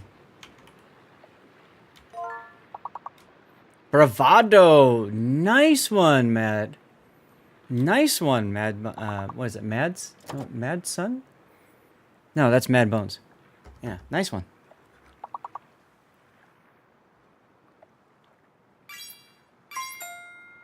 Abroad, drab.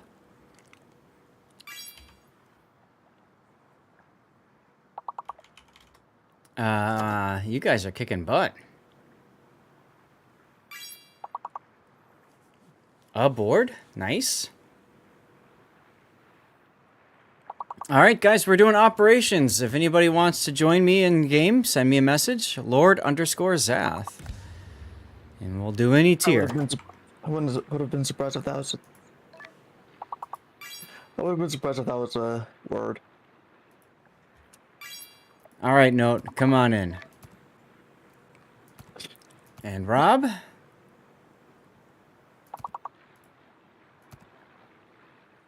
What tier are we going to start with? Honestly, I don't know. I'd love to do a 9 just to get a win with my Kita Kaze, because it's 100% first win bonus, and it's like, why not take advantage of that? But beyond that, I don't care. Switching accounts electric? Sounds good. Whoops. Well, we'll do... Switch. You guys got 12 out of 12, so we're going to continue this on. Ads over. Perfect. Hank. 17.5 minutes. FYI, Zap, what's your stream schedule going to be like next week? Is it going to be different at all? No, with Thanksgiving, you mean? Yeah. It shouldn't be changing much at all. Tomorrow night, hopefully I'll do Civ, but we have to wait on Raptor on that if we can or not. And then, let's see. So the question mark is E, guys. Question mark is E. So if I'm not doing Civ, I'm doing something else, right? I'll do Warships or something else. And then Friday, I'm planning on streaming the normal thing. Yeah. So I don't see myself changing anything up this week.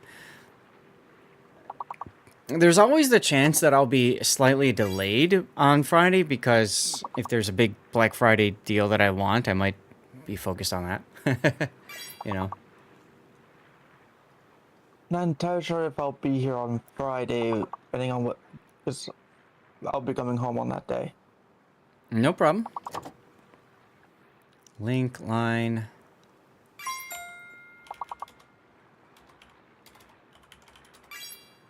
There we go. Lean. Ah, there's electric. Come on, game. Come on, game. Come on, game. There we go. Invite to div.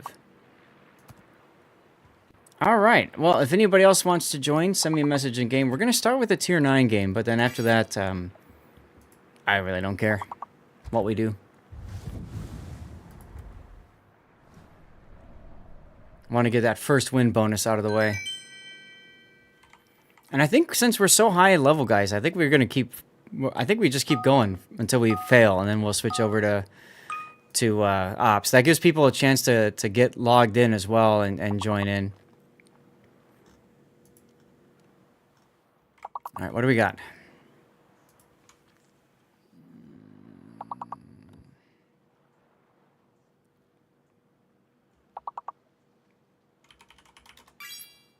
Greet works.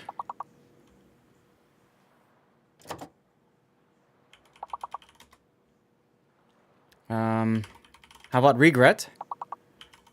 No? R-E-G... Oh, there's no two R's. I see it, okay.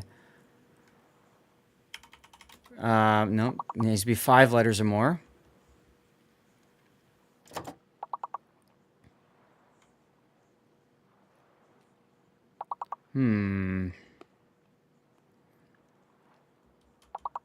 Drifton says the M is fake.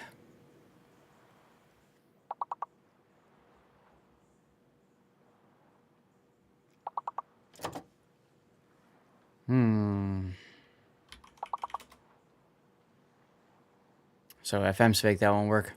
Okay. Greets. Nice.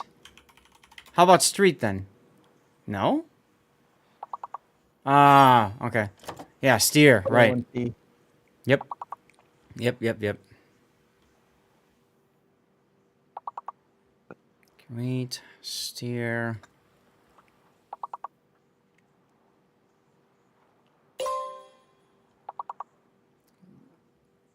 Yeah, we know it's an S.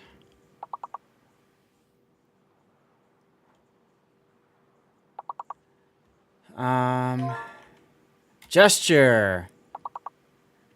Nice. Yeah, this is when it gets really hard, is when you get up past like level 15. It gets really challenging. So, nice run there though, you guys. I randomly tried it as, and it was like, yep, it's an S. Yeah, no, that's good. And that's what you have to do in that. I didn't catch that was the end of it, so that's on me, but it is what it is. All right, let's get back to the game then, shall we? All right, so I was going to do Kita because I need, 100,000 to go. All right, last chance for anybody to send me a message and get in. We've got room for 3 in our div right now. And I'm going to wait 5 seconds. What ship? The Azuma Black. Oh, yeah, she's an okay ship. Here we go. Out of a CC concern, someone sent me. You can still, of course, message me and we can get you into the div at any point in time. It's not a big deal. Just send me a message in game. Lord_Zath. I'm on the NA server. And we'll get you in. All right. Balmer ATL, thank you very much for the follow. Welcome on in. Thank you for giving Stevie some bacon. Stevie loved bacon. Oh, did you see him lick his lips there? He used to, man.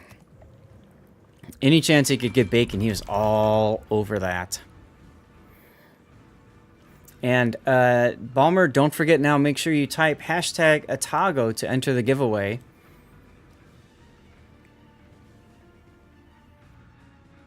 So, what do we got? We have a Kexarge, Andalusia, Chungmu. Oh no, the Michelangelo is a great ship for this mode. Plus, it's training up my Regolo captain. Greatest stream cat ever. Yeah, I miss him too, guys. It was really hard to say goodbye to him. But, had to be done.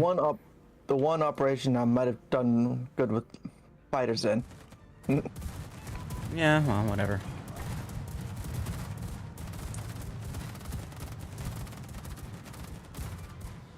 I mean, Electric's got that Santander, so planes aren't going to last that much longer anyway. Oh, they have thunderstorms in the operations now. This operation taught people this whole mechanic. That's the whole point of this operation. For those of you who don't know, Stevie was my cat. He was in my life since he was literally a week old. He was born underneath my backyard deck and to a feral cat. And he was the nicest of cats, the greatest guy. And he was 19 and a half when we finally put him to sleep. He was a bacon fiend. Well, I started giving him bacon basically around age 18. Because I kind of felt like, you know, he's earned it. You know, he's made it that long. Let's let him get the good stuff. You know what I mean? Oh, hello, Allbonk. Best color commentator cat ever. There were actually a lot of people that tuned in just to see the Stevie cam while I was casting. So, you might be onto something right there, you know? It's a mistake if I wanted my own bacon? Yeah. It wasn't a big deal. I always just broke off a little piece, and that was enough for I him. just knocked out his turret and engine. Cool. Always got me a chance to get him to eat the other food. Like, I'd put a little bit of that stuff in, and then he would go and eat the food that he didn't want to eat. You know what I mean?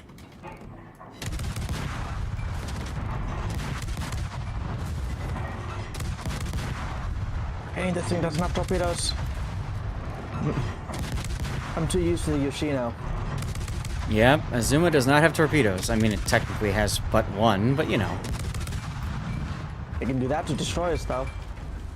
Mm-hmm. Oh. Hi, I'm not. Hi. We appear to have impacted each other. Bubba had to chase down the ball to get your bacon back. Mighty Hunter. Oh, I see what you... Okay, you had to chase him down the hall, because he snuck it out. That's always fun. I've been talking to the wife about getting a replacement kitty, and that'll probably happen at some point.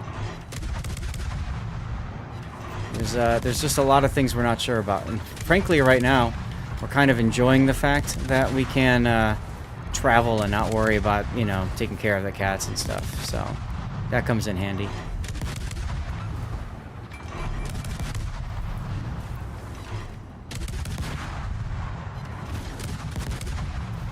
Can't remember if the battleships spawn on this side or the other side now.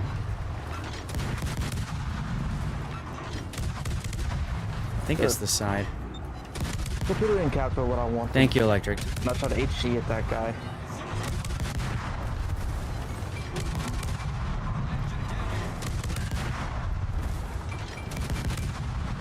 Jesus. Okay, there you go.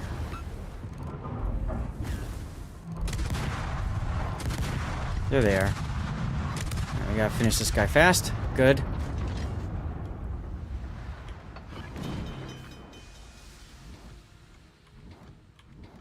Problem solved, sir. Let me know if you want me to pop smoke. Oh, that's a neat idea. Crap. Popping Hydro would be helpful. You're gonna slam me into this torp and I'm gonna die. Oops. Ah. I kind of forgot this ship had hydro. Yeah. And my Oh, well. hydro's on cooldown. It's whatever. You're being reminded if it's 4 o'clock. Go feed the cats. Now, the Santander's way back over there.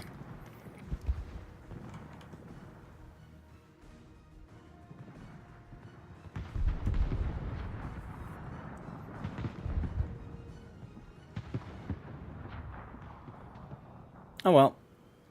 Just means I have to grind out the Kita some more. Oh darn. Of course, there's always a chance we lose the op as well, and then I gotta do it again.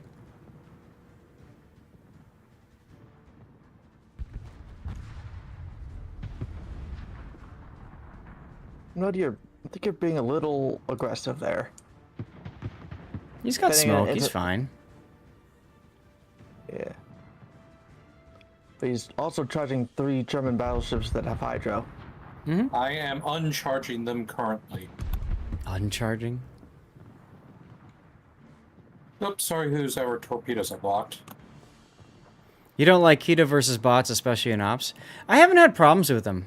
And truth be told, I wouldn't have had a problem with it if Note wasn't right next to me. To hold me in place so that I would die. I would have been fine.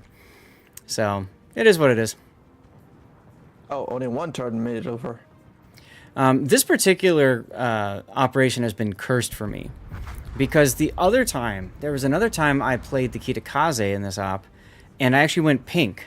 I came in first place, and I was so pissed because I went pink. Why? Because I had my smoke up, and some dumbass Los Andes is like, ja, ja, ja, and he goes and parks right next to me. And so, like, the whole time I'm sitting there, and I think I'm shooting something way in the distance, and nope, I'm shooting him because he's right next to me. So I went pink, and even though I came in first place, I got nothing. 0 XP, 0 credits, nothing. Complete waste of time. To the point where I actually went back to wargaming, and I said, guys, really? Like, if you're gonna punish players for going pink in a game, like, I might as well just hit escape and quit out of the battle. Jadadaring nuclear response, why? Ow. I wasn't using that weird turret anyways.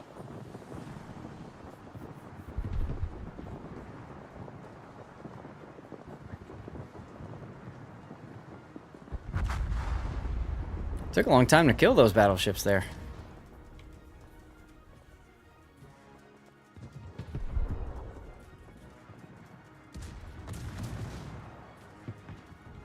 Ow. That turret I was using. Rude. Well, what hit you? My guess is FTG. Ah, okay, so the thing that you're currently sitting broadside to. Gotcha. I'm banking on being able to complete this turn before he reloads. Has the heal started yet? No, that's coming later. Okay. I was healing when I was near him briefly. Okay, so the heal already went through. Yeah, there's a heal on this, but it's a very short duration. I forget how bad the turret angles are on the main guns. On the Michelangelo, they're terrible. Absolutely horrific. Mm-hmm. Yep. They're really only useful as, like, complete opportunity shots. When you know for a fact nothing else is gonna, you know, shoot back at you right away.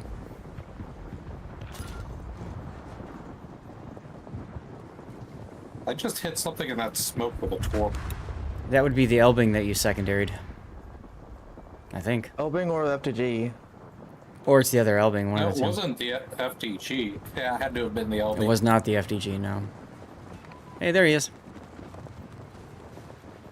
I'm about to lose the Chung Mu.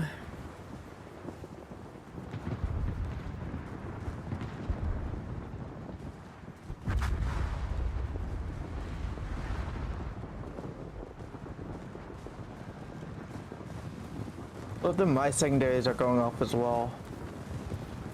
Well, yeah, when they get close enough, that kind of happens. Sometimes you feel like the competent players in Pan Am have become concentrated in a small number of very good to world-class clans. Oh, you mean like, not like Pan Am ships, but you mean like Latin American clans and stuff? I mean, that's gonna happen. That's the same thing that happens with regular tournaments, you know? Everybody consolidates. The only super ship I have. Oh, there you go. I won't put out enough money to buy it, and then I was like, no, I'm gonna use that on other ships. So I'm not really Humanti looking for more is super ships right now. basically what, a Super Venezia, right? Yep. Yeah, I already think have the though Napoli. a super Napoli would be a bit more accurate. Yeah, I don't have... I have the ships in my port, but I usually don't play them just because I think super ships are dumb. And they cost you money for no reason.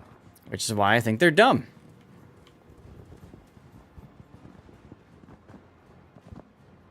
Hey, what's up, Beefall?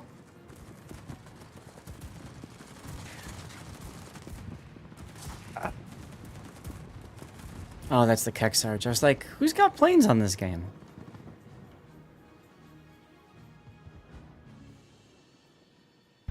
Oh, that's a double set. Mm-hmm.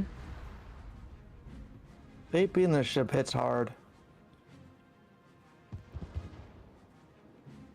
Yeah, we don't see a lot of very abusive Latino players, so that's really cool. And I think part of that is just the mindset is very different. And there's nothing wrong with that. You guys might want to kill the Ricto, by the way. Just switch my fire to it.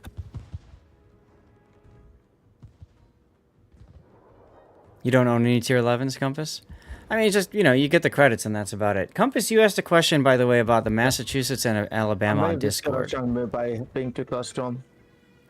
You have refused to even purchase a super ship. What was your question? I play them so infrequently that you might as well wait for public test, yeah. I just have them on for the snowflakes. That's the only reason I have them bought.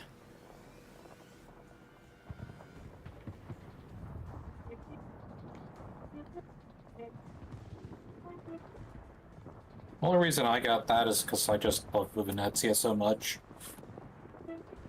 I mean, you know, if you really like something and the super's available, sure, but unless ranked was like supers in tier 10, like I just don't see a reason to play supers really. Between the two of them, Massachusetts is far better to pick. Shield. Massachusetts Or has that a was the really plan. good secondary suite, so it allows you to just kind of sit there and farm stuff with secondaries. By the way, Adler's at 4,600. In case anybody wants to, you know, kill it. I was shooting at him and tried to use the rune as a torpedo shield, and it torpedoed me. All right. Well, Kexar's got him, so that's good. Well, in the giveaway, by the way. Well, Electric, this is you know, we get randoms in here. That's okay. Oh my god. Speaking of electric, What, did he win? yes. Oh. So yeah, so Massachusetts is definitely the better choice. The Bama's got better accuracy, the main guns, better Sigma, but that's really all she has going for her.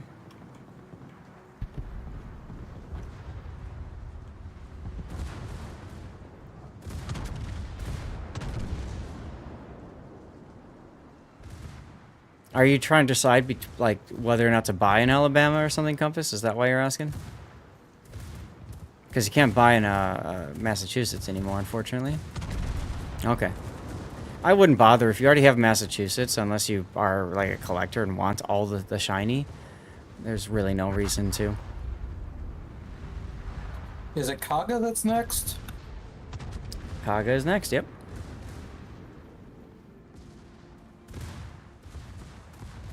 You can buy the Massive Black. Can you still? Okay, then that would be what I would buy if I had a choice. I would definitely recommend picking that up. One of the few tier 8s that's just really still fun. Atago being another one. And like I said, if I had the ability to... Rip Mad Bones. If I had the ability to pick up... or to give away in Massachusetts instead of in Alabama, I would totally do that. Sadly, I do not. Just shy of 1,000 base XP. Oh well. So, at least I got some XP towards the Warning progress. timer for electric.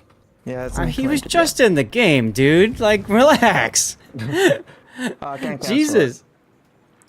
it. Actually, I can make it 2 minutes. Just saying. Chat, we got room for 3 more in our div if anybody wants to join us. In the meantime, someone put up a ship that they're grinding or whatever.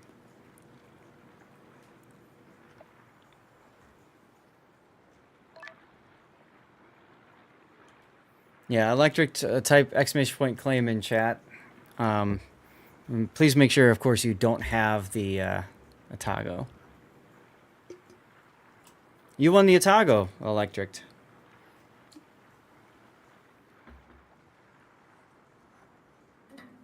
Assuming you don't have her.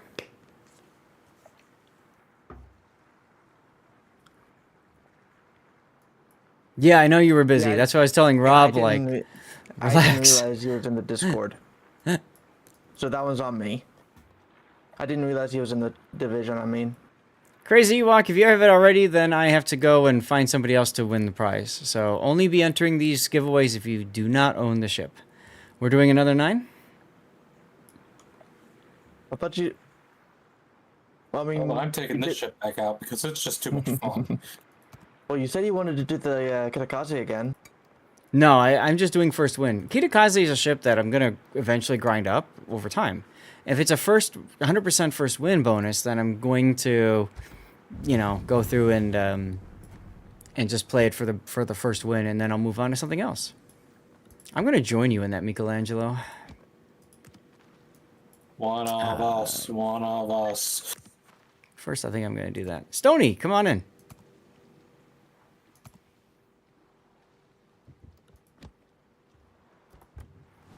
You decided not to pick up the Massachusetts Black last Black Friday to save up your doubloons, thinking you could get her this year. Yeah. Yep. I understand that one. Electric is also an EU player, yes. However, he does have an NA account, as you guys can see, so he may request it on his NA account if he'd rather have it there.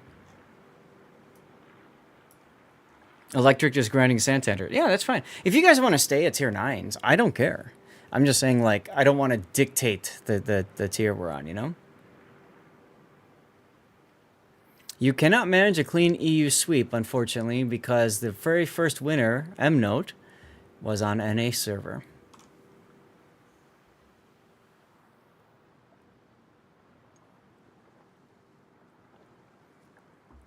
Of course, I suppose that as time continues and marches on, eventually people in Europe are going to go to sleep, and that might sweeten the odds for the NA peoples, huh?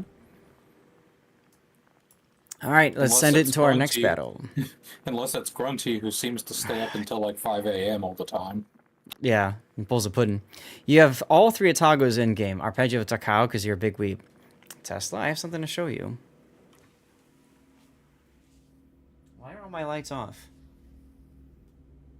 Oh, fireworks.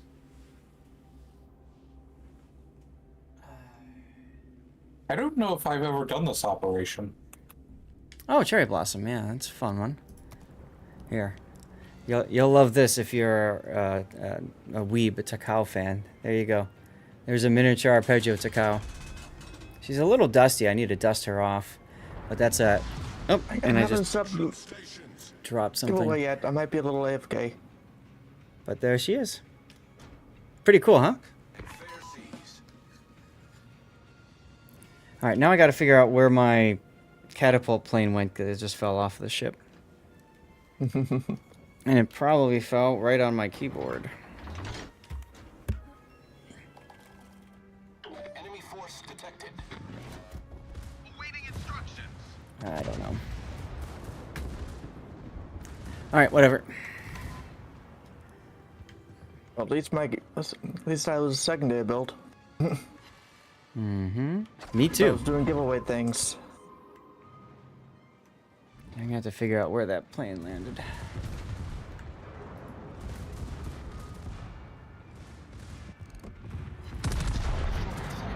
You know what ship All is right. really fun to do this particular operation in? Hmm.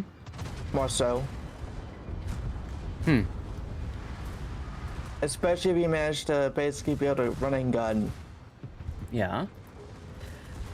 New giveaway is up, guys. Hashtag Kaga. You gotta be a follower and present, of course, to win.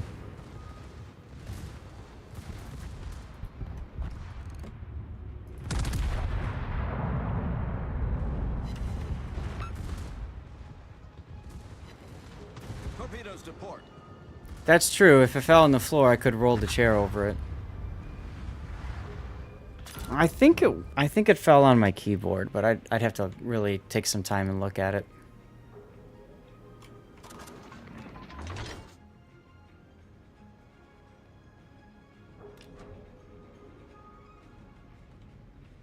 Yeah, they do, don't they, Duckman? Well, that's okay.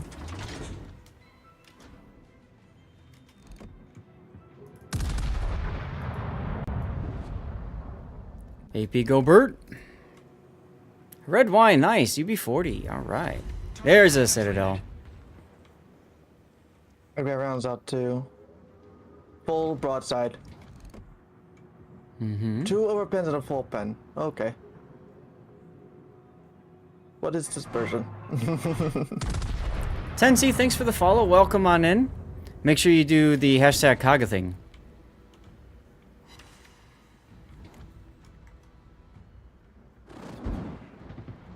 Takao and Haruna, best waifus. Haruna's fun too.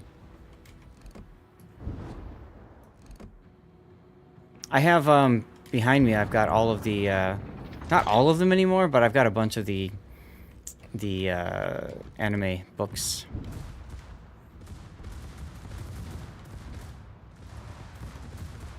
Is there a limit? 1 boat win max? There should be. I think that would be only fair. Wouldn't you agree?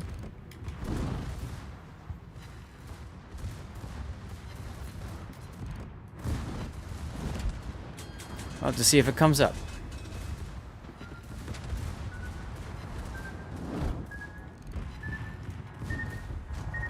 And apparently I used Hydro already. That's interesting. Me if bad fingered it.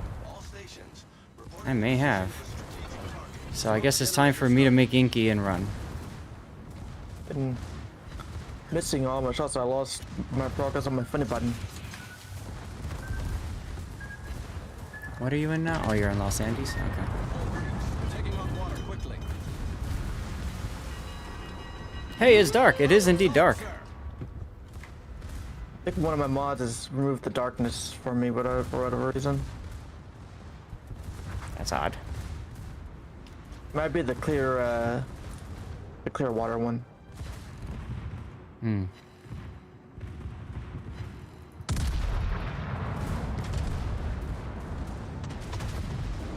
Smoke screen set.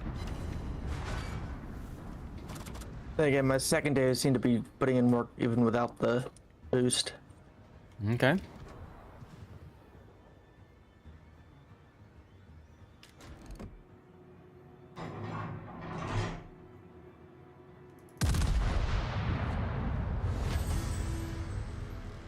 Did we just lose a star? No. Okay, good. Constant weather effects mod. Ah, okay. Thanks, Infidel.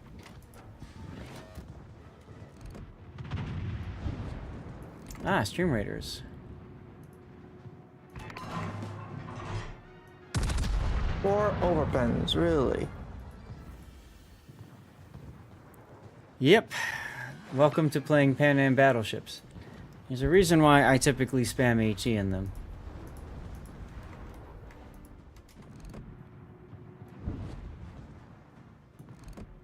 Yeah, but when you really manage to get a good hit, you just smack. Oh, sure. It's just so rare that it's hard to, you know, expect it or plan for it. Nope, we have one more giveaway to go after this, Ujam, in Alabama. The Cossack and the Toggle were the only ones I did not already have. Elusive, that would be correct. Watch that Yukamoto Rob- melted. Rob didn't update the pinned comment. Oh my goodness. Sorry. Hello.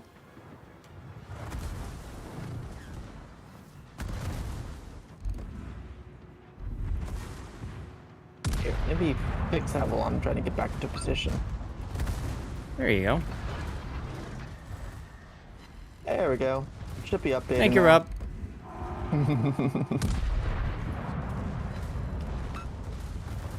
Although I did not remember to set a timer, so we'll probably just be winging it there. Gonna kill Rob. Gonna get Rob killed from that request, right?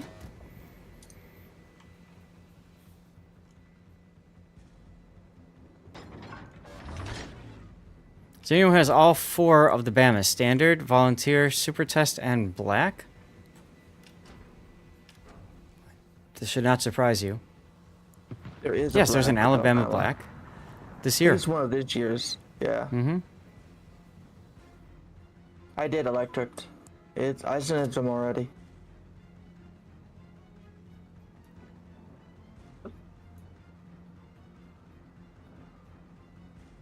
Of course I would. It's me we're talking about here.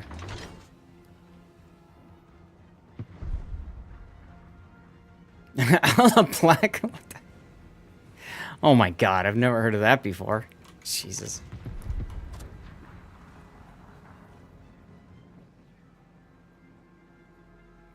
Alright, so where is our Tago? Or is it a Yoshino now? I don't think I've seen him not be in a Otago. Could be I wrong. know, right? Smoke generator started.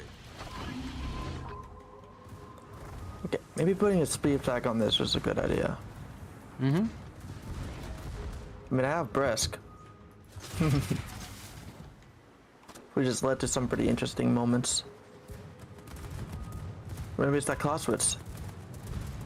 Yeah, I don't know it's why not they Tago. didn't... I don't know why they didn't announce it. But yeah, it's kind of weird. Oh well.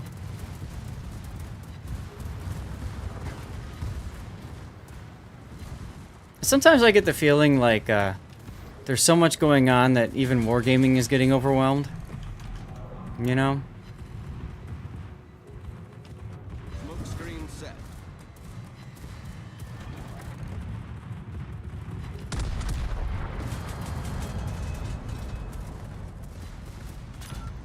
Hey, triple citadel on the Otago. Let's go.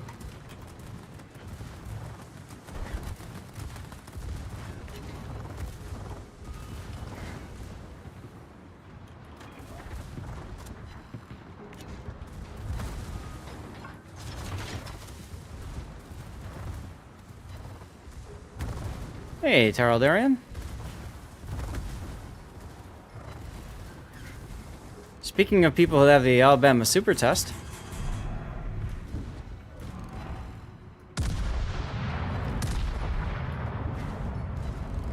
How's it going, dude? Bye, Otago. Oh, come on. I was robbed. Wait, you're not dead? Oh wait, different Rob. Different kind of Rob. I'm sorry, I saw a joke and went for it. You did. Oh, suddenly, light. Where's my 3 seconds? Over there. Yeah, you never know.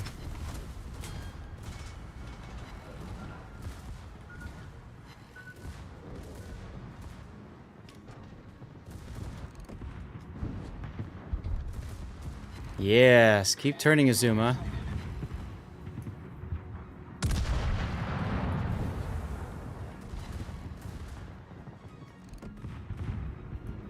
And then Yoshino. So, the Harugumo got its torps off. Okay. I discovered that fact with my face.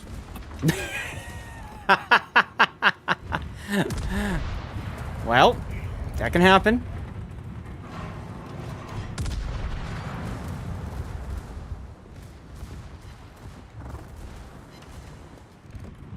Ouch.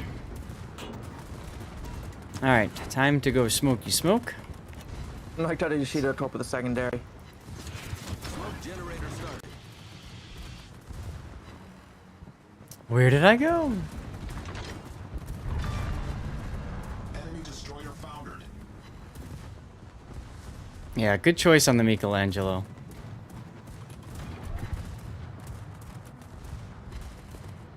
I can never get it to work in randoms quite as well, unfortunately. Yeah, that's right, Taradarian. We're getting giving away a Kaga and then an Otago, or a Kaga and an Alabama at the moment. We just gave away Oh, an we already gave Otago. away the Otago. That's what I just said.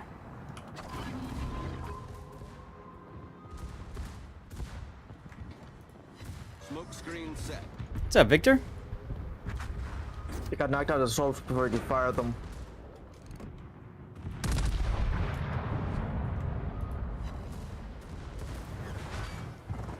$4,000.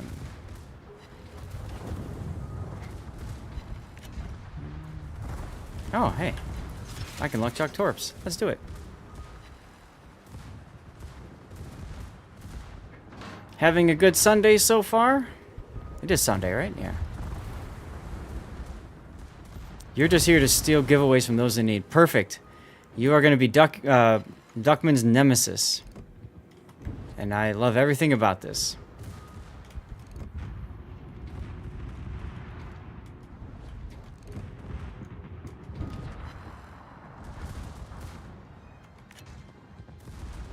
"14 seconds.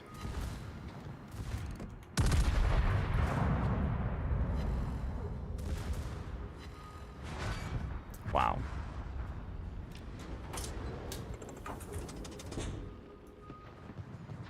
Where's your nemesis? And just as a reminder, we do have a few spots open in the div, so if anybody wants in, send me a message in game, Lord_Zath.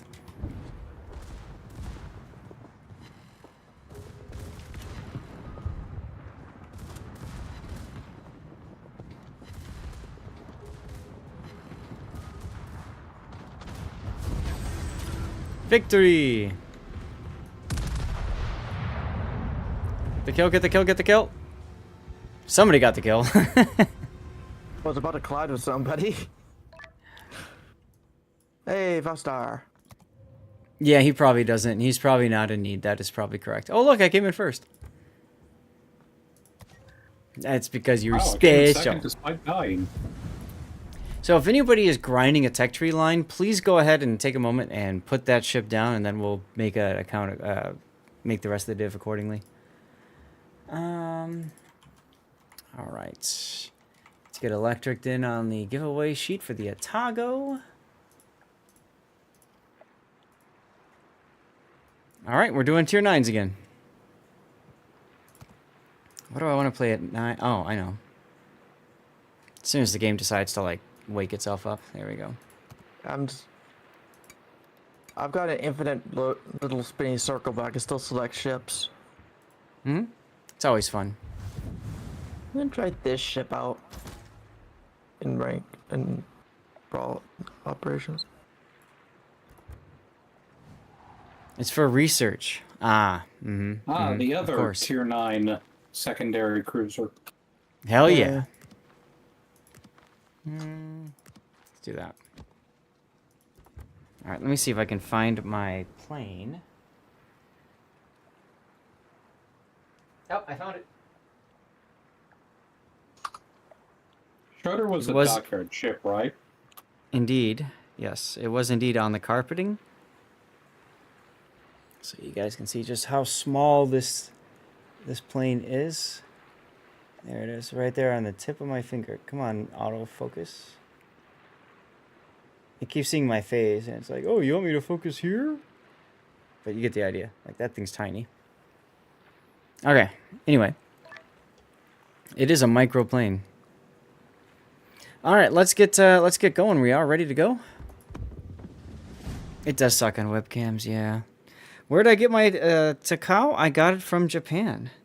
I bought the entire set of these ships in miniature. I've only built the Takao and the I-401, but I have the box downstairs with the rest of the ships in it. I'll just put it up on the top there.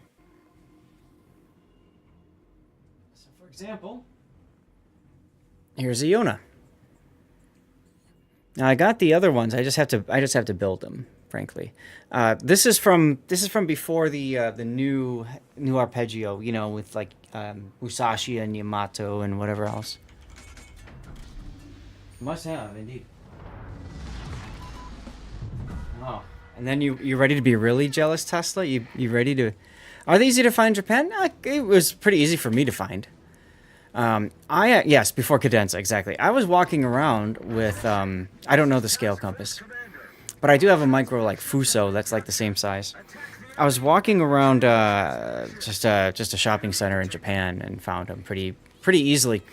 I did excuse me, I did print out a the Arpeggio Blue Steel logo, and that came in very handy because I could point to it. I could say I'm looking for something of this, and then there they are. So you ready to be truly jealous here, Tesla? Yeah, look at this. I have Wargaming, playing cards, Girls und Panzer, and Arpeggio Blue Steel. That is like my Yes. It's Yes. Smoked already. Now, one of the suits, I don't remember which one. I think the black suits are arpeggio ships. I think that's how they work. So yeah, good stuff. Good stuff. So clubs and spades are arpeggio ships. Holy Grail cards, damn right. And then the other, and then the red suits, so the hearts and the diamonds, those are going to be Girls in Panzer. So one of them is the character themselves, and then the other one is the ship. You bought the figurines off eBay. There you go. Wow, somebody went north quick. It's our Chung Moo buddy. Good job, Chung Moo. Oh.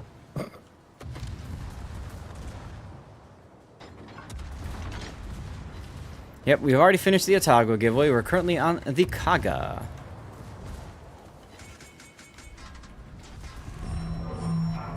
Well, that was productive use of torpedoes. Yeah. Oh, I Got a lot of things probably shooting at shouldn't me. be That's a carrying scary thought. I have Unsinkable Sam as my captain.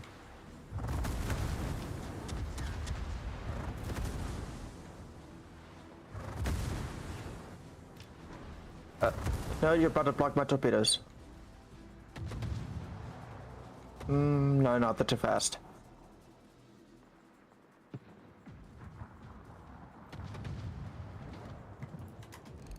I'll read that in a moment.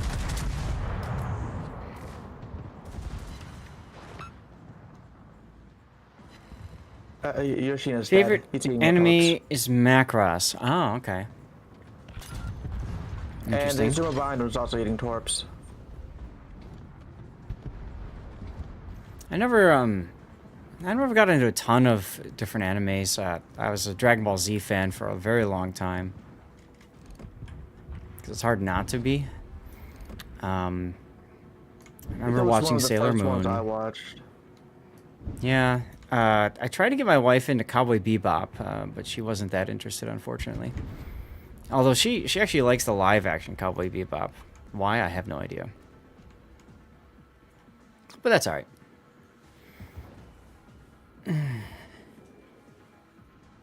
But yeah, so I've got a few anime things. I also have, well, you probably can't see it that easily, Tesla, but I've got a bunch of the arpeggio books, the anime books. I think I have up to like volume 13 or something. And then I stopped.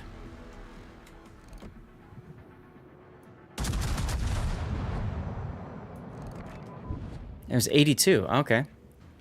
Now there is an anime that actually both my wife and I really enjoy, and they are just redoing it, and I didn't even know it existed, that they were redoing it, and it's called Ranma 1/2, and that is a hilarious anime. It's one of the best ones I've ever seen. Hey, Ravender. Dragon Ball at an older age made you realize how much of the anime was just Goku yelling. Yeah. Ah, like that.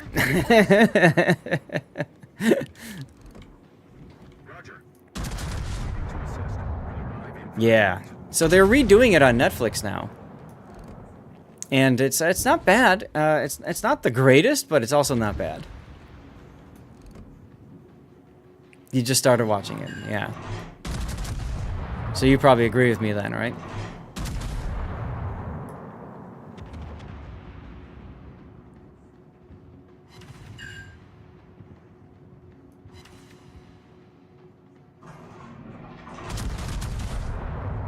Supposedly they're voiced by the same actors and actresses, at least probably from the Japanese voice side of things.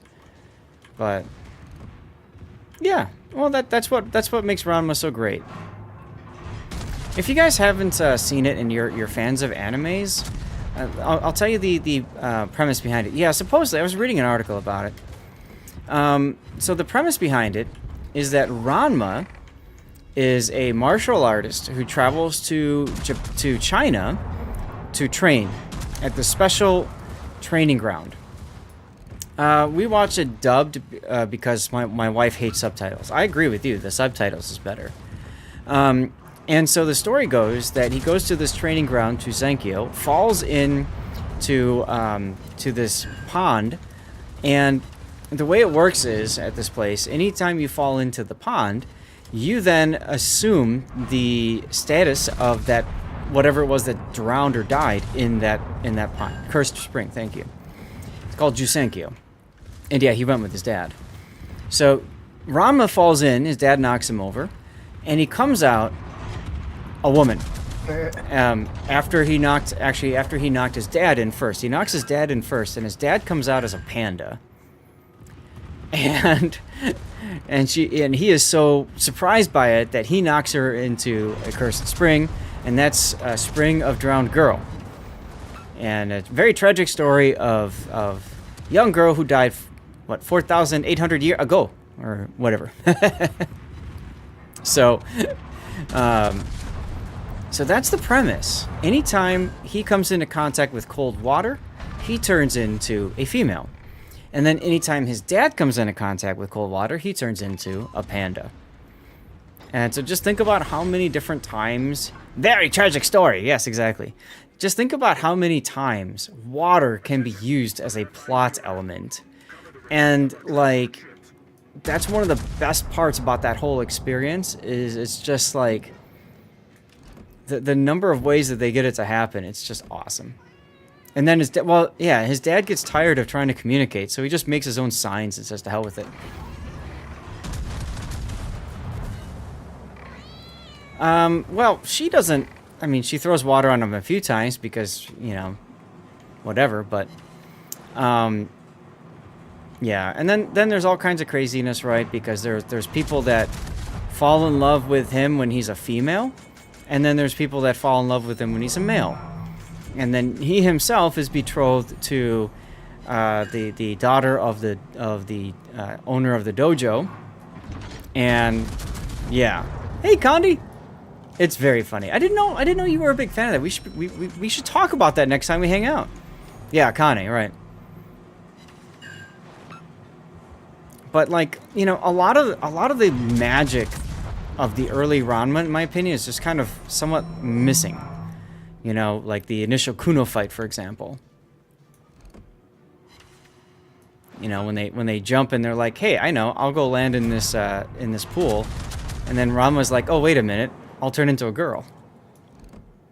Shampoo is my favorite. Shampoo is a Chinese Amazon who turns into a cat when doused in water. We've been waiting for her to make an appearance in the reboot. It hasn't happened yet. They have to get through that stupid subplot with the figure skaters and the girl who calls everything different weird names and stuff. Ow! Hey, Yamato, go shoot somebody else. That wasn't very nice. Well, I like how nobody even warns me that shots are coming. They're just like, hey. I didn't even notice he fired because I was too busy torping the... Exactly, Yamato was about to shoot you. Great, thanks. No, that probably not that. I don't know. But yeah, so that's a lot of fun. And then her grandmother, I hate Hapasai. Hapasai is probably both my wife and I hate Hapasai. We're just like, anytime we see an episode with him, we just kind of groan. We're like, oh God, not again. He's just annoying, this whole dirty old man trick thing where he just goes and steals women's underwear. It's like, come on. That's just dumb. Yeah, you know, exactly, Tesla. What's wild to think about is if you watch Ranma from the 80s and then you watch Ranma from like the 2024 perspective, just the amount of things that they do on the show that you just can't do anymore. You know, like, it's wild. It's absolutely wild. Yes. What was her name? What's the grandma's name?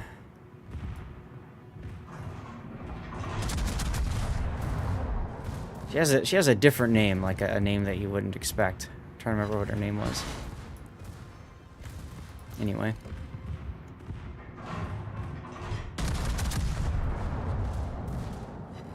You got into Ranma in the in the manga, the original? Nice. Ooh, Citadel and Yoshino. That's fun.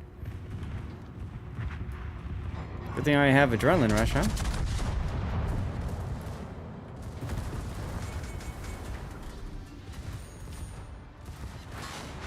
Oh, another Citadel.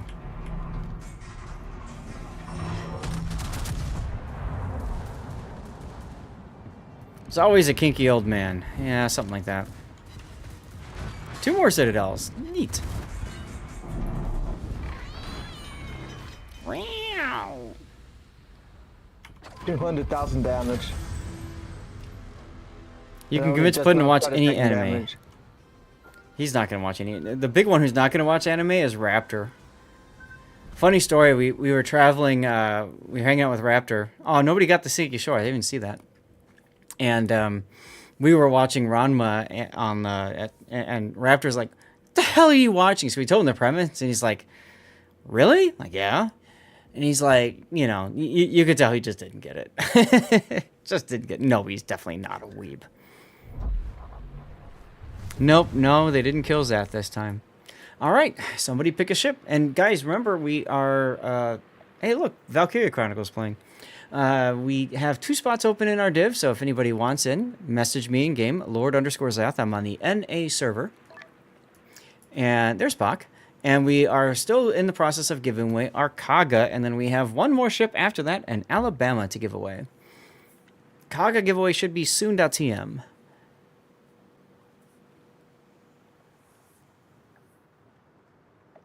All right, we're going to 8. Does that make you a weeb? Yes, it does, Duckman. What's up, Demorian? I'm fine. How you doing? We got 1 spot open if you want to join us in the div. Tier 8. You know what? I think since we've been talking about her, I think I'm gonna take her out.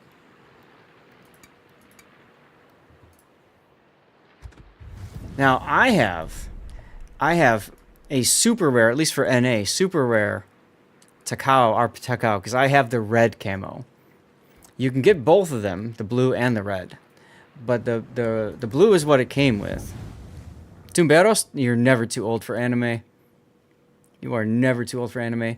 The blue is nice, but I love the red. The red is dead sexy. You want Kaga so bad, all you hear about every time is someone mentions Karis is get Kaga. Yeah, oh yeah. She's what you want. I don't believe that they're the OG voice actors. I think originally they were. I don't recall off the top of my head.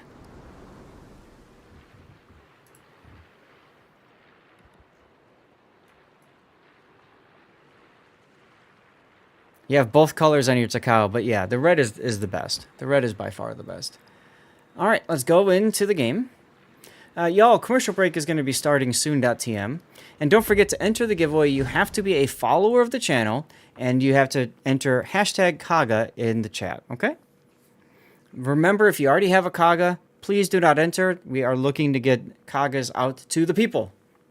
And this isn't one of those things where you game the system and try to get compensation, because it doesn't work that way.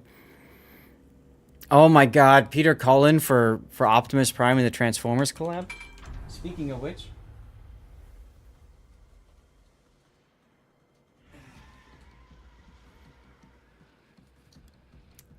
That's the original Optimus Prime. Not sure why I chose to use this ship, but I did.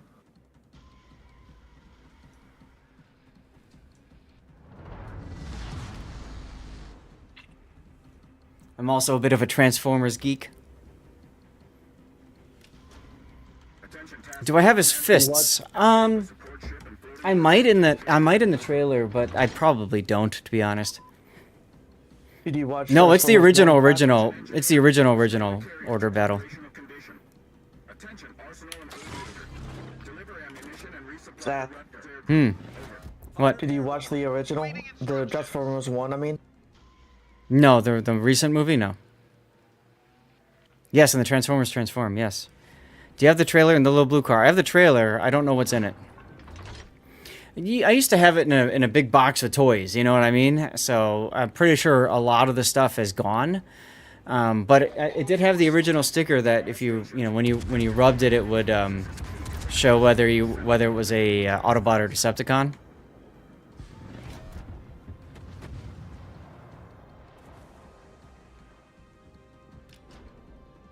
Where the hell's the rest of these guys?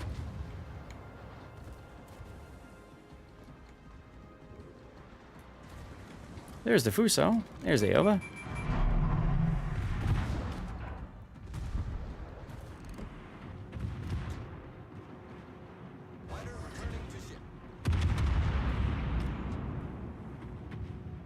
Come on, turn. You didn't turn, but whatever. Oh well.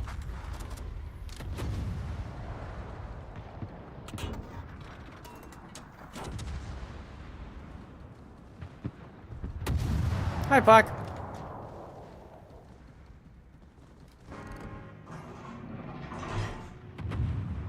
Alright, there's the DCP on the Fuso.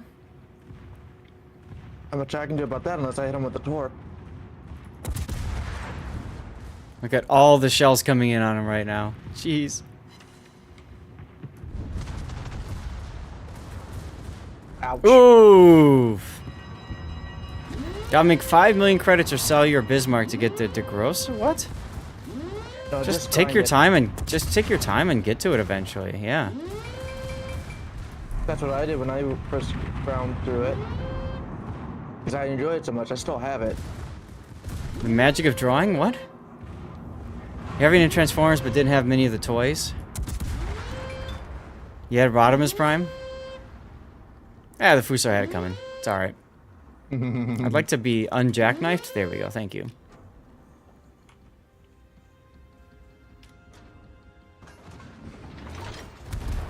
Go away, Rob. I'm gonna go for this heal.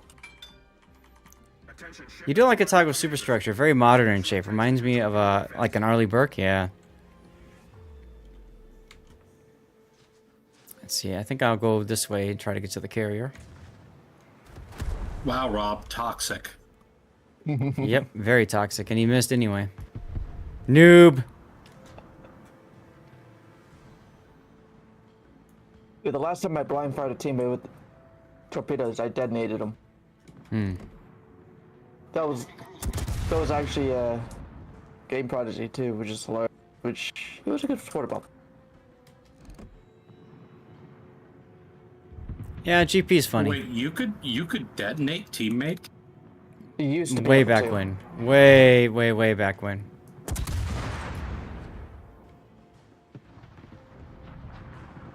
It used to be years and years ago now. Where you could actually damage your teammates. Oh no, I remember friendly fire. I just didn't know even when it was active that you could actually detonate them. Oh, yes, you yes. could. I saw it happen quite a bit, and saw Hey, quite a bit of Dubong. spelled in chat because of it. Which I can't really blame them for getting a little annoyed about getting detonated. Attention, squadron commander. According to reconnaissance data, Well, first they removed friendly fire, now they're removing detonations. Yep. Fighter airborne. And while I always felt it was funny to see our Yes, they detonation, were. I actually kind of agree with removing them as a whole. Oh, yeah, So it absolutely. didn't add anything to the game. Clever girl. Alright. Stream Raiders is done. Let's get the next one going.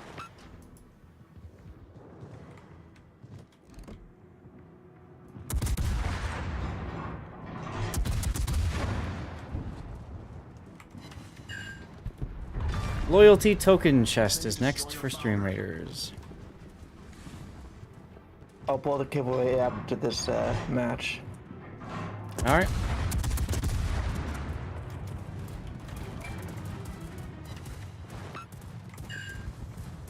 Fighter returning to ship.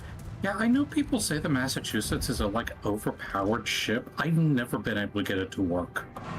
Torpedo. She's ridiculous. this is engineer. All stations. I have equipment for light repairs of ships. She's absolutely ridiculous. Oh yeah, you should have seen some of the matches I was having in her. I think I got like 8 or 9 high calibers with her in ranked. And at least, of course, one day I got 4. Hers! Probably after I got her, so. Hers, thank you for the raid. Thing without like doing anything. Bam, let's go. Let's go. You guys are bringing Stevie and Prue some food. Watch this. They're going to take you right to the food. There it goes. Hers, thank you for the raid. Oh, I kind of covered that up. I'm sorry. You always preferred superfying triples. So, no, I'm back to repair circle. she did have a bit of a problem being being a little top heavy. But like the Mogami, for example, had the 155s, and then they had to change them out during the war. She was designed with the 203s, but in order to get away essentially with lying, they put the 155s on her. But Tago's great. Anyway, welcome on in, those of you guys that just raided in. We have a giveaway that we're going to be pulling at the end of this round, so you definitely want to get in on it if you would like. It's for a Kaga. So you need to make sure you are a follower and that you type hashtag Kaga in the chat. Please only be doing that if you do not have a Kaga yourself.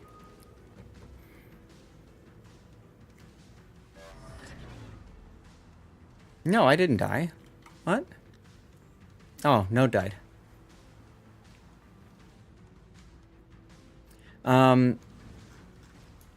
Beyond that, most ship girls are very top heavy. That's very true, Driftin. Yeah, I did dive. Like I said, I just always explode in this thing without doing anything. Well, you were pretty far forward. Last I saw. Isn't that how you're supposed to play the ship? Yes and no. In Depends ranked? on what you're doing. In ranked, yes. But in operations, you're better off, especially like this one. See, there's a heal ship. So you're far better off just playing closer to the heal ship and just enjoying Sniped things. that one. Arpeggio isn't as bad as Azure Lane. That is true. Are they underage? I don't know, Duckman. High school fleet. Yeah, now that's a different story. That's one of the things I actually liked about the Arpeggio anime is that like it wasn't like over the top like boobs in your face. You know what I mean? Like I kind of like that it had a nice story to it, and it got a little weird with Cadenza, but I mean that's what happens with just about any anime. When they get popular, they like, oh, we're popular, we gotta do something different now, push the limits and whatever. Yeah, the Arpeggio story is a great one. Arsenal's almost dead. Raptor's almost dead.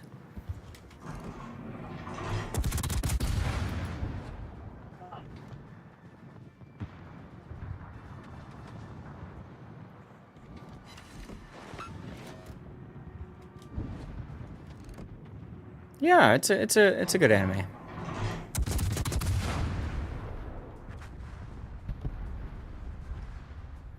All right, now we need somebody to get to the end section before Raptor does.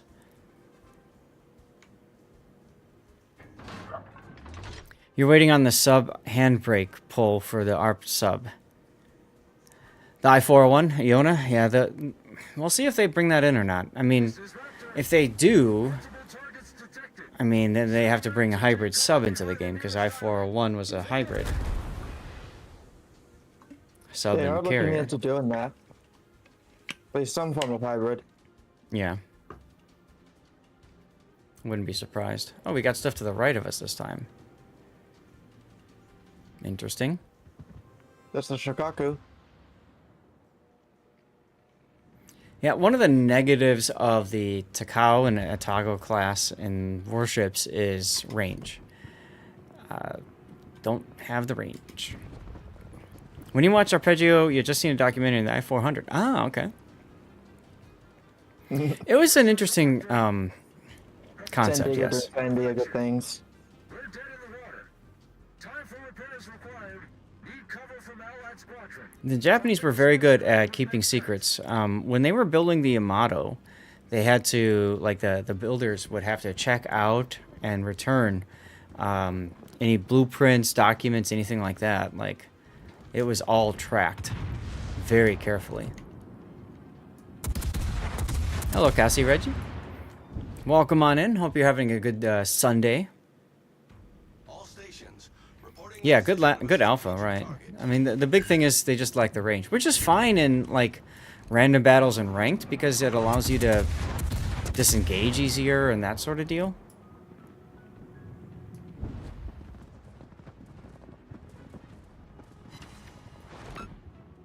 This is true.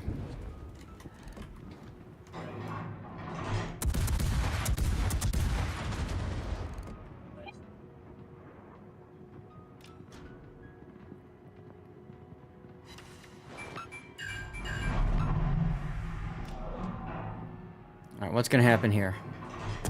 Yep, thought so. Shinano was so secret the US Navy didn't believe Enfield for like 3 years after he sunk it.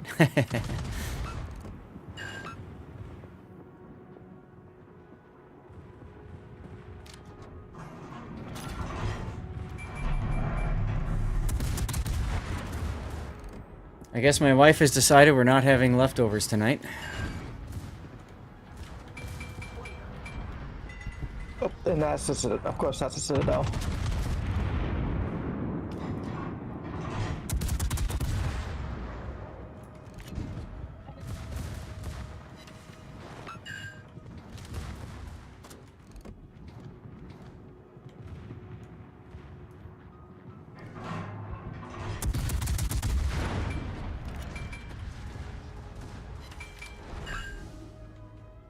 Did anybody beat the Kaga to the Ranger yet? I think we did. I died, by the way.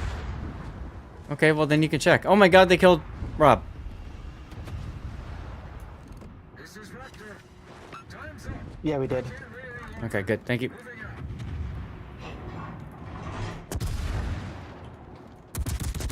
I got 8 Citadels by the end of the match. Hmm. And to his explain, shot down. Not quite enough for a defense expert.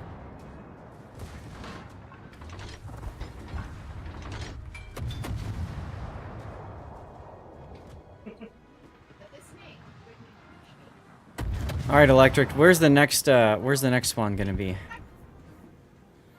Is it gonna be south or north? North. Okay, cool. Hello, Mr. Congo. This might hurt. Hey, Master Arn. How you doing? One of the most handsome Takao players. Well, thank you. Pretty sure Sea Raptor and Puddin agrees? I'm sure they do. I'm sure they do.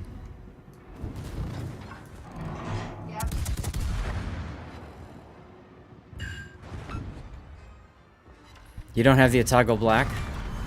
Atago Black's nice. B3 and B1, okay. Hey, look! A Miyoko!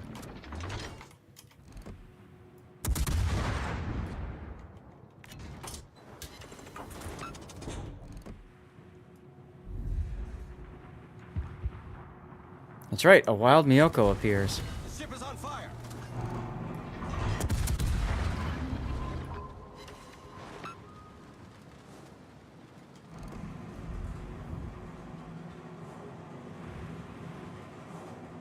See if I can get the bow. Oh, he just launched planes. That's cool. And then check out the comfortable torpedo arcs, allowing you to just do something stupid like this. Oh, and then of course they have the arpeggio torpedo effects too, which is kind of fun. Oh, come on. Stupid freaking island.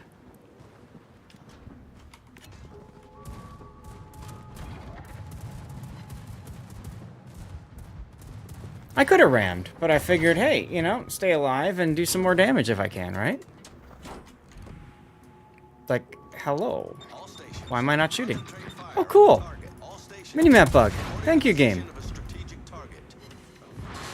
Enemy severely Frickin' damaged. bug. The corrosive torp effect is really nice, yeah. Alright, Electric, anything else? Or is that it? Hey, NZ fan.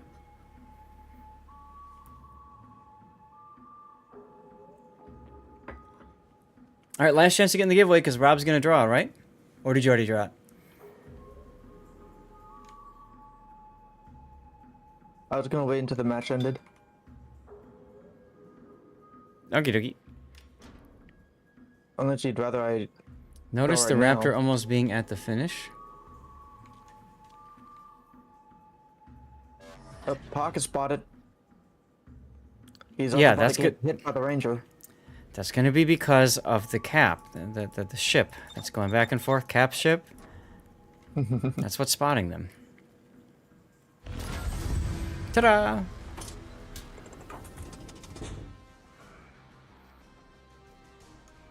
Too bad you can't use the super grab. Oh god, that would be ridiculous.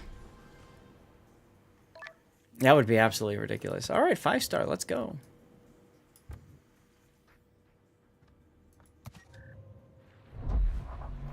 Does Sea Raptor come with a well-furnished home? Got room for one? We do, Infidel. Come on in.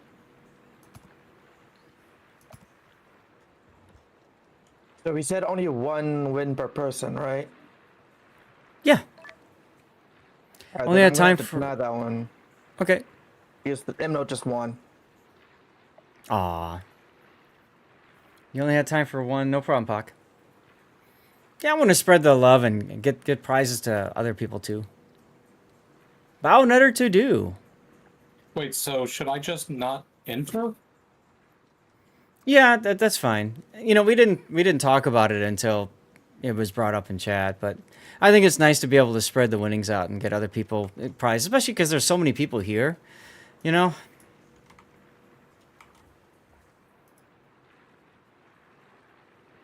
What did I... Wait, hold on a second. Hold on a second. M-Note, you won the Ohotnik at the start of the stream, didn't you? Yes, Yes, you I did. did. Okay, so what I'll do is, since you won again, and we'll do this if this happens for the Alabama again, I'll let you choose. Do you want the Kaga or do you want the Ohotnik? I mean, I would take a tier 8 over a tier 5. Okay. So we'll give you the Kaga But then. honestly, like, if I were to win the Alabama, I would choose the Alabama. Well, that's okay. But then what we'll do is the person who was drawn after you, Baunetter to do, will then take the Ohotnik. Okay? Okay. Do you want the... I mean, that's up to you. Do you want the Kaga? Yeah, I would definitely prefer a tier 8 over a tier 5. Just, Okay. All right, then. Well, congratulations, Baunetter to do. Get in contact, if you don't mind, with Rob, with your in-game name and server. And we'll get you an Ohotnik, all right? We have room for one more. Somebody in the div, toss out a tech tree ship that you are grinding. Doesn't matter what.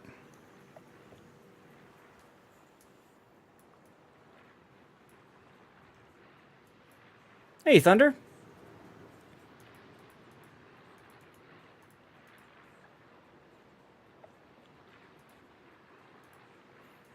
Durance, I don't care what tier we play.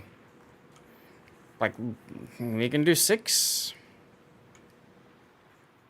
Well, we do have room, so Mad Bones, if you want, feel free to message me in game. Lord_Zath, I'm on the NA server. M-Note was just that lucky, yeah. And hell, he might win a 3rd time and get an Alabama. 6 is fine. Pick a 6. We're on the NA server. Tier 6. what would I want to play for 6? I gotta think about that too. I'll wait for you guys to pick ships and then I'll pick one accordingly. Commercial break is about to start, guys, and in a few moments, once Rob gets all this stuff sorted out, we'll have our final giveaway for the Alabama.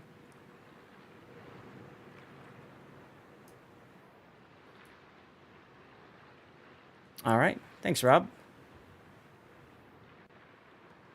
I might have a container somewhere. I don't remember. My Alabama. Hmm.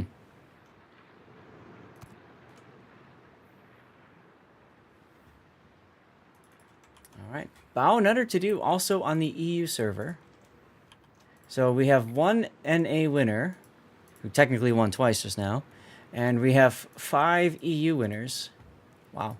Remember, guys, this is a celebratory giveaway. We get to do these once a year, and we are celebrating 6 years of being a Wargaming, World of Warships, I should say, World of Warships community contributor.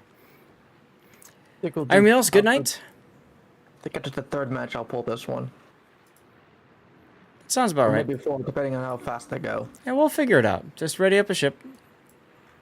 All right, no more cruisers. So if I had to choose between the remaining ships... I'm still not entirely sure how to play this particular ship. Got it from the dark. But the most recent... Oh, the Leipzig? Yeah. In honor of the Euro video, I think I'm doing this one. What do I have him set it for? Okay, that's fine.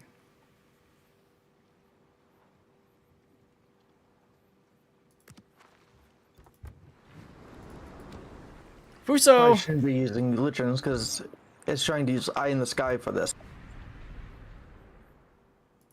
I think I used Actually, it for my Tier 6. gear.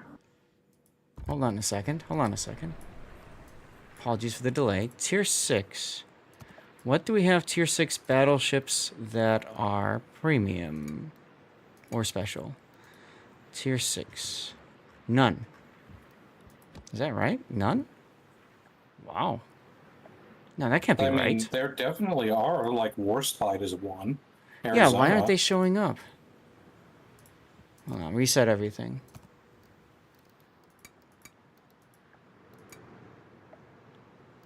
Tier 6. There we go. Okay, now it unfooked itself. So there we go. I could do repulse. Repulse would be fun.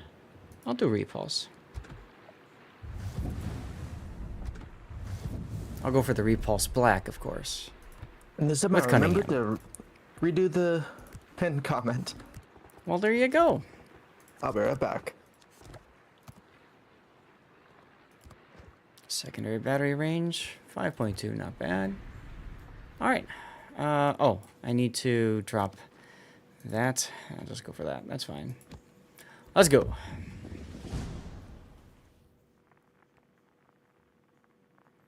What's up, Isaac? Welcome on in. Oh, I see what you did there. I see what you did there.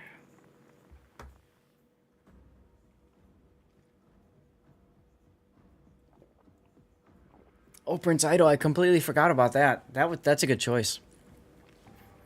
I could have put Luien's on and everything. Oh well. Hermes again?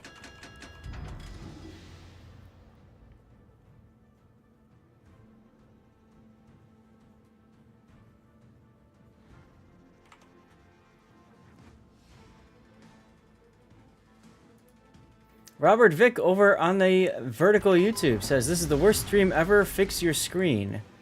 What's wrong with my screen? What is up with the box screen stream? Oh, okay. He didn't read the title that says I'm on vertical. And there's also a horizontal version on YouTube. So if you are still here, Robert, check out the horizontal stream. Is Alabama the state where there are so much inbreeding that even the dogs know where to? Yep, that sounds about right. Okay. It says error while following channel. You might be a follower already. Nice work. I don't know. Let's see.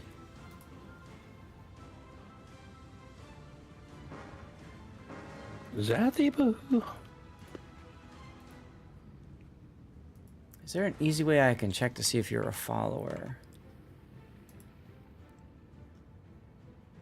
Hi, Scheist. Thought that was you. What are you doing? Fine. We're just doing some operations right now. Yeah. Were we checking to see who was a follower? Who was that? Victor. Tell him to turn his computer sideways to fix it. That's right, Seabear. Weekend Warrior, take care. He's not a follower. Thanks for hanging out. If we could just, for me, if I just click on his name, they follow. Okay. So you might try Victor logging off and back on again and seeing if that works. I don't know. Is it time for fireworks? It is indeed. How's your weekend been, Scheist? I spent the entire day changing out my main door that goes in and out of my house. Oh, that sounds fun. Not. Yeah, I made a huge grammatical, or not grammatical, but mathematical error. Ah, so I you... could have sworn about 9-10 months ago when I measured that door, it was a 36-inch door. I did not revisit said door and remeasure before buying new 36-inch door. In other words, you cut twice and measured once. Yeah, kinda. I got up today, got moving around, got motivated, went over there, ripped the door off the hinges, ripped the frame off the wall, got it all the way open, and went and grabbed the other door and took it out of the frame, put the frame in place, and it goes, nope. Too big. All it said sorry to to me hear was, that. too beaucoup. Unfortunate. I spent 5 hours cutting and opening up the wall to make it larger and then reinforcing it, and then finally got, yeah. You went the hard route. Oh yeah, I had to cut out plaster lath, had to cut out siding, had to open the doorway up 2.5 more inches, totally reinforce it. Yeah. But now I have a keyless entry security door. I no longer have carpenter's paper and tape covering my window to secure my privacy from my neighbors. Aha. That's always good. It was ghetto fabulous. So you asked, I told. Yep. Gotta say, I would have thought you'd be jumping at the prospect of opening things up by a couple inches. Well, Victor, I mean, thank you for the follow. I do need a little extra space for my fat ass. Thanks for pointing it out. And that's what There you go, Victor. on. I got a 29-inch door going to my basement that your little butt will fit through. No, there we go. Victor, what fixed it, if you don't mind me asking? Was it logging on back in again?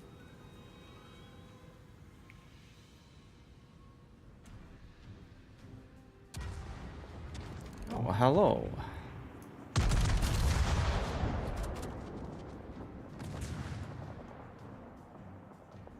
Enemy battleships detected. Really? Is that what these are? Ah, okay. You just did that, so that worked. Cool. Thanks. I was just curious, you know, in case somebody else has that problem. So, if you haven't done the Kaga thing, do the Kaga, or Alabama thing, I mean. Yeah, so next weekend it's going to be really cold, so I was trying to get this knocked out before the weather gets here. Yeah, I was talking to Puddin about that. We are absolutely not looking forward to that. We're getting into the teens on Friday, brother. Yeah, I know. I do too, yeah. That looked like I heard there, nope. Because of my work, I have to keep my eye on the sky 24/7. Because this time of year, everything hinges on temperatures. Uh-huh. Concrete construction. Yep. So Makes sense. yeah. See, here in Florida, it's just going to be like in the 50s, which, you know, meh. No, that means bring out the winter jackets for you guys. Maybe for native Floridians, but I'm from Indiana. I'm Okay. For me, that's still short sweater. I'm gonna go. You get you get a pass. Wish you. You get a late pass. season hurricane. It's horrible, isn't it? My God. Wait, somebody from Illinois giving a Hoosier a pass? Isn't that, like, illegal? I mean, I don't know, maybe. Hey, you know what? With the amount of taxes we pay, we get a whole lot of ability to do a lot of things, okay? Darn corn fedders. Mad Bones is playing the game and actually tabbed out to type that in. How do you feel about that?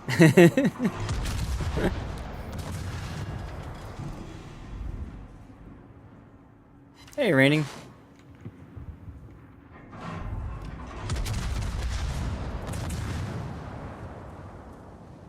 Excuse me, Leo.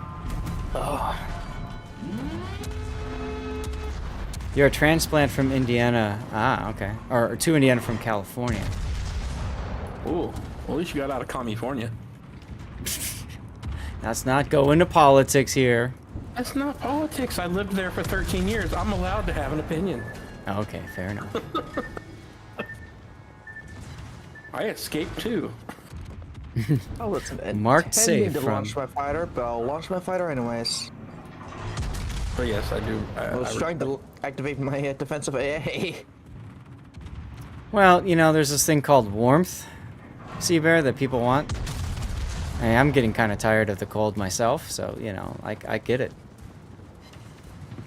Yeah, death to the turpits. Let's go. See, my fiance, for some ungodly reason, likes the cold, so yeah. Typically, the cold temperature doesn't react too well to arthritis, or Yeah. vice versa. And so, That's yeah, true. the seniors like to go south because it helps them stay limber. And cold temperatures, senior citizens really struggle. So, most, Well, not like- all, but most, in general, that's typically why they go south, like snowbirds. Engine boost Yep. deactivated. I mean, my dad keeps in the summertime, my dad keeps the heat, or the AC at, what was it, 89 degrees? 89 degrees. Jesus Christ. I got my house set at 67 right now, and that's plenty. All right, the arpeggio opening.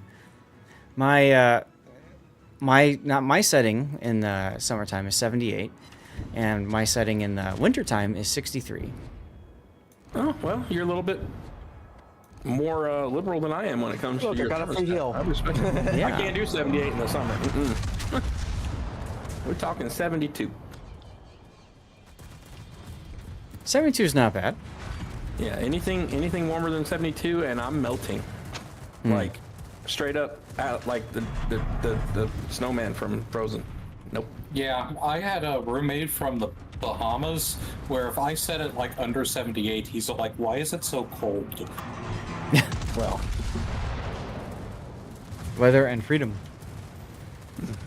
Yeah, so I don't know what he's gonna set it for the wintertime. He doesn't like to spend a lot of money on things, so part of that I think is that. Also, his girlfriend hates the cold.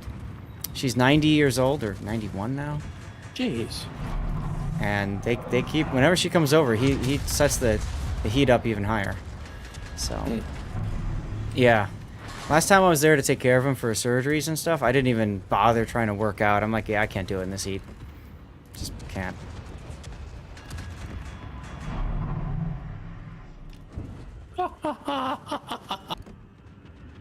Sorry we could only do one game with you yesterday, by the way.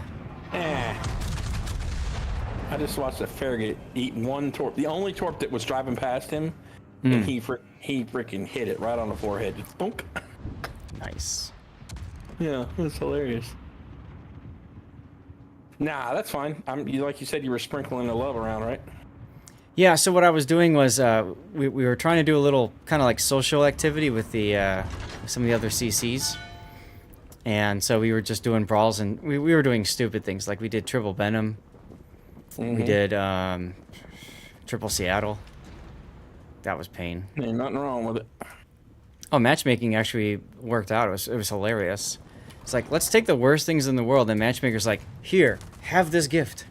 Well, thanks.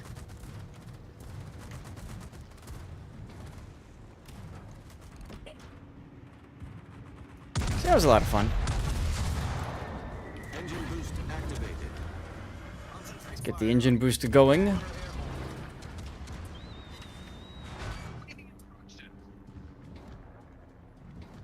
Right, exactly. That's premium matchmaking for you. How about the rest of you guys tuning in? Where are you watching from? I know Conde is in Portugal.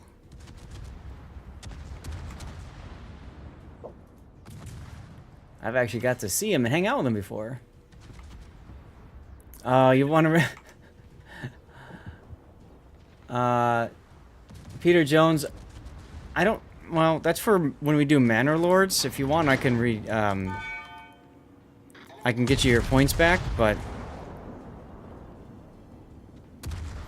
Yeah, we should be running at least one more after this.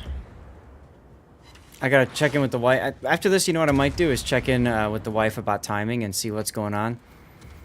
Because I don't know what she's making, but she's making something in the oven. It's either lasagna or pizza. Yeah, I'm glad the Star Trek event's still going too. I'm looking forward to seeing what happens with the third operation after the patch.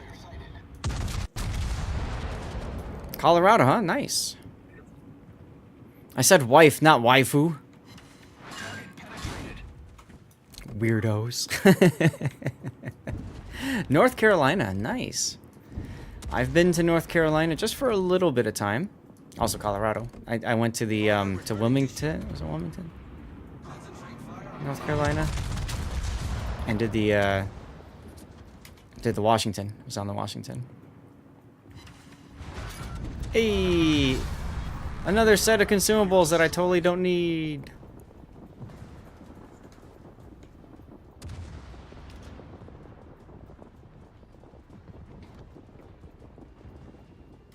Yeah, I read something too about it being harder than the originals, so we'll see what happens. Dywell Electric. Oh, hi Nuremberg. Right after I switched to HE, I see a Nuremberg broadside to me. Feels bad.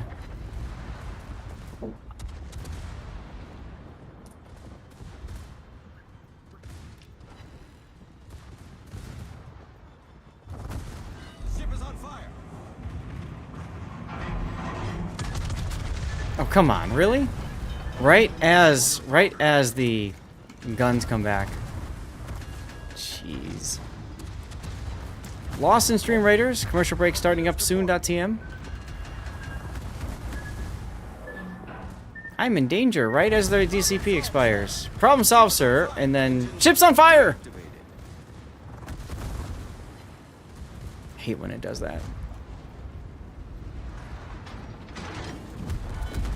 Mad Bones, you're gonna squish me.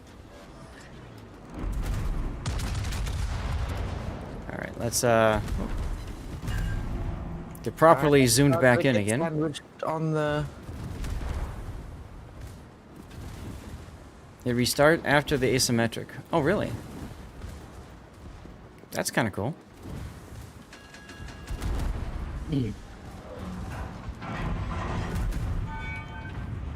Why are you guys killing these things before I can shoot them? Getting annoying. Stop it. Wow, we just zeroed out. Ha! Ha! Got you. Just as I died. Alright, let's get the next Stream Raiders going.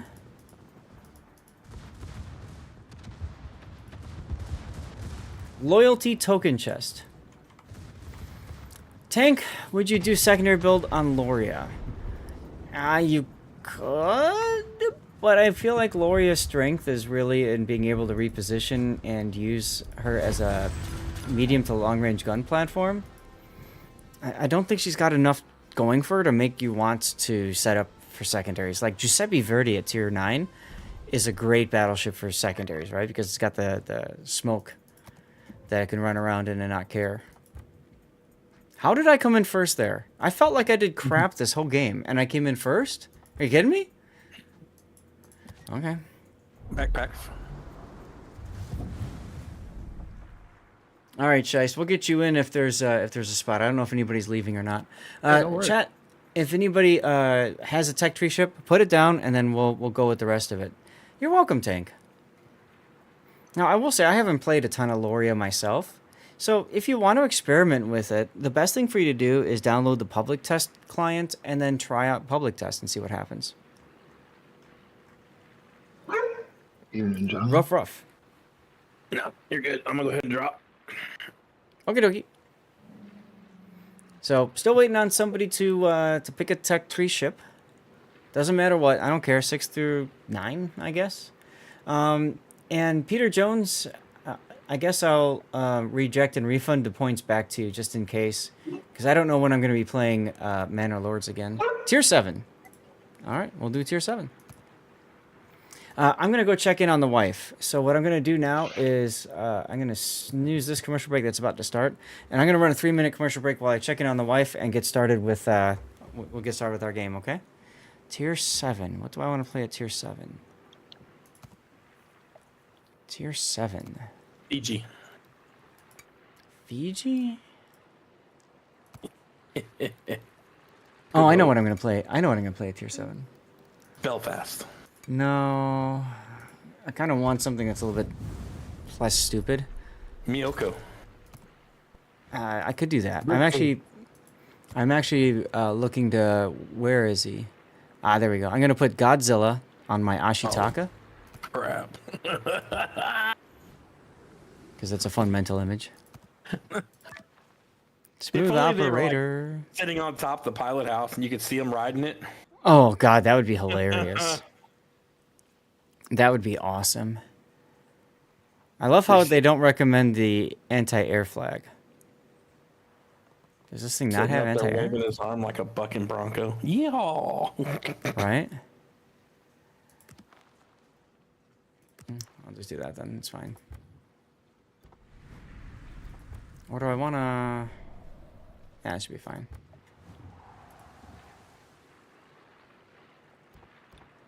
Actually. Oh, where is it? Equipment. Oh, I got to put blues on too.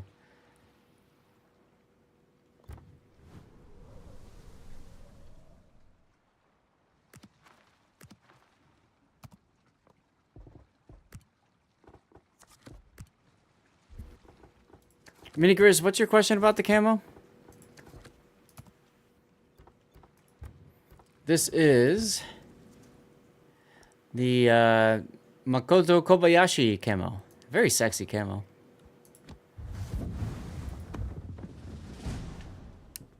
Grundy's not on, don't do the blues. There you go. Be right back.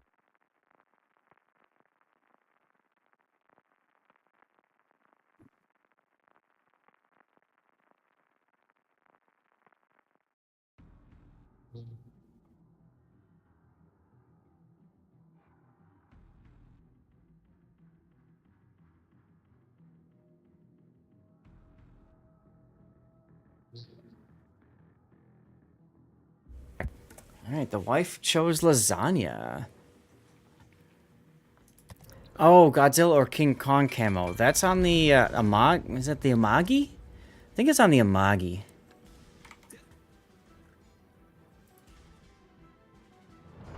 Demorian, did we get you in here? I can't remember. Nope. No, you're also waiting. Okay, sorry. No, it's all good, man. I saw you were full when I joined up. I just figured I'd come say hi. Well, thanks. Yeah, how you doing? Happy Sunday. Yeah, I can step out if needed. No, you're good, man. Look at this thing glowing. Is that cool or what, huh? Look at that. That's pretty, man. I'm gonna screenshot that right there, because that's just freaking awesome.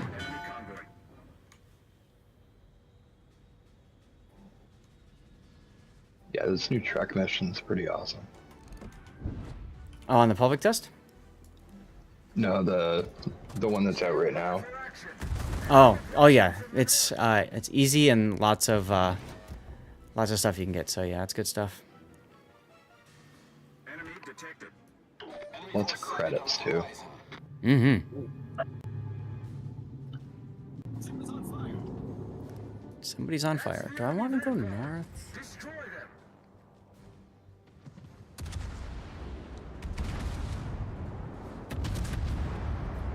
I think I will at some point. Hello, Fuso.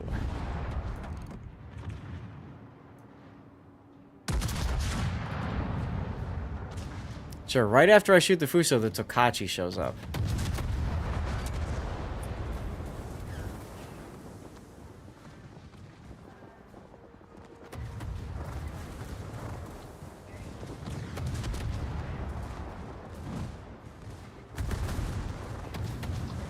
Alright, chat. What are we gonna do here? Kill Tokachi? I hit the Tokachi with torpedoes I fired at the Fuso area. Cool, so I should shoot the Tokachi first. And you missed. Okay, that happened. Oh, hi, Sam. Hello. I have 5 people targeting me. This feels good.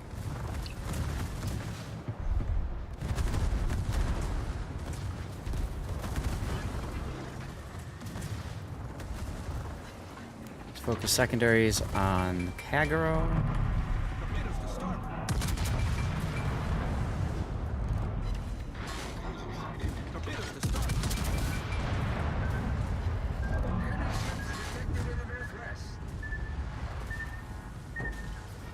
Okay, this is not a good time for these other cruisers to be showing up. That's for sure. Kagero. There we go. Rip our Fletcher.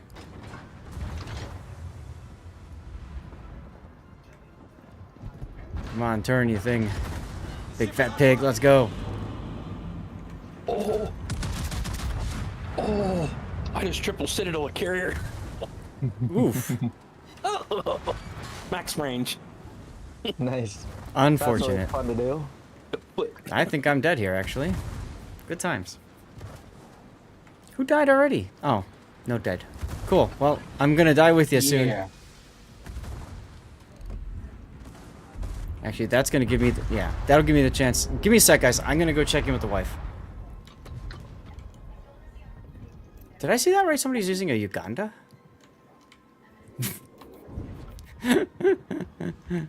Who stole my guffin? Thanks for hanging out. I'll be right back, y'all. Attention. Transport ships detected. Destroy the escorting ships.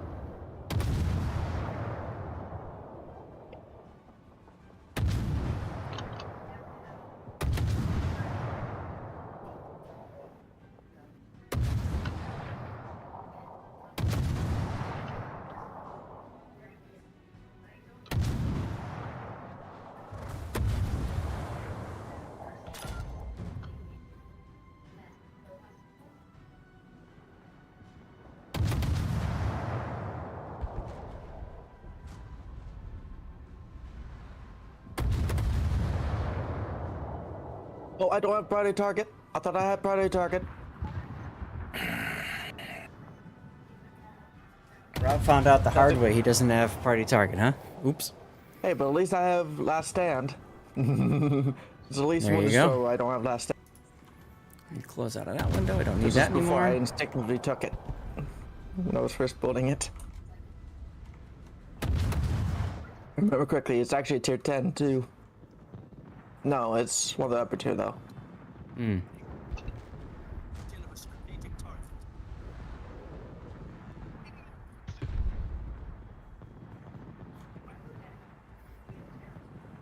Yeah, I should have turned south at the start, but I didn't expect the other ships to all just show up at that time, so got kind of hosed there. Yeah, I just walked Hey, Durance. forward. I didn't realize that every ship was going to focus me. Oh, You they were the do closest that. Target. They absolutely do that. I owe you one. You know what? That's what I'm gonna do. I'll be right back. Duckman, that gives me an idea. I'll be right back. Yep. What?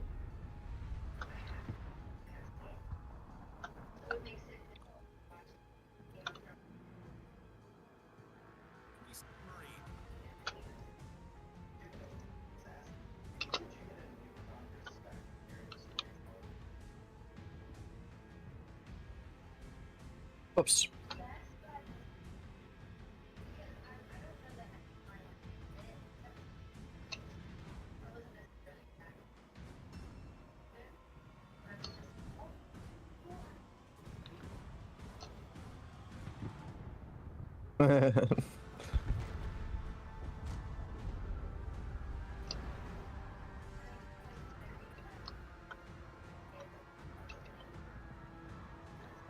No, you heading out? Yeah, I am. All right. Let's zap now. I mean, I'm going to be in the call for a few more minutes, but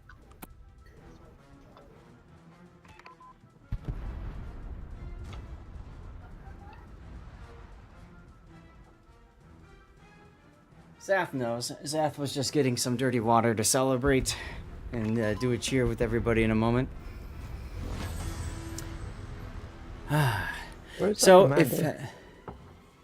There it if is. if any of you guys want to join in on that, go ahead and grab your drink of choice, beverage of choice. Does not have to be alcoholic. And feel free to share what it is that you're drinking. For me, this is going to be Bushmill Black Label. I just have a little bit of stuff left, and that's about it. We haven't done any alcohol consumption on stream in a long time, Who Jam. So I thought, you know what? Yeah, it's time. It's time. So, cheers, everyone. Thank you all for being here. It's been a wonderful 6 years as a community contributor, and that's what we're celebrating today. So, of course, I can't do that without all of you guys tuning in and hanging out. So, cheers. Cheers. Congrats, man. Thank you. It means a lot. You are welcome. To at least one more night. Or one more, right? Yes. All right. Like I said, though, I'm gonna head out. So thanks That's for fine. letting me play. Yeah, no problem. Glad we could help you out with the destroyers earlier and stuff. Yep. Take care. But you know, it might sound silly that, you know, because I'm a CC and all that and blah blah blah, but you know, like I didn't just become a CC. You know, I had to earn it. I had to do. You know, at first I did replay analysis just on my YouTube channel, and that was it. Thank you, Evil Homer. And you know, from there I said, hey, maybe I can do this together. Maybe I can do the YouTube, but I could also stream. And that's right, Schmidt. I know who that is too. And I thought, well, you know what? Let's go up on Twitch. I had no idea what any of this is going to become. You guys know the whole reason that I became a CC was because I wanted free stuff in World of Warships. Did you guys know that? How's that for a flex? Who Jam following for 4 years, 10 months. Twitch might have unfollowed you at some point. That happens as it comes. Sometimes fades into a preaching vocation. Yeah, it can. It can. I try not to, but you know. That's yeah, like I the joined. greatest reason ever. Right? I joined because I wanted free stuff. That's it. Absolutely. And like, what's funny about that is I did it. I got to that level. I got excited, and then I'm like, oh wait, I can make money doing this. And I'm like, wait a minute. Money is better than free stuff. So, like, you know, in your brain, right? It's like if you watch The Simpsons or whatever, right? It's like when Homer wants a peanut and he finds a $20 bill in his couch or whatever, and his brain says money can buy mini peanuts, and he looks up, explain how. You know, it's like I had that moment. Oh. And you know, because there was no saw it, I'm like- monetization, huh? I saw a wake. I'm like, wait, I'm about to hit an island. No, it was just the wake from the lid, which in front of me. Cool. But you know, like I could have just stayed on YouTube. Money buys stuff exactly, Toonbarrow. So I'm like, oh well, wait a minute. There's a site called Twitch that, you know, people go on, and maybe I can make money while I also do my replay stuff, and that's what I started doing. And for the longest time, guys, I only had about 20 or 30 viewers. For the longest time. Got affiliated, and that helped. And then some people were very supportive early on, Cthulhu being one of them. Not smoking time. Oh my god, they killed Rob. And I was able to continue putting content out. Guys, if you can, shoot the Amagi. Forget about the Miyoko. Gotta focus the Amagi. The Nagato's about to die, and then Kosatsu's Amagi's gotta... Never mind. And so, like, that was... truly awesome, like making that transition into Twitch, and then I'm streaming there while also doing this stuff on YouTube. And you know, there were some really awesome people. A good example is SFNL. He gave me stuff to give away. Like he would say, okay, well, you tell me who, and I'm gonna buy them a doubloon package or something. It was really nice of him. And together we yeah, super dude. We worked That's to really cool. put together like, okay, we'll do that if we get to 100. Like the magic number was 100. It was always 100. And we started getting up there. Stony, hey, thanks for tuning in. We got time for one more, guys, and then we're gonna have to call it. So, Shice, do you want in? Demorian, do you want in? Absolutely. He hasn't. He's been around. He just hasn't been. He lurks a lot. He's busy. Yes, we have room. I was just pulling up your window. Yeah, it's been since like maybe some. I mean, the dude freaking. I was talking with Raptor about my PC crapping, my old laptop, and he freaking comes to rescue with that too. He's just awesome, dude. He has more than one real job, Duckman. More than one real job. You know, and so like, it's crazy because it was like, you know, I'm able to grow and then continue to do this kind of stuff. And now I'm at the point where, you know, I'm established, right? Which is fun because I can just hang out with you guys. And I'm not like I've got the viewer number up there right now, 119. A little bit ago it was like 99. Once upon a time, I used to fixate on that number so much. And now I'm at the point where it's like, whatever, you know. And it's a really good feeling, let me tell you. So, cheers, everybody. And Brazen Pumpkin contributing some channel points to Yita Code. Nice. I was over 150 for a while today, yeah. I mean, we're giving away ships, like $250 worth of stuff, so I'm sure people are excited about that too. But I hope that I hope that a lot of people like what they see to the point where they want to come back and hang out more. You know, like to me, that's the big thing. Shiest, are you coming, sir?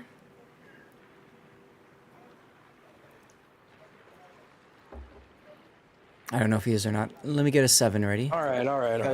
I see it. Oh, there you are. There you go. Yeah, I'm sorry. I was partaking in the sauce. The sauce. The sauce. All right, what's The sauce in question is illegal in North Carolina. Somebody informed me that there needed to be sauce in my glass. So now there is sauce.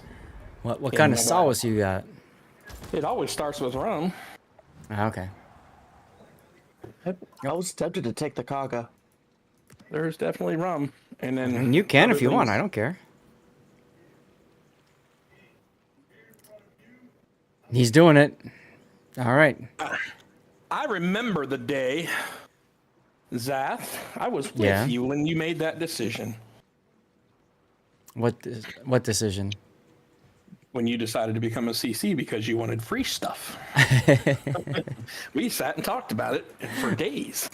We did actually. That's right. Yes. We were like, man, I don't know, because we were talking to Zoop and some other people. That's right. a We good guy were. right there. Zoop is good people. Zoop is absolutely good White people. Mouse, Zoop. Yeah, some good people. Mm-hmm. I haven't seen do Zoop I in a want? long time. I thought he still streams. I could be wrong though. Yeah. I don't know what I want to play, guys. Growl? Well, you're fresh out of spots. Oh no, I can play Battleship now. Ooh, there you go. Dunga dunga. I can play Battleship. Let's go. Rob playing 8. Yeah, that's fine. If Rob's got an 8, we can do 8s or 7s. It doesn't matter. Yeah, I didn't know we were playing 8. I'm playing 8. Oh yeah, baby. Oh, hell yeah. Yeah, I'll be the bigger guns. Tier 8. Yeah. Tier 8. No, Give me the I'm in battleship. Brandenburg. You take my spot. I'm gonna take the Brandenburg Black. Let's go. You sons of bitches. What? I'm just looking. Let's go with that one. No. That one. Oh man. Oh man. Now I can't decide. I know, right? I need this one. Nom nom nom. I gotta think about like which flag I want to remove. That one. I'll get rid of that one because I have a lot of that. That's fine. Pew pew secondaries. Go go. Me no flags? I don't care. I want to hang out and I want to do good and have fun. So there you go. You're glad I became a CC. You started winning contests at that. Yeah, that's right. So I mean, the fun thing is, Well, thank you, Brazen. So the fun thing about that is I said I wanted to get free stuff, and then it was like, okay, I can grow this and I can make money. Money is good. And then I thought, wait a second. As a CC, I can give away free stuff. So it's like, you know, the different stages of like ascension or what, you know what I mean? Like our evolution, right? And it got to the point where like, hell yeah, we can give away stuff. Like it was, you know, we got the CC containers and the other codes, and then like days like today, I'm giving away 250, and Wargaming just said, here, you pick out the ships, pick out whatever you want. Exactly. Pay it forward. That's right. So it's been a real blessing. It really has. And I can't do it without people like you guys all hanging out. Can I offer a suggestion there, friend? Sure. While I do enjoy seeing all the 4 and 5 hour, 10 hour YouTube uploads, if you were to make 10, 12 minute clips of single battles similar to what Panzerknacker or somebody else would do on a regular basis, I think you might get more views and possibly better ad revenue. That's actually what I've been doing. Okay. I stopped dumping the streams over to YouTube 2 or 3 years ago. But the problem is, of course, that's how it's been. So, like you just said, you know, like the showcases, a lot of people don't know that I put the actual videos over there. Like I do chop up streams now, and I have videos scheduled to go out on YouTube all the way through to the day after Christmas already, every single day at 6 a.m. And then today, won the poll for the replay, by the way. your stupid Des Moines game. Enemy force sighted on the horizon. No response. I couldn't believe it. People are like, we want more Des Moines on this channel. There's 48 of them, but we want one more.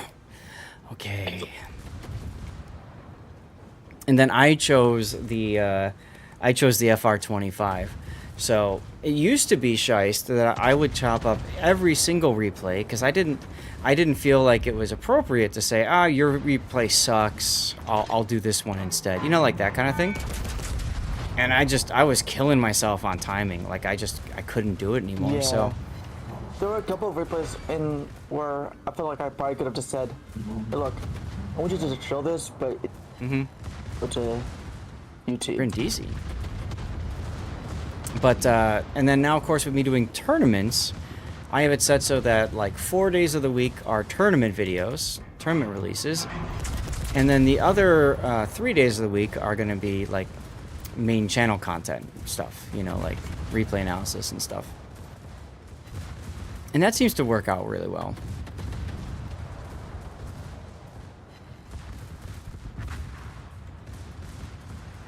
On a few times, the contest winners was this player named Lord Seth. What? Became my nemesis because you were beaten out of loot. Yeah, I did beat a lot of people out of loot. Thanks, Rob. So, the interesting thing about Sea Bear. Interesting thing about Sea Bear was that he would often say that like when he would play with me, he got to become a better player. And I said, I don't understand what you're talking about. Like, how is this the case?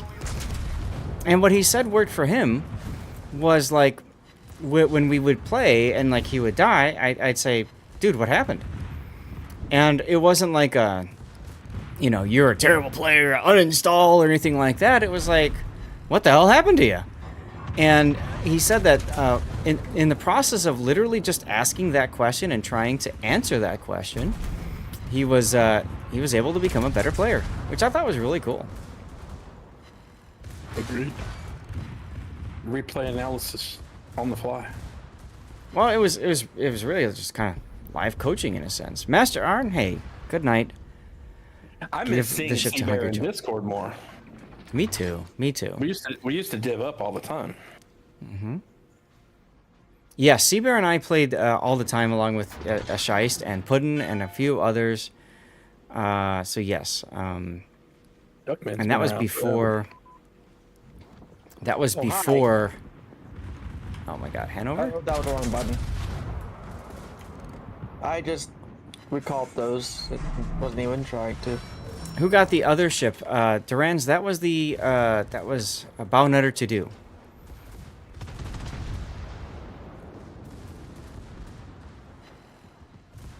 And that's because we kind of made up the rule on the fly. I didn't think anybody was going to win multiple ships, but then MNote did it, so we had to change things up for that, you know. It's all right. I'm just excited, like seriously, guys. I'm excited that we're getting more stuff out there for people to play and enjoy. And Demorian's about to die. Better be lucky than good. Demorian, you're looking a little bit no, out no, there. no. He'll be fine. He'll be fine. He'll be fine. I'd say you're substantially overreaching. No, he'll be fine. Trust. Yeah, he's on purpose. Never. Yeah, no, but the reason he's fine is because he could just hang out behind this island and he'll be fine until the FDG shows up. I put a natural teaching angle on just about everything in the proper way. Well, thank you, Compass. FDG is dead. There are times I do miss teaching, but there's other times where I'm just glad I'm way the F out of that. You know what I mean? Now, bow nutter, hey, for you, since you won technically earlier, if you win the Alabama game, Alabama draw, then you can choose if you want the Bama or if you want the Ohotnik. And if you choose to take the Alabama, then we'll rerun the Ohotnik, okay?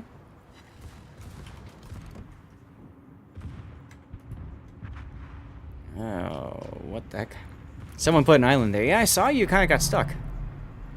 Speaking of stuck, if he wins again, you're calling the FBI? That's salt, though. Ow! Yeah, Hanover does things.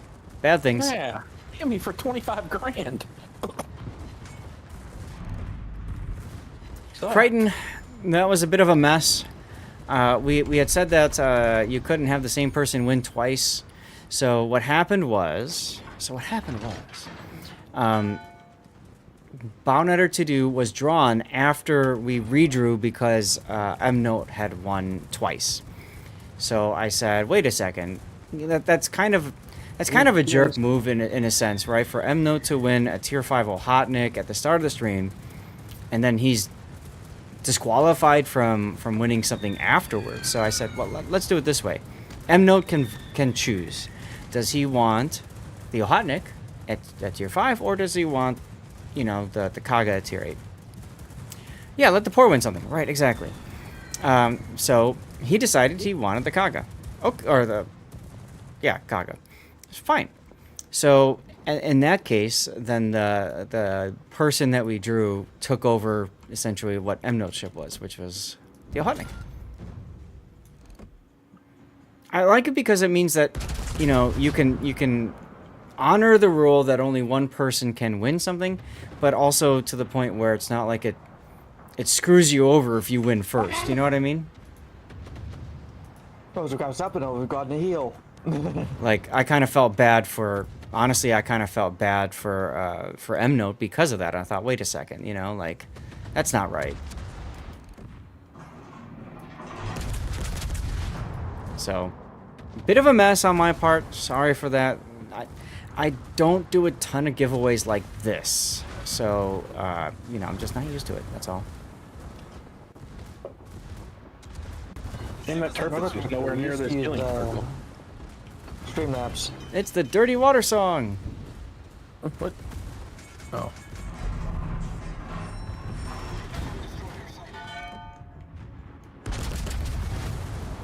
Torpedo tubes destroyed? Ah, you suck. You were the first sub on the YouTube channel. Yeah, you were. And you were the second or third replay I covered. I got to use your sinking Habarask as a channel banner for a long time. That was fun. Yeah, this will be the last one, Electric, so if you need to go or whatever, that's cool.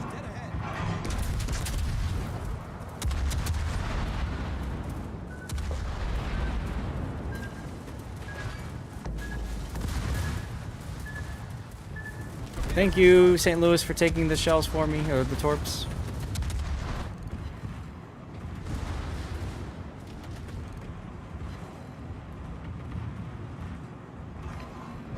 Hey.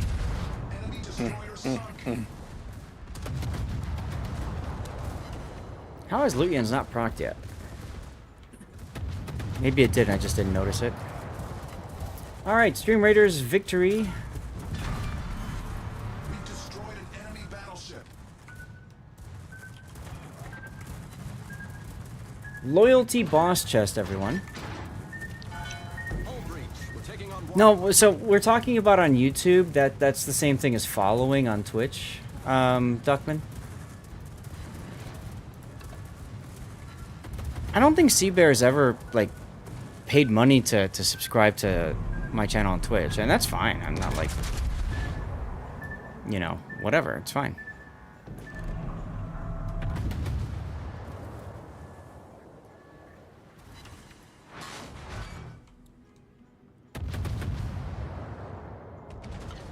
Listen to this song, then go listen to the classic Sesame Street. This one came first.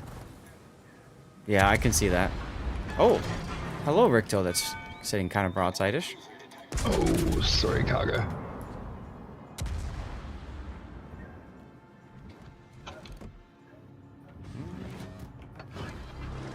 I had tunnel vision, not bad. Aww. Oh, hi, Sesame good morning. Street sings about booze. Kind of, yeah. I come back kind in my hole and you're just sort of scraping off the brightly colored paint. Yeah, my bad, man. You wanted some of this paint job. Well, I thought yellow would look good on the left side. You do what you can, yeah. God's sakes, right after I shoot my guns, Brindisi shows up. Ugh.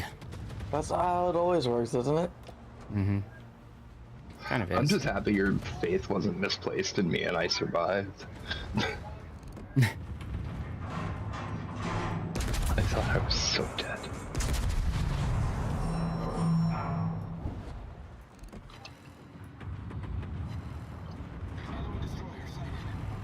Yeah, we can do a karma check after this, but I am building up some good karma too. It comes in handy.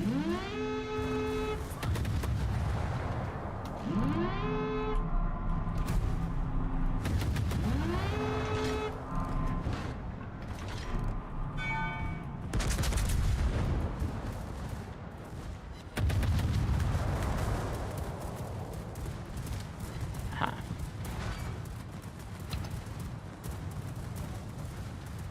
Spotter returning to ship. Rip the Ouija forms, indeed, indeedy. Hello, Brindisi.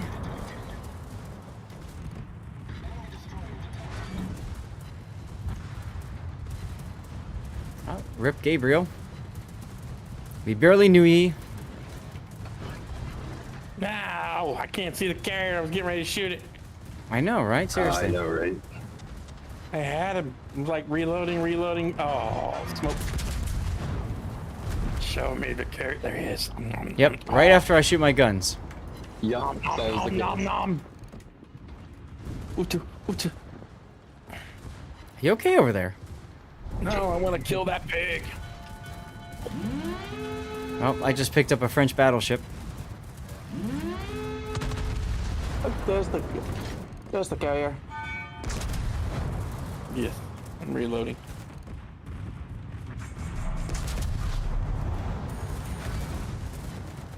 Oh, he's Where are going you? to the Where are you bottom. going? Where are you going, Ron? Where are you going? Never interested in your karma? No. I never really cared about it either. But then I'm like, oh hey, I have a lot of it. I suddenly care. I have a decent amount too. Get down, Mr. President.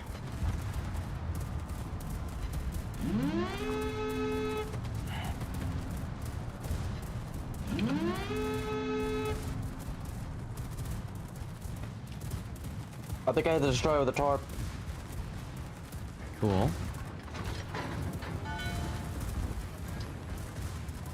All right, now to ensure Rowan doesn't lose 50% HP.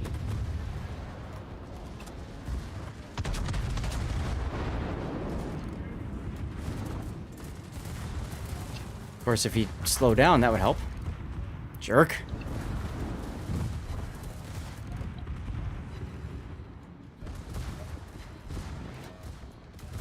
We're about to win. Victory heal.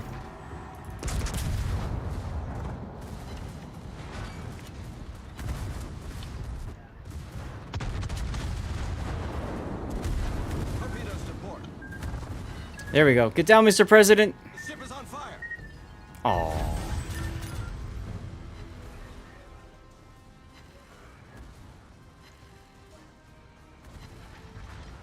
Hey, he blew up.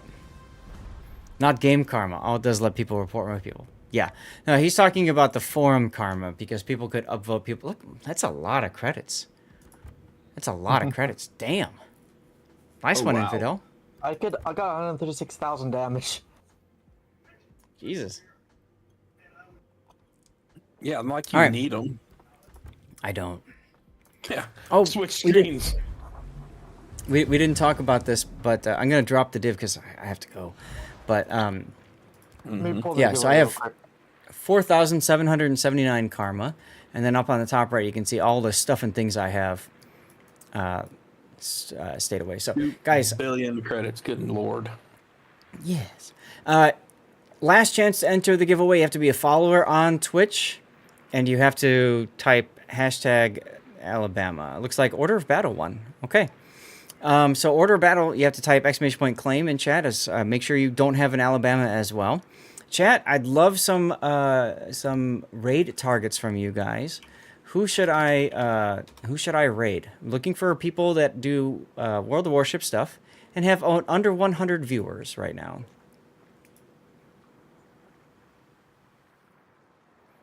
Awesome. Order Battle, reach out to Rob and get him your in-game name, and then I'll get that over to Wargaming, and then we go from there, okay? All right, I'm going to put up a poll then for who to raid. How are we doing on time? Ah, that's perfect. Thank you very much, Shice, for everything. Great hanging out with you again. Have a good evening, sir. Yeah, you too. Demorian, same thing with you. Rob, thanks for being in the div and for all your giveaway stuff. Fun, dude. Have a good night, guys. Chief Injamin. Chief Injamin's a good target. Lady Fufu. Scuba Steve 612. That's somebody I don't know. Okay, let me find them. Are they up here?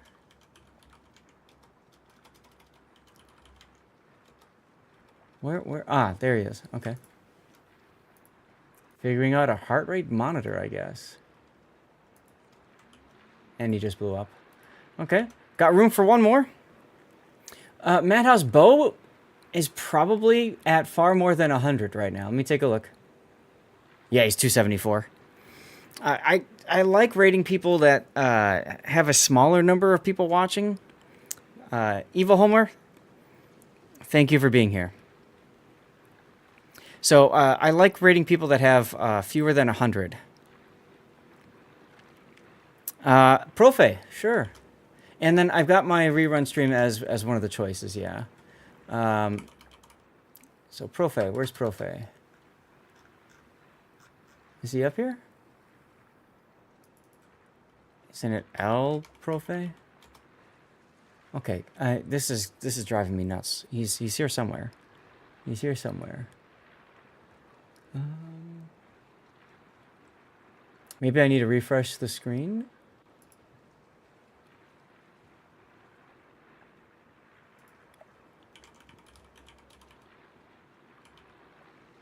El Profe.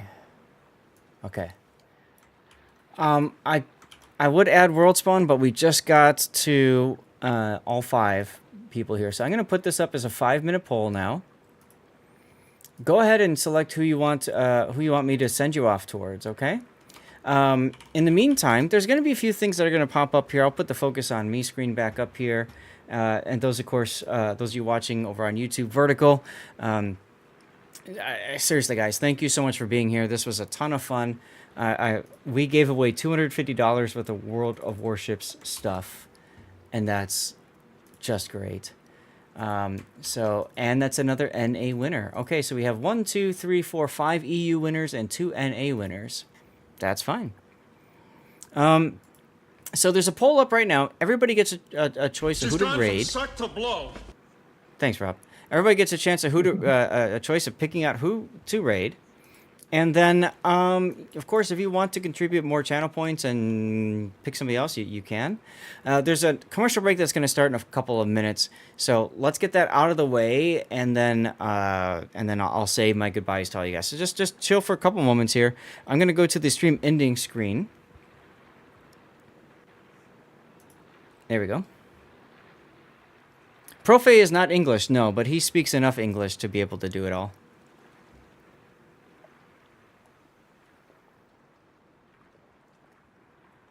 All right, commercial break in progress.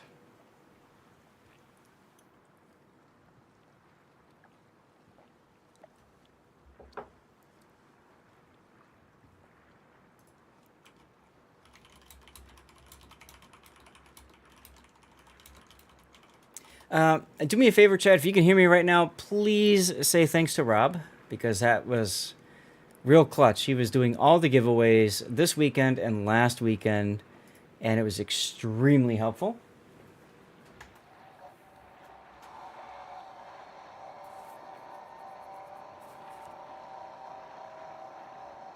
Oh my God, they thanked Rob, right? Seriously. Now you're going to see some links in chat. You can support me with those links if you would like. For example, there's my YouTube channel. Thanks for Rob dying so often. Indeedy. Yes, indeedy. All right, let me close out of some of these things here. Storm guards, thank you.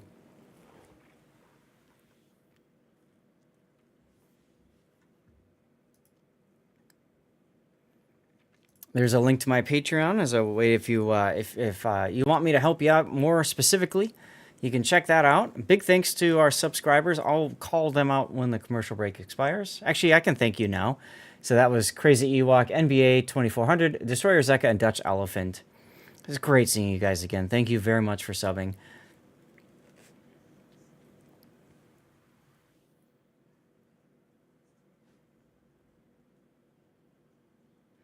There's the Fabletics link.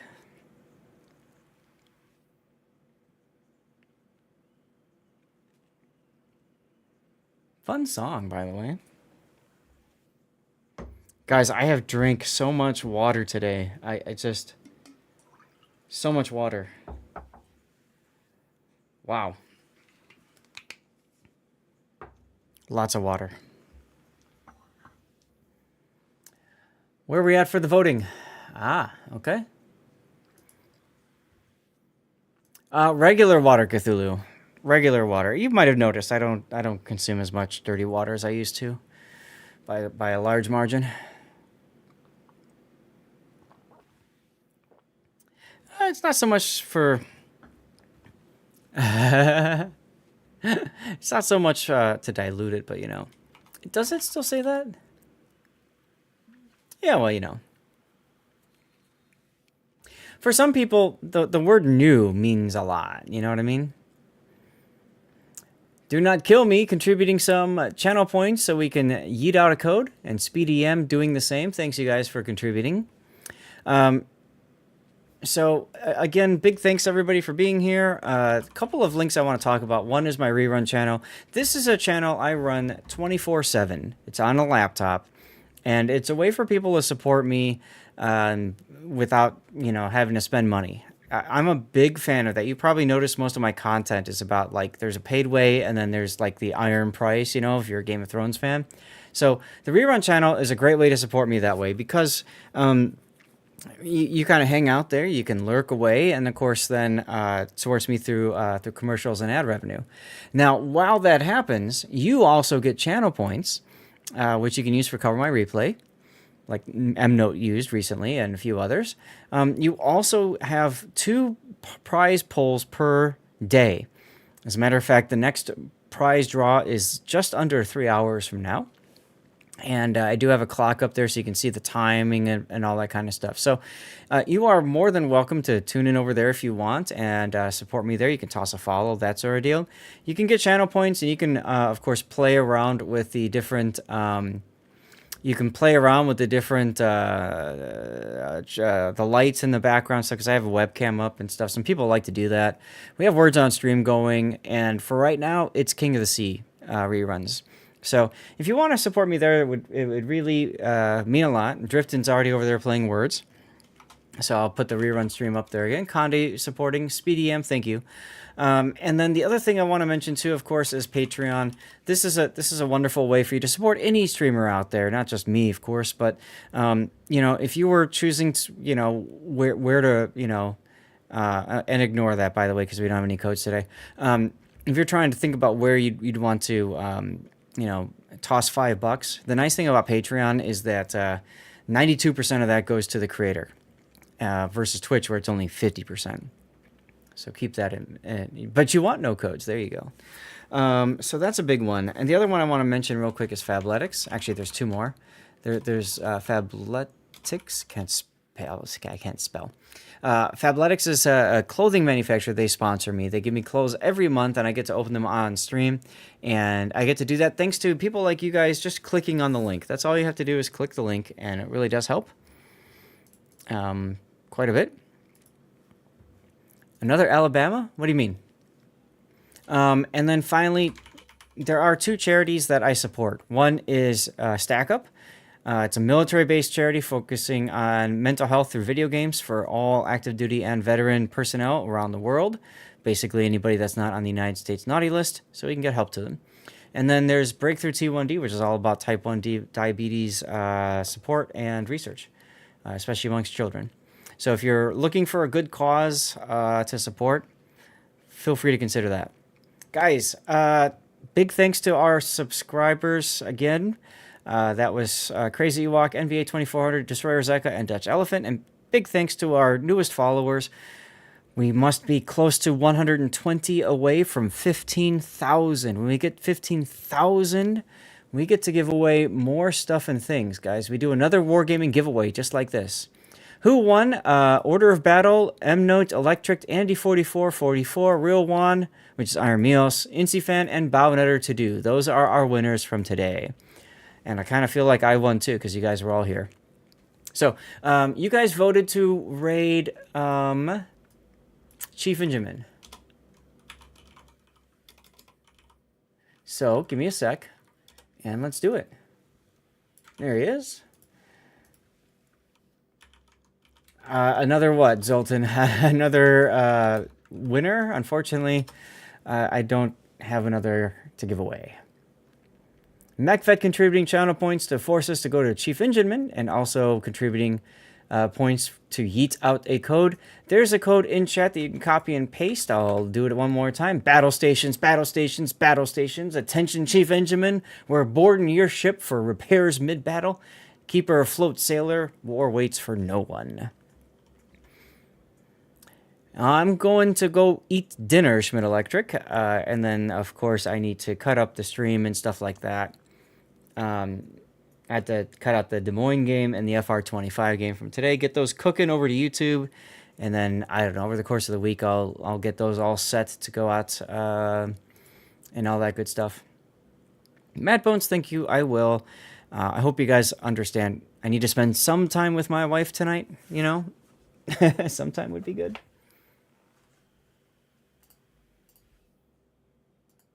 All right. Do you know about the 4th COTS mission? When will it be available? It says TMNT in the Armory. I think it's the 27th or something. And by the way, don't forget, you do still have some time, very little time left to do the Leyte Golf missions if you haven't already. There you go, Mad Bones. I love that. I love that. I won't share it with her, though. YouTube people, thank you very much for being here. And I will be ending the stream now. Take care, y'all.